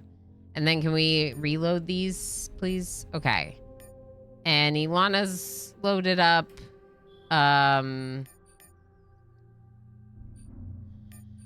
Okay. What is this helmet better? They're the exact same. Okay. What about yours? Yours is probably better.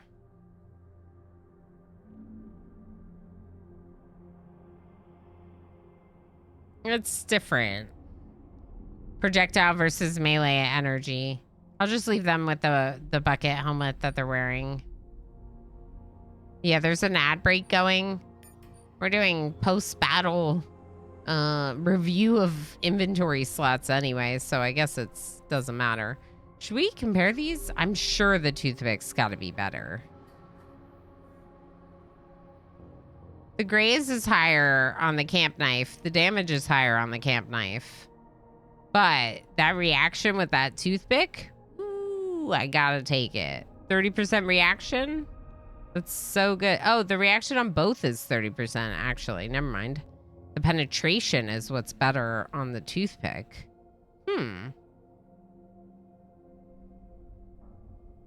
Is the camp knife better? Kind of feels like it is.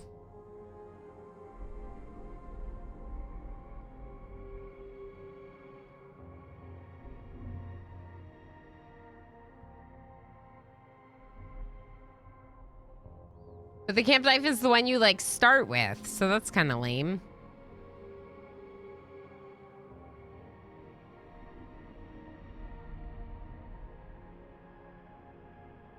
Nah, I'm gonna use the toothpick. I like that increased penetration. Let's penetrate their armor. Get wrecked or something. Does this have armor handling? No, but it does have some slight armor. All right, I think this is good. So Ilana has armor handling penalty, but Ilana has the least armor on in the first place. Ilana just needs to get good at wearing armor, basically. I don't know what we're gonna do with the rest of this stuff. I think for now we'll stick with what we have. What kind of ammo do we need? Shells. We have 24 shells. What about you? 45? I only have 5 of those. Oh. We don't have enough ammo for you to have this weapon. Let's go back to your other one for now. We'll work towards old Betsy, I think. I don't think we have enough ammo because this is 9mm and we have 14 of those. Oh, that's not much better. Okay. What's this? 9mm. Uh-oh. Now we have 2 people using the same ammo. Maybe we need to buy ammo.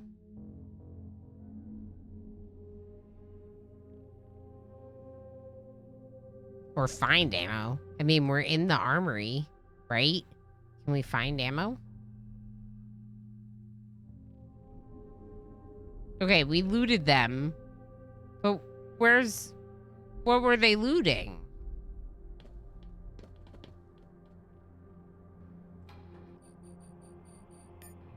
Go back up. Was there really nothing else there?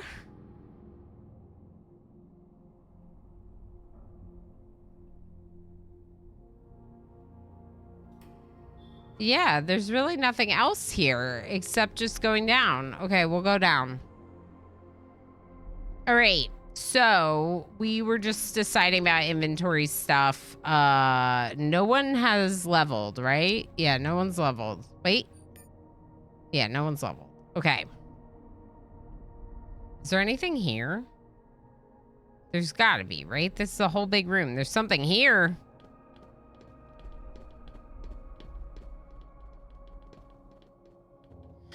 You spot an odd crate buried under heavy containers. Judging by the glow, the electromagnetic lock is still engaged. Try to push them aside. If only you had more people with you. Failure. I have 3 people with me. How many more can I have? Maybe if you get a party of 4, you can do it. Any doors? There's a squeeze through again. And then this is the elevator to get back up, I think. But we didn't do a rope, so there's nothing there. But that's what that door is. Where's my loot? Where are my presents? I wanted stuff. There's a lot of people over here. We're gonna have to fight them and kill them, probably.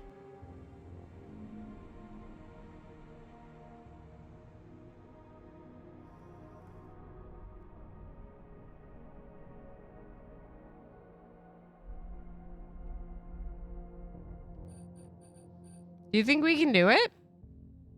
Twitch Mobile doing strange things. Have to go. Okay, we'll see you, Black Keeper.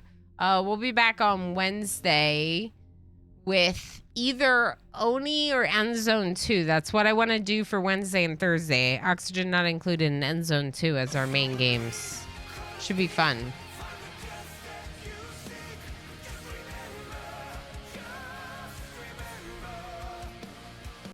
Thank you. We'll try to remember. We'll try. Just for you, Black Keeper. We can try this, but there's a lot of them. I don't know if we can do this fight. Your destination lies ahead. A triply reinforced door flanked by 2 by twin autocannons, drawing on a seemingly inexhaustible power supply. No one made it past during the mutiny, and no one's made it past since.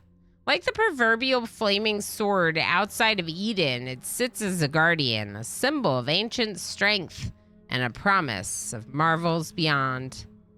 Unfortunately, someone set up camp here. Either fellow scavs or thugs lying in wait for tourists like you. Approach, sneak past them. Approach. Hands where I can see 'em, says one of the thugs. A skinny man with a sharp face. Empty your pockets. Real slow like. You have 5 seconds to F off, kill them all, or show him the access card. I'm gonna try persuading him. Let me guess, says Sharpface with a knowing smirk. Someone told you this piece of plastic is gonna open the magic door and make you rich? You've been played for a fool, girl.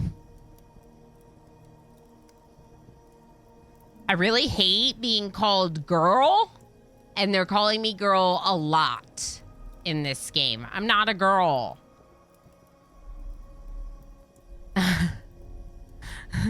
But don't call me lady either. Lady, woman.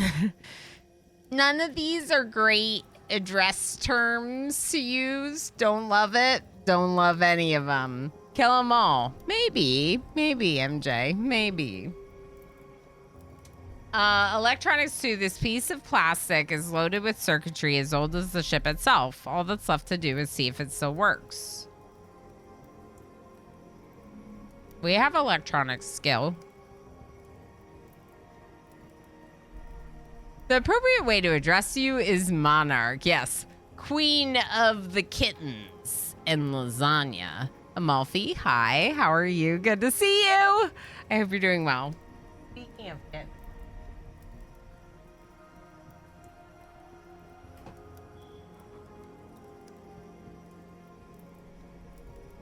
I do have one, but I have no idea where Damon is. He must be exploring. But I can do this.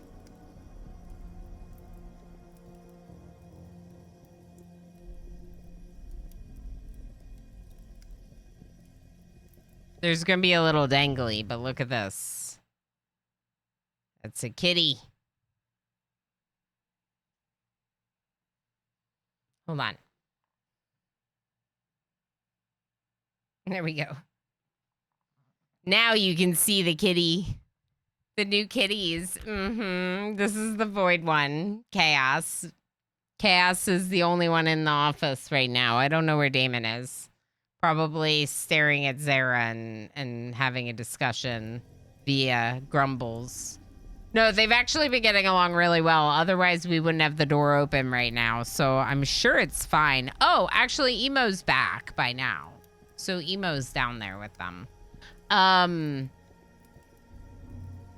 So exciting. I showed my partner the photos on Discord of the new babies, and she's like, this won't convince me to get a third one. I know, right? Honestly, we weren't planning on having 3 cats, but then they were brothers, you know? So it was like, well, I guess we're getting more cats than we expected. Thank you. Just had a crazy summer with friends. Oh, I love to hear that. Looking forward to Introvert Autumn. That's how I feel. The summer has been so eventful, and I'm looking forward to not being eventful at all. I'm gonna try to convince them. I'm like an electronics expert, so let's like see if we can convince them. This piece of plastic, by the way, I'm not an expert. I have a level 5. This piece of plastic is loaded with circuitry as old as the ship that's itself. Let's see if it works. And if it doesn't, asked Sharpface, suddenly curious. If it doesn't work, then this door will remain locked until the ship falls apart. Like it or not, this is our only chance. That's an interesting argument. A better question is, what if it does? Behind this door is the biggest payoff on the ship. You can fight me for scraps, or we can open the door and split it 50-50. Belle, hello. Welcome in. How are you? Knock on the coffin lid. Okay, we just heard about this. How was it? Scraps? Scraps? How was knock on the coffin lid? It sounds interesting to say the least. We heard about it from Zarabrit. Another streamer likes to raid over here said it was like roguelike deck builder, which sounds very intriguing. Super good. Heck yes. I love that. Deck builders are pretty fun. I'm glad to hear that you're having a good time. Thank you so much for the raid. Raiders, welcome in. If you do not know me, I'm Milano Rama. I am one of Belliner's teammates, a member of Halcyon Frequency. I also do play a lot of RimWorld. I usually tell people I'm a RimWorld Plus streamer, but really all that means is that I like RimWorld a lot and have a lot of hours in it. Much like a lot of people in Halcyon Frequency. We've all played RimWorld. Exactly. But I am going through a little bit of a dabbling phase where we play some other games, believe it or not. Colony Ship is really cool. We're actually restarting because I focused on too many skills with my first playthrough. I was working on developing several different skills and I wasn't getting enough XP in our like fighting skill points to get through certain battles. I got a little bit stuck. So what we're doing now is Persuade, then Guns Blaze. So basically, we're trying a diplomatic approach, but if that doesn't work, then we're going in full guns blazing. Which means no more stealthy actions because we'll waste skill points and feats focusing on that as well. I think it would be really fun later to do a full stealth, like non-combat run. There's an achievement for it. Intriguing. But not for my first playthrough. Or technically second playthrough because we restarted. But we're still kind of going the same premise. So it's sort of like the first playthrough. It's like Slay the Spire with a sprinkling of the Darkest Dungeon. Lots of story and voice acting. Cool. That sounds really good. That sounds really good. Slay the Spire is one that I feel like I should play because of how much I've enjoyed some of the other deck builders, card games. I don't know. It's on my wish list. I feel like I should play it at some point. The Darkest Dungeon's also one I feel like I should play at some point. There's too many good games, you know what I mean, Belle? Thank you so much for the raid. Of course, if you need to go lurking and do post-stream self-care, please make sure to do so. Y'all, if you're not following Belliner, you absolutely need to be. I really enjoy learning new games from Bell. He has a lot of experience playing a lot of different games, and so it can always be a good opportunity to like check out new games over there. So make sure that you are following Belliner as well as everyone in Halcyon Frequency because they're all awesome. There's not that many of us. You can follow us all. So right now we are in the armory of the ship. Colony Ship is a post-Earth role-playing game. What that means is it's a lot of role-playing with turn-based tactics, a lot of story, decisions matter. There's also factions on this colony ship. The colony ship is post-Earth. It's left Earth generations ago and is on its way towards Alpha Centauri, Proxima Centauri, where we will maybe make a new colony. Maybe not. Who knows? Because none of the people on the ship will be alive to see that future. This is all about just what happens on the ship. This particular generation never saw Earth and will never see Proxima Centauri. We are an underdog captain, which means I chose the hard difficulty instead of the easy difficulty. It also means that I took the pre-made captain character who likes to do things like persuade and has some like electronics, computers, persuasion, streetwise, and impersonate are skill points that this character has. So basically they do a lot of talking My thought is that we'll try to take a diplomatic route, but we'll also be very, you know, we'll use force as necessary, and we've proven that. You three are going mental this month. Oh my gosh, 900 million, 700 million, and 139 million in the top 3 spots. Wow. Berries go burr, correct. Yeah, Slay the Spire is one that very much tempts me as well, because I've heard so many good things from so many people with similar gaming interests. Absolutely, Amalfi.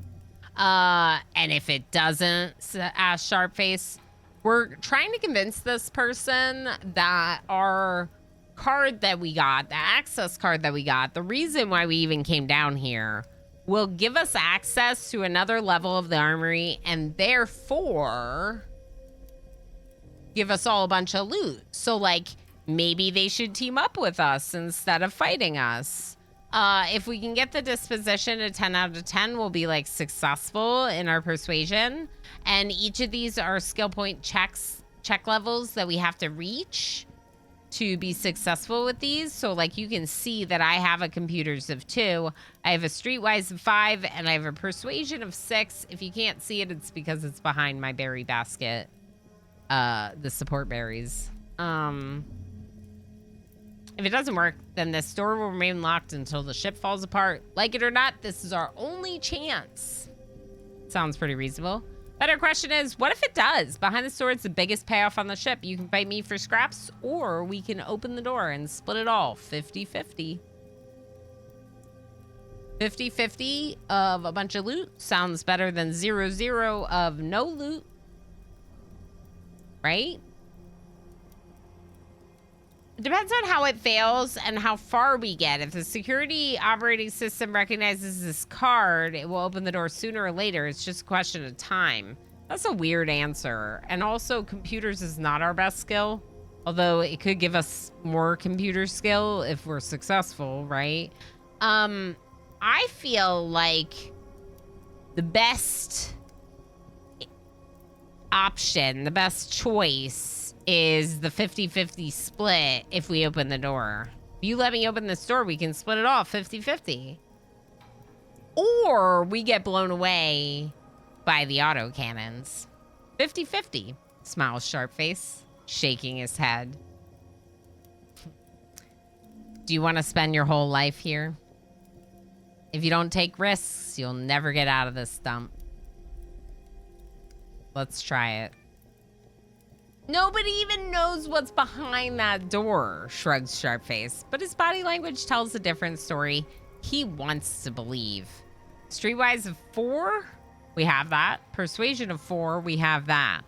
Option 1 is, what if I told you that everything you knew was a lie? That this so-called ship is just a social experiment, a test to see how long we can handle it. I mean, you don't really think that a space flight takes hundreds of years, do you? Again, Streetwise sometimes appears to be just lying through our teeth with some scenario that we think will convince them. In this case, that we think it's a social experiment. Like, yeah, it's the Matrix. This is the Matrix, didn't you know? Another option, persuasion. Does it matter? Energy cells, plasma rifles, combat droids, whatever it is, it'll be worth a fortune in the habitat. That sounds reasonable to me. They're scavengers. They want money.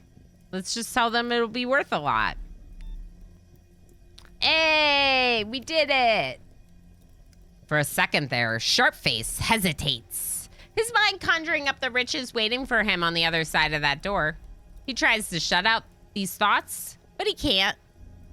People get rich all the time. Why not him? Why not now? Open the door, he commands, letting his men see who's in charge here. We'll see about that, Sharpface. Open the door. Real quick, Persuasion is a level 6. Streetwise is a level 5. And Impersonate's now a level 3. We were successful and gained party experience. Open the door. As you step within range of the autocannons, the access card vibrates slightly. Its indicator light glows green. It's more than a simple access card, then. If it can receive and transmit signals, so far so good.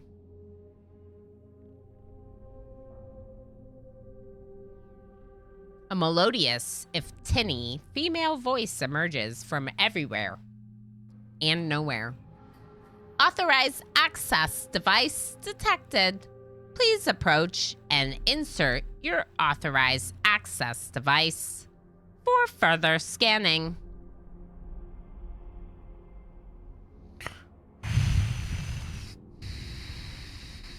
Okay, approach. Cautiously, you approach the door and insert the card into the reader. Remember that we just got this card from some like random dude in a bar who told us that he had a job for us. Like, we don't trust Tanner. Like, we don't know if we can trust Tanner. Okay, just remember that. Cautiously, you approach the door and insert the card into the reader. There's a faint hiss as the card is locked in place, and its indicator light, still jutting out from the slot, now shines blue. Welcome back, Technical Officer Ulysses S. Colton. It has been 117 years since your last visit. The blue light flickers ominously, and a wholly synthetic voice adds, "Data anomaly detected. Please wait." Sharpface gives you, well, a sharp look. Less "I told you so" and more "Oh God, I was right, wasn't I?" He seems ready to bolt, but your gut tells you that's not a good idea. Wait. Run for it. Tumbleweed might crack $1 billion. Ooh. I'm gonna wait. You wait!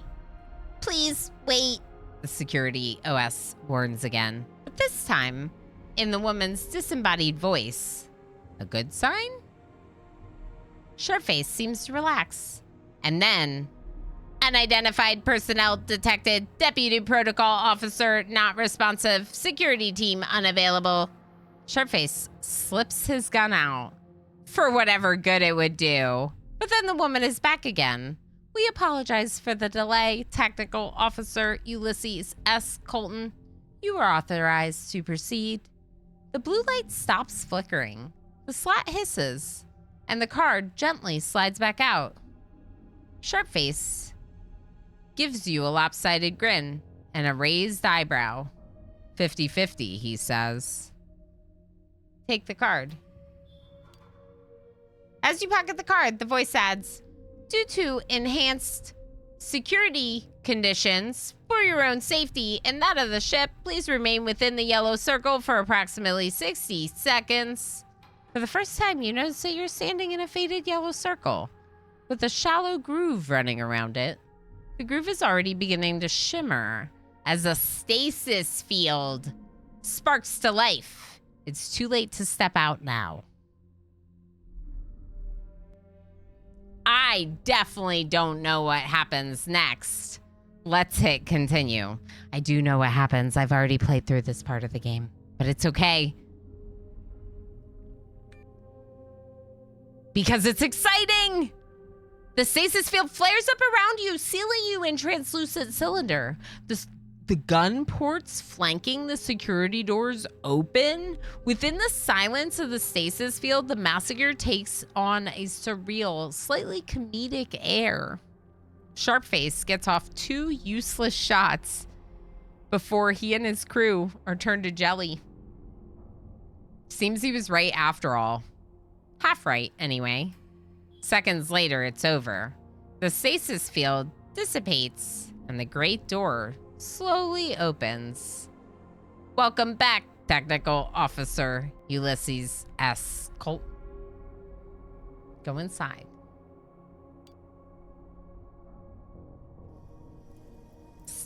Sorry. I'm gonna take all your stuff. Yay!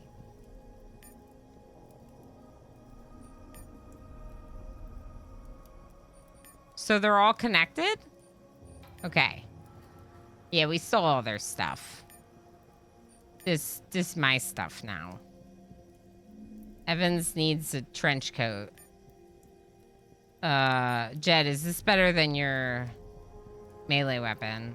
Yes. Much better. More AP, but it's 45% stagger and 11 to 12 damage. You're gonna switch to the gear mace. Congratulations. Old hammer, automatic shotgun.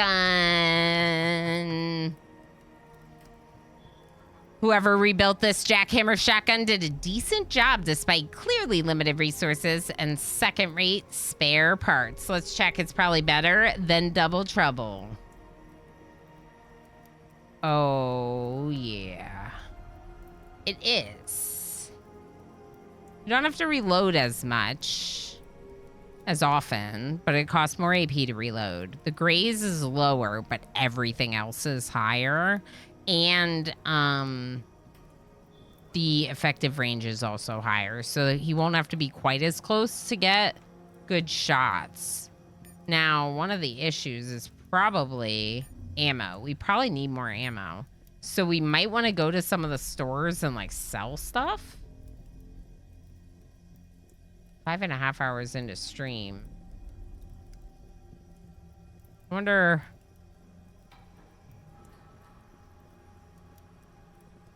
The welding boots are better. Okay. Can we give you anything? Yeah, we could give you some smart glasses. A little breather mask, maybe? Ooh. Distortion field. I wonder if I should give that to Ilana. I'll give that to Ilana. Ilana, take this breather.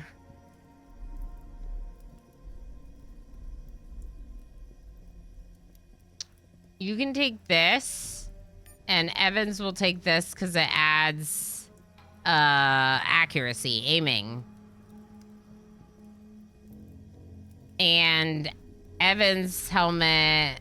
No, it doesn't have resistance optical, which is funny. It looks like it would protect optical, but it doesn't. This does a little bit. So basically, everyone's got more protection over their eyes. They have breathers except for Evans, who doesn't have one yet. Breathers help if we would be, like, poisoned, right? Did you watch Star Trek: The Motion Picture? That's what's happening? Star Trek?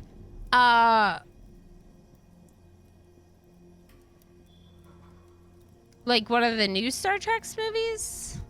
I mean, you're doing Kappa, so I don't know what to believe. We're gonna, you know what we're gonna do? We're gonna take another break, and then maybe we'll do some, like, selling of some stuff. Get some more ammo. Actually, we got some ammo. Look at this. We have a lot more than we used to, don't we? We got a lot of ammo from them. Okay. That's cool. This safety helmet's really good.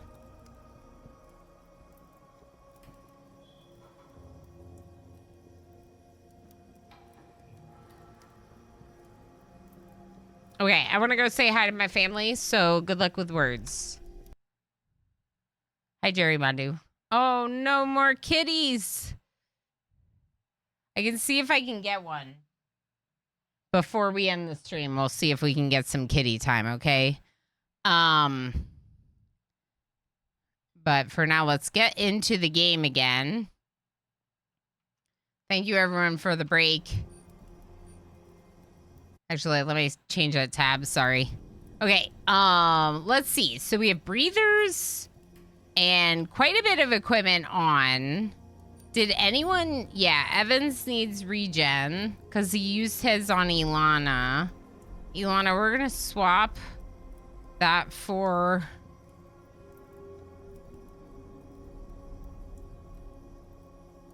Protective Sleeves does not have armor penetration or armor handling, which is good because Ilana can't handle armor handling. Ilana's not good at armor handling. So Ilana's got a -2, one for the worker boots and one for the hat. This one's -3. I wonder if these are better. Oh, see, Evans now has an armor handling penalty. We could switch Evans' helmet. Yeah, let's switch Evans' helmet. And maybe give Evans' helmet to... Is this one better? To Jed. No, it's just different. So the bowler helmet is better for melee, and the bucket helmet's better for projectiles.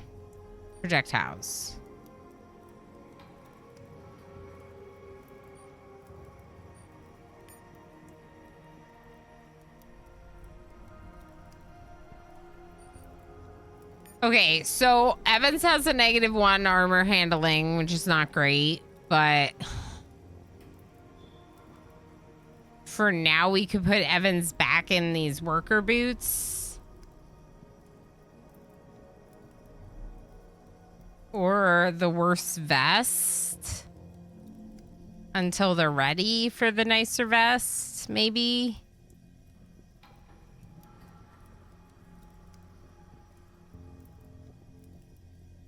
Yeah, let's do that. We'll save the vest, the raider boots.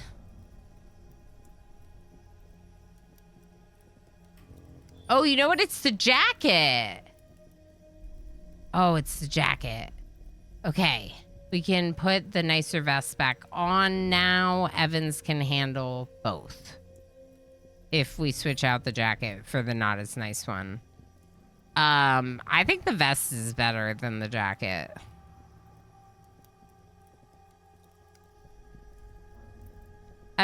Okay. This vest has 3 projectile, 3 melee, 2 energy. The jacket has 1 projectile, 1 melee. So that's 4 projectile, 4 melee, 2 energy. This traveler's coat is 2, 3, and 2. But then we have to use the worst vest, which is 3, 2, 2. 2, 3, and 2, 3, 2, 2, 5, 5, 4. What was the other total?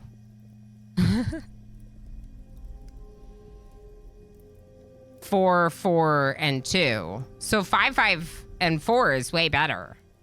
So this is a better combination. Until Evans's armor handling is higher and we can use the traveler coat with the better vest, then that would be the best. Insert our chef's kiss emote. What's it called? Orama Perfect? I think it's Orama Perfect. There we go. Lang, it is neat, but it's also hard. So we are restarting a new playthrough because my first playthrough that I put about 20 hours into, I worked on their skills in a way that was like,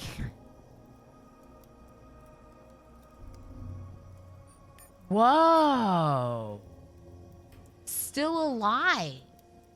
Fell in combat 1 time, -1 HP. Death timer +1. Evasion +1.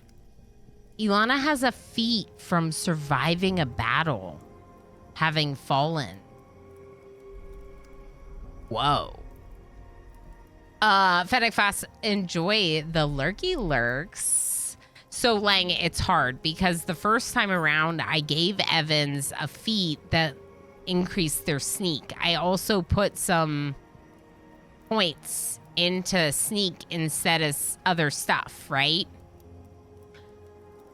I had some people working on persuasion. I was working on attack skills, and I was working on stealth. And what I found was that by working on too many of these, I wasn't strong enough to progress. Like, I got stuck where I was because I couldn't beat any of the fights that I had to do.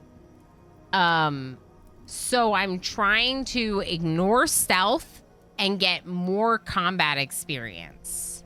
Already it's been helpful. It's already worked.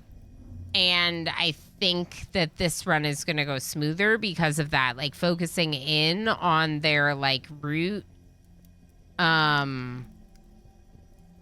Yeah, so what happened was I had snuck past a couple of the initial battles in my first playthrough that like are useful for gaining XP. And because I snuck past them, then we didn't gain any experience from that except in stealth, which then didn't help me fight later fights. There is a pacifist achievement. There's like an all stealth achievement, like stealth and persuasion, I'm guessing.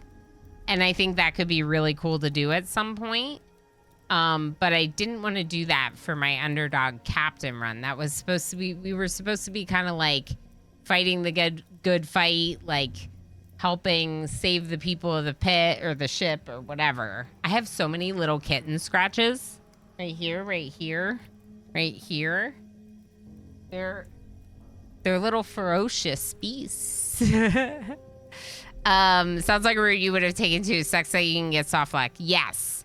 There are a lot of reloads, and if you catch onto it quicker than I did, you could go back to a point and like redo that fight, that scenario. I just didn't realize that's what was gonna happen because I like haven't played a ton of these games. Yeah, it's like I don't want to scratch him. I don't want to cause any issues. Anyway, that's very exciting because we were successful here, which means more looting. I think this person's probably included. Yeah. Let's loot. Ilana's gonna strip for parts because they're the electronics expert. If you go, there's a party management screen, so you can like choose based on like skills, right? And this is also where I decided that after combat, they get to fully heal. So you could make it that you have to like heal, that you have to get healing somehow, but I did not make that way. Okay. Oh, open? This is kind of scary.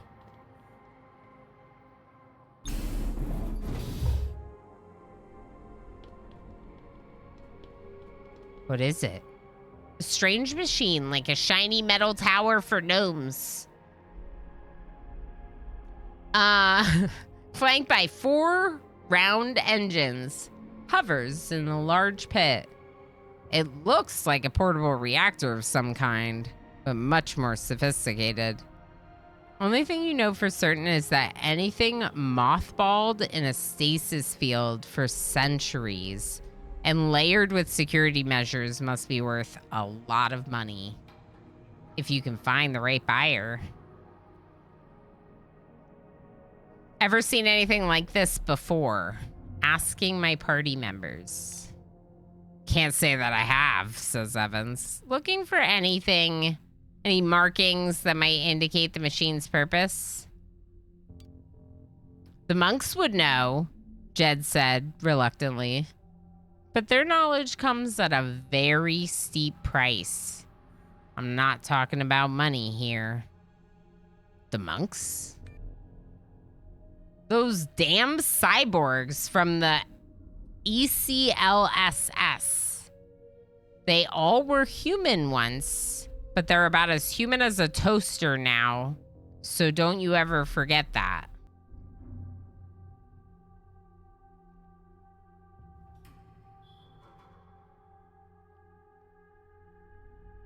Use the access card. You swipe the access card and get an authentication protocol that jumps up on screen. Ulysses Colton comes through again. He's the best damn partner a person could ask for. Quiet, reliable, and he never gripes about his share. A stylized diagram of the mysterious machine appears with with individual sections called out in different colors. The big, bold title at the top provides the first bit of useful information. M-class converter. Modeled FC4. M-class converter? Is this for terraforming planets? Is it always terraforming? All right. Whatever that is. The terminal displays two options. Run diagnostics, activate the elevator.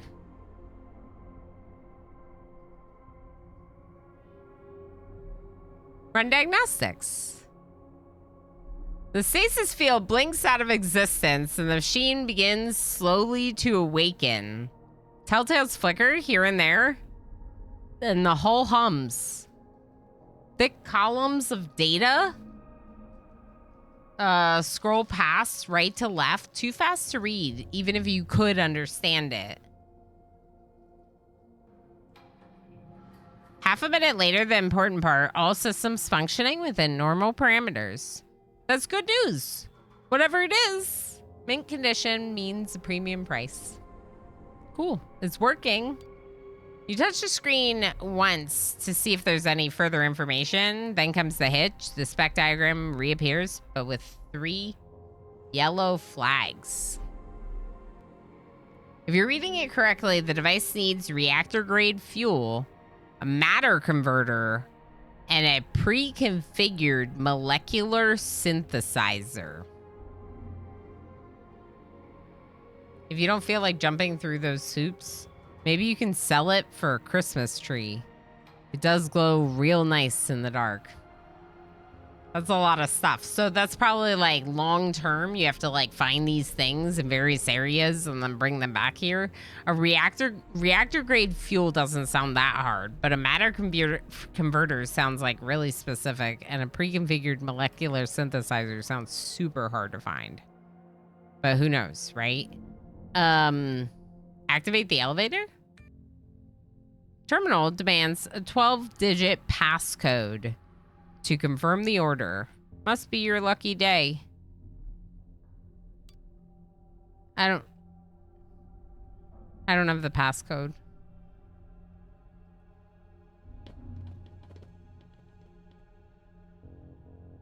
How do I get in here?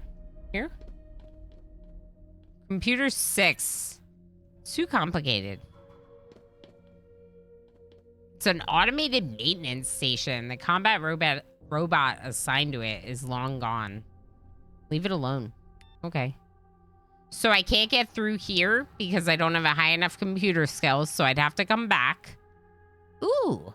Evans, open this. Ooh. Ooh. Ooh. Ooh.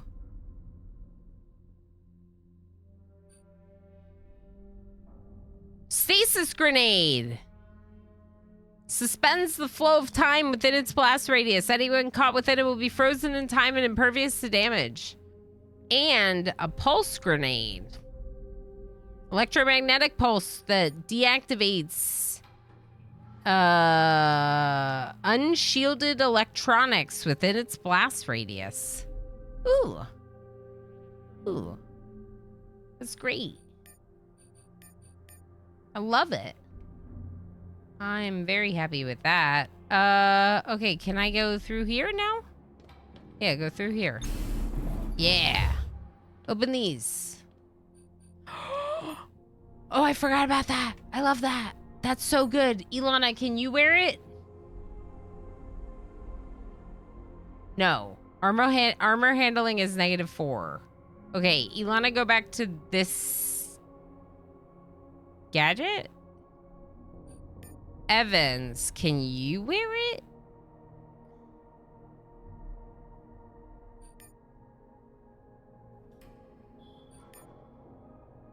Evans could wear it.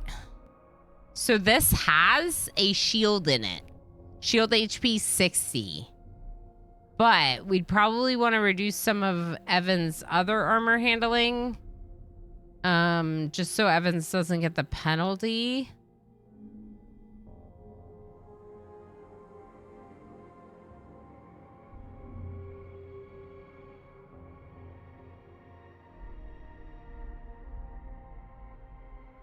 Is this 2? This is 2. Heck.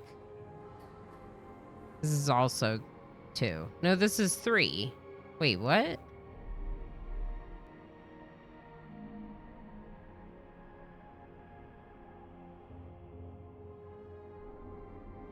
Can we give Evans better arm guards? Yes. That brings Evans to a 0. Okay, that's worth it, I guess. So now Evans and Ilana both have something. Ilana has a distortion field, and Evans has a shield. They have to be activated, but those are really good. Ilana needs to become a hacking hacker.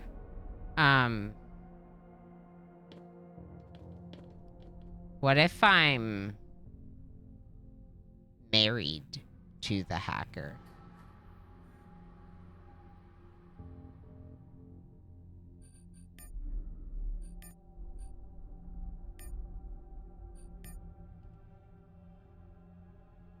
What about that? Let's auto sort. Let's check out this vest we just picked up. A tactical vest with a -5 in armor handling, but also 555. I don't know. Pretty sure the stuff you did to Firebot is pretty hacky to me. That's true. I do hack Firebot. I do set up my own Firebot. Paco. I love that emote. I do set up Firebot. Wait, these are different. Yeah, they're slightly different. Okay. What about this vest? We got this new vest. Tactical vest. I wonder if it's better than Jed's. Let's compare. No, it's only better against energy weapons, which, like... But also it has 1 less armor handling penalty, so if we needed that, we could, like, switch it off. As it is, Jed already has the best armor handling, so it's best to give them the one that uses the most. AKA the one they're already wearing, the damaged heavy ballistic vest. Kitten!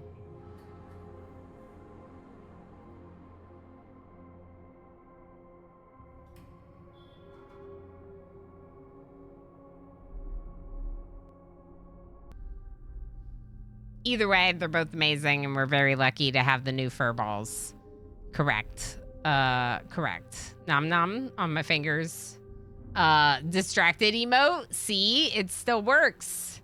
Because we have Chaos Kitten now. It's back. Hi. Oh, now they're both here. I wonder if they'll go up in the cat tree. All right, so a... Lockpick 6, we can't do this. Evans failed. Lockpick 3, you could do that. Ooh. Pulse capacitor. This pulse capacitor recharges the shield from the power cell via short bursts. No. The what now? How do I do that?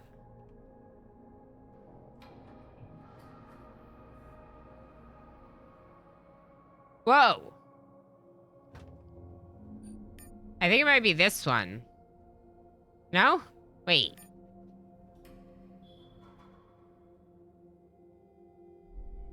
So these are upgrades. Yed? Yes. Yed? Yed. Yes. Follow Yed. Yes. How's it going, Yed? How was work? How are you doing? I hope you're doing well. We're getting an ad break. We're looking at inventory stuff. This is not the right upgrade. So this is an energy shield part, but a different energy shield. We don't have that. But that's cool. That's how upgrades work. Look at this. So you can get like this part and upgrade the EM deflector, the disruptor, or the power cell, this distortion field. Really cool. Good night, Gamer Plane. Thanks for hanging out. Thanks for everything, friend. We'll see you on Wednesday when we'll probably do Oni or End Zone 2. One of those 2 games. I'm not sure yet. And well, work was all right. How are you? I'm doing very well. We are having a very successful restart to Colony Ship in that we are... we're moving along with certain things that I wasn't able to do the first time I played, and we're getting experience for that, and that's very good. We did 2 fights that I snuck through the first time. We actually killed those fights. We did those fights successfully, right? And got combat experience instead. So if you look here, we're now at combat 2. I did not get 2 combat points by this point in the game. The first time. So I'm trying to get diplomacy and combat instead of stealth because we can't focus on all of these things. It would be too much to do all of them. So instead of stealth, we're fighting. Guns blazing. What was the description about these crates? It didn't say anything else. I don't know. It said something. There's a mummified body here. Motor cortex appears to be in good condition. Safely extracting it from the dried tissues won't be easy. Jed successfully removed the motor cortex from the corpse. Cool. Good job, Jed. We can't do lockpick 6. We can't do computer 6. Is there anything else here we can do? Yeah, there's something over here.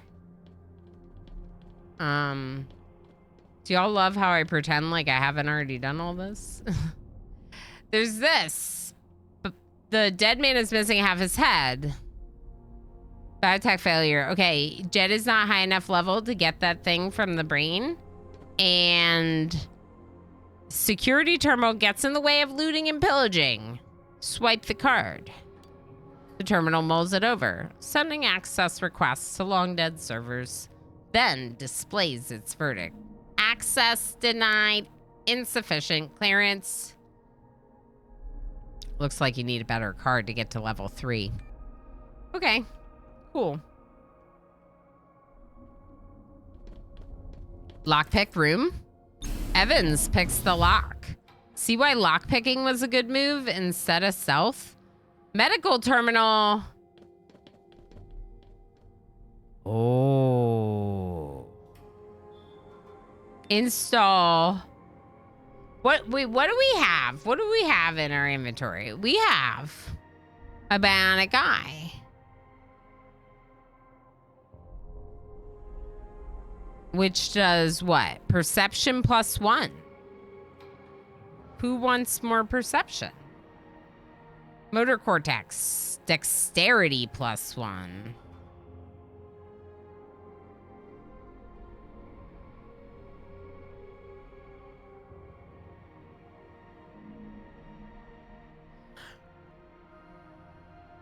Is there any reason to not install both of these?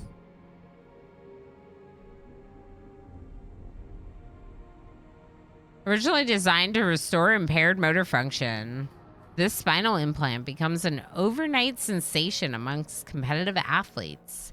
MTX 5.0 coordinates and accelerates impulses from your motor cortex to improve movement speed. In healthy adults, the increase is modest, but in the world of professional sports and gunfights, even a fraction of a second can make a huge difference. Gives +1 dexterity. And it says slot reflexes. Slot eye. It's weird that there isn't something here that says reflexes, but motor is the slot. And ocular is the eye slot, so. I say we give it to each of them because Jed already has the subdermal armor that he came with. What is Evan's perception? 7. No, 9.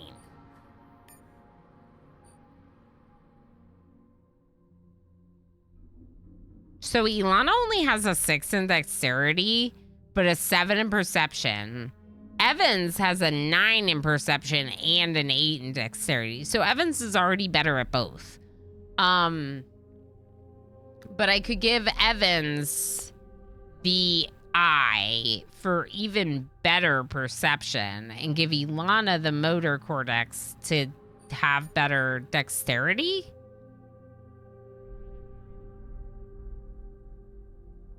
Yeah, I'm doing it. Welcome to Quick Fix 3000. Please be advised that you hereby waive any and all rights and claims arising out of or relating to your augmentation and do release and discharge zero downtime in all its affiliates, agents, attorneys, predecessors, and successors, and assigns for physical or psychological injury that you may suffer as a direct or indirect result of your participation in the aforementioned activity. Thank you for choosing a zero downtime product, where your well-being comes first. Accept the waiver. I would like to install the motor cortex. I'm gonna... I can't. Never mind. Originally designed to restore impaired motor function. Oh, we already read this. Compatible upgrade kits, combat reflexes, rapid response, assault trooper. Interesting. I feel like you have to find those too, right? Let's install the motor cortex. Please be advised that once this implant is installed, it can't be removed without causing severe physical and nervous damage. Such actions are forbidden under Article 12 of the Employment Standards. Yeah. It would probably kill the people. Take out these. A steel needle pierces your spine. Your whole body goes limp, hanging like a puppet from the restraints.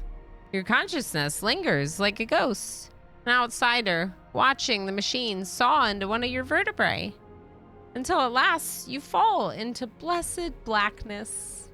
You wake an hour later from the ache in your spine. You try to wipe the sweat from your face, but instead of the sluggish response you'd expect under the circumstances, your muscles contract like soldiers snapping to attention. You almost hit yourself in the face. This may take a little bit of getting used to, but you like what you see so far.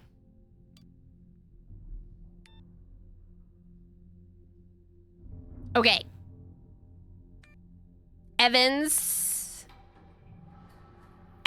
will accept motor cortex, bionic eye, subdermal armor, exospine. My first implant, smiles Evans, trying to mask his nervousness. I've always wanted a fancy motor cortex to move faster. Oops. We just took it. But I'll take a good ocular or subdermal armor if you have a spare lying around somewhere. Exospine too, I guess. He adds reluctantly. Install the bionic eye. Evans emerges from the machine, pale but alive. Leave. Okay, cool. What's this one? Use the terminal. An odd-looking terminal. Its screen dark and keyboard locked. Fortunately, the card reader slot is glowing softly and invitingly. Swipe the access card. Swipe the access card. Screen lights up, but not to welcome you with the open arms, but to inform you that access is denied and graciously allow you to submit a training authorization request. How interesting. Authorized training? Success. Without the access card, it would have been impossible. But now that you're in, it doesn't take you long to convince the system that technical officer Ulysses Colton requires extra training to become a more productive member of society. Of course. Select the desired designation. Ooh. Blunt armor, critical strike, rifle, bladed, evasion. Persuasion, streetwide, impersonate. I feel like we've been doing really well with that.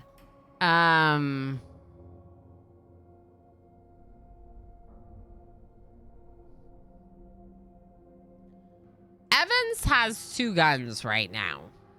We could give Evans a blunt weapon instead and give Evans riot control. Or we could give Evans a knife, a bladed melee weapon, and give Evans urban pacification.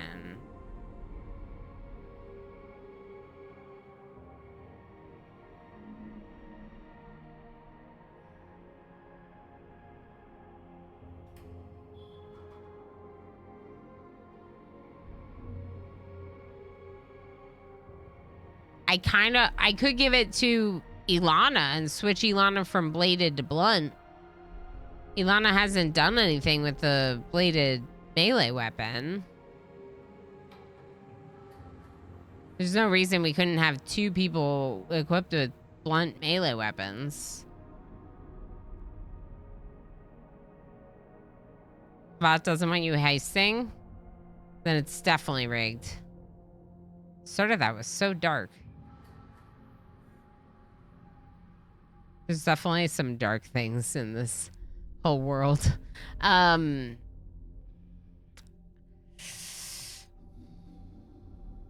2 or 3 just ignored your entry. It's definitely rigged then. Look at MJ coming out with all the berries. MJ being the only one that can enter. I don't know why it's been doing that lately, ignoring some of the heist responses. It's kind of strange. I could increase... Maybe that's what I should do. Increase the window that we can enter the heist again. We can still keep it on the cooldown it's at, but give people a little bit more time to enter to make up for it. That could be good.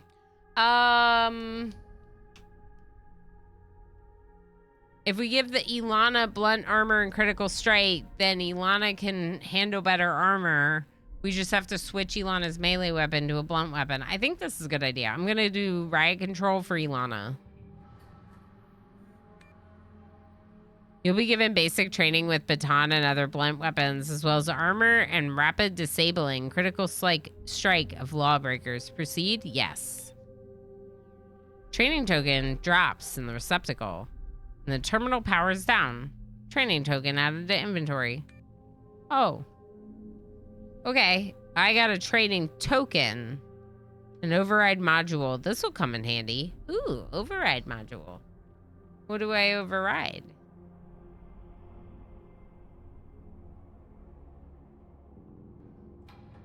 What do I override?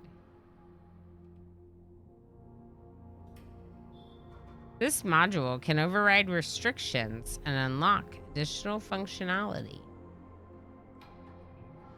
On what?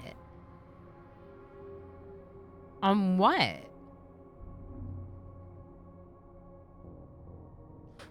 Energy cells. We actually have energy cells for the energy pistol now. Okay, well, Ilana has not yet gotten any blunt whatever, but we can still give them the utility bar, I guess. Right, Ilana doesn't have any... Yeah, Ilana doesn't have any bladed or blunt experience, so it doesn't really matter.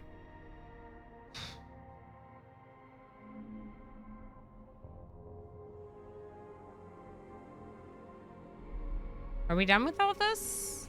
I feel like we are. Was there anything else here?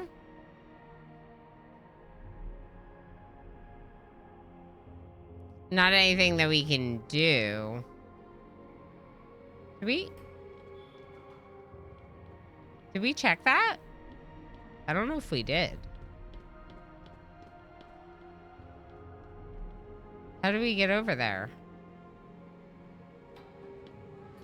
Yeah, I don't think we went over here. Maybe we did. Let's check. Check all the stuff.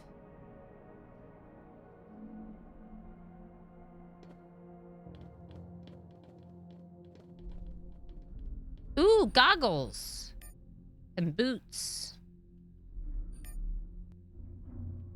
How How are these boots? Heavy boots. Armor handling -1.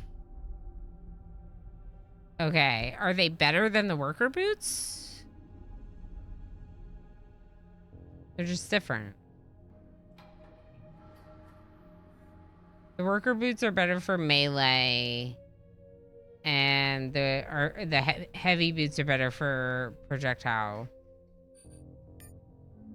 So we could try putting these on Evans. Let's look at the goggles compared to the smart glasses. The goggles improve accuracy. The goggles are better.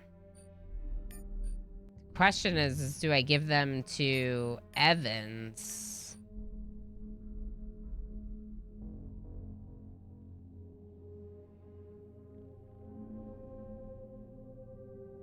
You know what? I'm gonna keep Evans with that thing.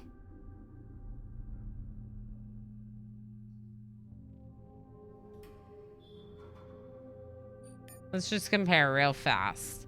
The smart glasses that he could put on have thermal vision 15, resistance optical 30%. So they have way better resistance optical because they actually cover both eyes instead of one.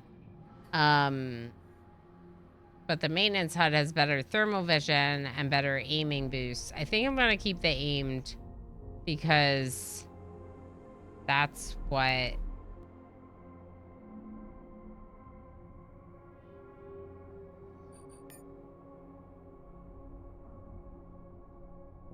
I don't know. Does that boost aiming? Aimed 6%? Because accuracy boosts aiming. So what's aimed? 6%.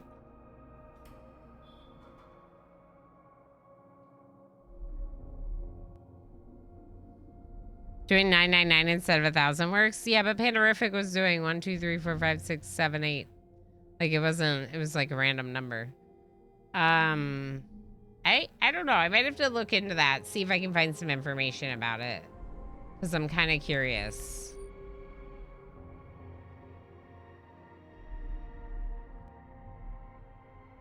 About aimed?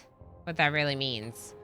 But this is good stuff. We found some good stuff here. I'm surprised that there isn't anything else, but maybe there isn't anything else. Maybe that's it.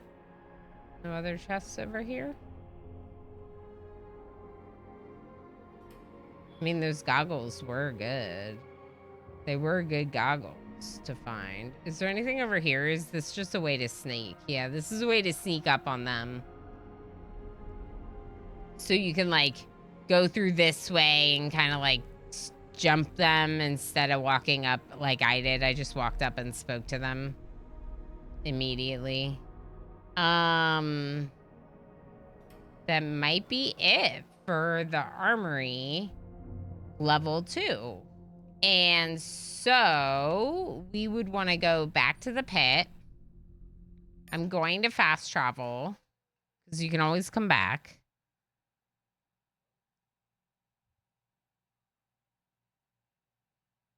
Hello. And report back to Tanner. What have you got for me, Lana?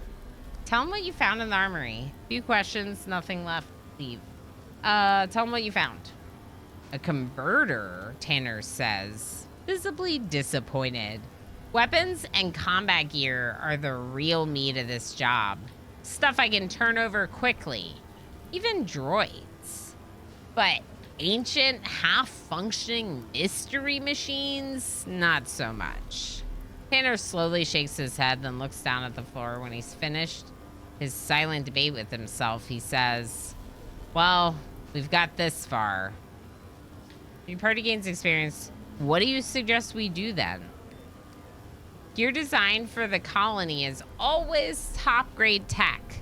We've got to figure out what the damn thing does. If it converts rocks into iron, then we can call it the ship's biggest paperweight, because rocks are in short supply. But if it does something useful, like turn water into wine, the church will make us living saints. His lips attempted a smile, but gave up halfway. Thing's bigger than a shuttle. How can we even move it? What's the next step? Let's say the thing's bigger than a shuttle. How do we even move it? Calm yourself, Tanner said directly. It took months of my life and some real lucre to track down that access card. Now I'm gonna get mine back. It has to be worth something, even if we sell it for parts or at worst scrap. So what's the next step? Somebody in the habitat will know what it is, Tanner said with no conviction at all. Start with the local traders, see what they have to say. Pay the archivist a visit too. If anyone knows about outsize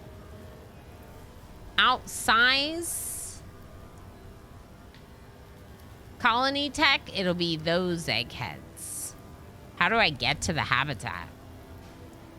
Through the factory, gangs control the lower decks, but thy brother's keepers provide safe passage on the old rail overpass.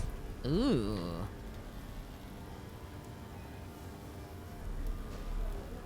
Lucre? Oh. Yeah, I didn't know the word, obviously, MJ.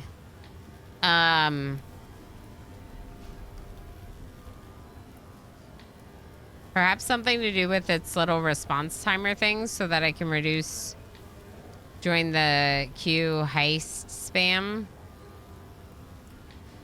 Huh. Yeah, maybe. MJ, can you make a note for me to look into the heist thing?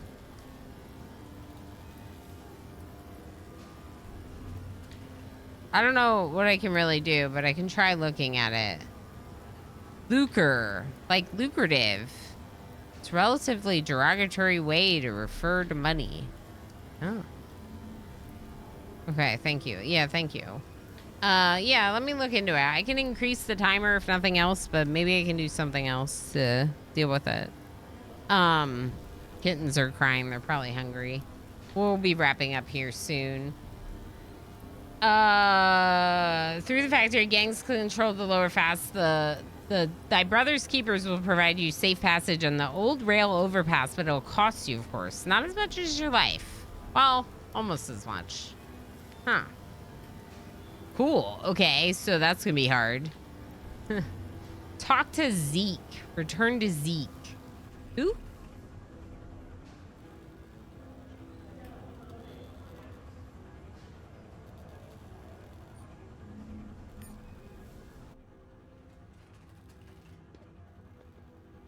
Zeke. It says power to the people. So I was like, I wonder if this is the power station. I remember there being something with the power station. So let's talk to Zeke. Thick man with an unkempt beard is attempting to beat an electronic display into submission. Reminding you of a bad tempered spirit from old Earth folklore called Bear. Right now, he's stabbing the cracked screen with one blunt finger, cursing as it repeatedly flashes red. I tried adding new transformers to the grid, he says as you approach.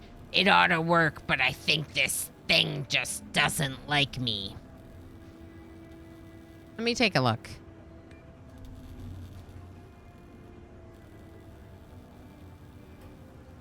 Yeah, I'm wondering, Panda, if I can do something to, like, remove the cooldown or something, because you're thinking it has to do with, like, the fact that someone just entered. Yeah, it shouldn't, but I'm wondering if you're right about the response. Or if there's something to do with the delay queue, maybe? I don't know. I'll look into it after stream sometime. You bypass the on-screen protocols and attempt to force the software to accept more transformers. But no dice. The generator was intended for deployment on Proxima B, and all the operational variables are configured for the future colony. Since the OS isn't receiving input from... Hello? Justice. Hi, how are you? More Cult of the Lamb. Very nice. Interactive Cult of the Lamb has been fun with you. I hope you had a fun stream. I am doing Colony Ship. We're restarting Colony Ship, a post-Earth role-playing game, because I got kind of soft-locked. I worked on a couple skills. The juice is loose. I worked on a couple of skills simultaneously, and I don't think I got enough XP in fighting, and I wasn't able to progress. I was at about 20 hours in the game, and so I decided to start over to work on better fighting skills. And I think we've been doing a better job of it this time around. I think. Is that Hecky May in chat as well? If y'all don't know my friend Juice's TV, you absolutely need to be following Juice. One sub to Hekimi. Paco, thank you so much for sniping Hecky May with that gift sub. Heck yes. Hecky's awesome. I appreciate you sharing all the subscriber benefits with her. Juice, how was stream today? Hopefully it was lovely. Your only villain. Hello, Chev. How's it going? Noi boy, good to see you. Scan. How's it going, friends?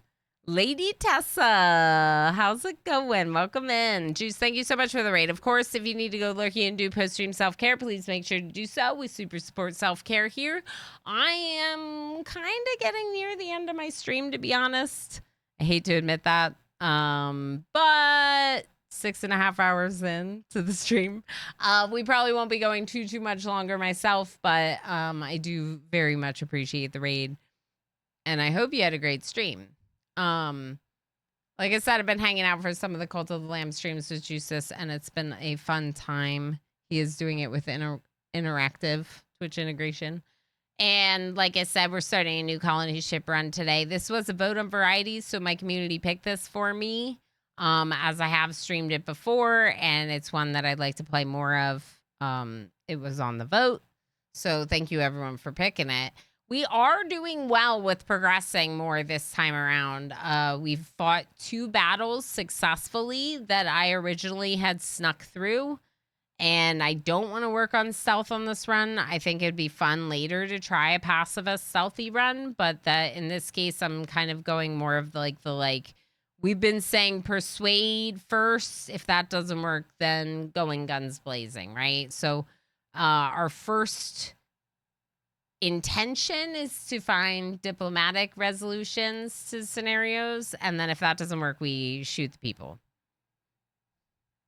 Unfortunately, the game does not play in the background, so there's a little bit of like jarry audio as I tab back and forth and check things in chat, so I do apologize for that. Hecky, I hope you've been well. I hope all's going well in your world.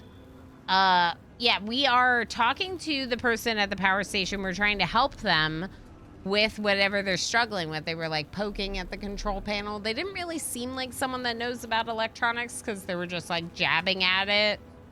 But you know, to each their own. I'm going to come in here with my electronics skill of 5 and tell the power station manager how to do their job. You bypass the on-screen protocols and attempt to force the software to accept more transformers, but no dice. Generator is intended for deployment on Proxima B, and all the operational variables are configured for the future colony. Since the OS isn't receiving input from colony-related hardware, such as mobile ore extractors, probes sniffing out metal deposits, biomass converters, and a host of other things too vital to ignore, it limits all non-essential use in the meantime. So basically it's not working properly because it's not being deployed in the right environment, right? It was not intended for this use, and they're trying to use it because there was essentially a civil war of types, right? There was a mutiny. People rose up against the authority because they didn't want to just blindly accept the mission of the ship. And with that also involved a split. These people that moved into this like storage section of the ship. That's where we are. We're in the pit, in a bunch of storage containers. And this power station and the power that we're using in the pit was likely never intended for this purpose, right? The grid is at max allowed capacity. You need a hard override to reset system configuration. Oh, you know what's funny? You know why I got this quest? Because I found the override module. I found the override module before we got the quest. So it sent me to talk to Zeke. That's interesting. An override module, eh? Factory's bound to have something like that. If you can slip by the raiders, that is. We don't have enough power. I found the override module. Great. You're a real lifesaver, Ilana. After turning the module over in his hands a couple of times, Zeke plugs it into one of the empty slots. Wait, I don't get anything for this? Where's my money? In response, the OS flashes a warning and the screen briefly goes dark before columns and columns of data begin scrolling past. Almost too quickly to follow, details such as megawatt power allocations, operating reserves, voltage, reactants, thermals, and a few dozen other stats appear and disappear, all expressed in the arcane symbols and terminology of old Earth. It all suggests a secret language of alchemists or some other ancient cult of the Lamb. It's the cult of the Lamb. There we go. Work your magic. Generator big enough to power the future colony and keep its essential systems running for decades is a complex machine with countless internal relationships. Several values start to blink a monotonous demand for your attention. You tinker with it a little. But changing one variable has a cascading effect on system stability. Before you know it, the entire board is flashing angrily at you. It's not a cult. Exactly. That's what I said. Deep voiced man said it's not a cult. But Justice was playing Cult of the Lamb. And that is a cult of the Lamb. That's what the whole game's about. Increase the power grid capacity? Reconfigure the generator. I kind of want computers experience. Let's increase the power grid's capacity. Success! What's key here isn't the nuts and bolts of the physical generator, but a high-level understanding of operating systems, and more importantly, how to bypass the restrictions set in place by people with limited imagination. In the end, you rigged the system to tap into emergency operating reserves. Protocol originally intended to ensure an uninterrupted supply of power in case of disruption or partial system failure. Huh. Never would have guessed it was that easy, says Zeke from behind your shoulder. Your party gains experience. Nothing says thank you like some money. I ain't running a business here, says Zeke. You did this town some good today, but this is all I can spare. He gives you an old electronics module. I'll take it. I'll take it. I'll take anything you can give me. I'm a loot goblin. Actually, I'm in the House of Lore. If anyone from Justice's community is wondering, I'm in the House of Lore and fishing. Isn't fishing? Is fishing a part of it? I like fishing. I'm definitely in the House of Lore, though. I love this stuff. I've been reading for 6.5 hours, basically. This whole game is reading.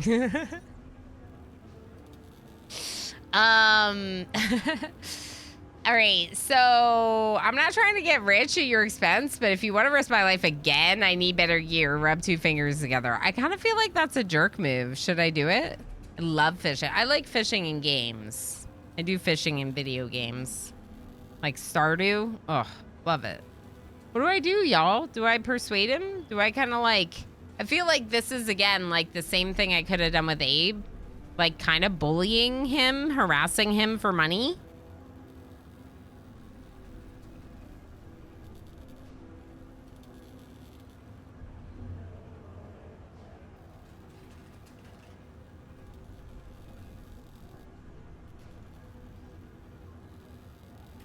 I have a friend.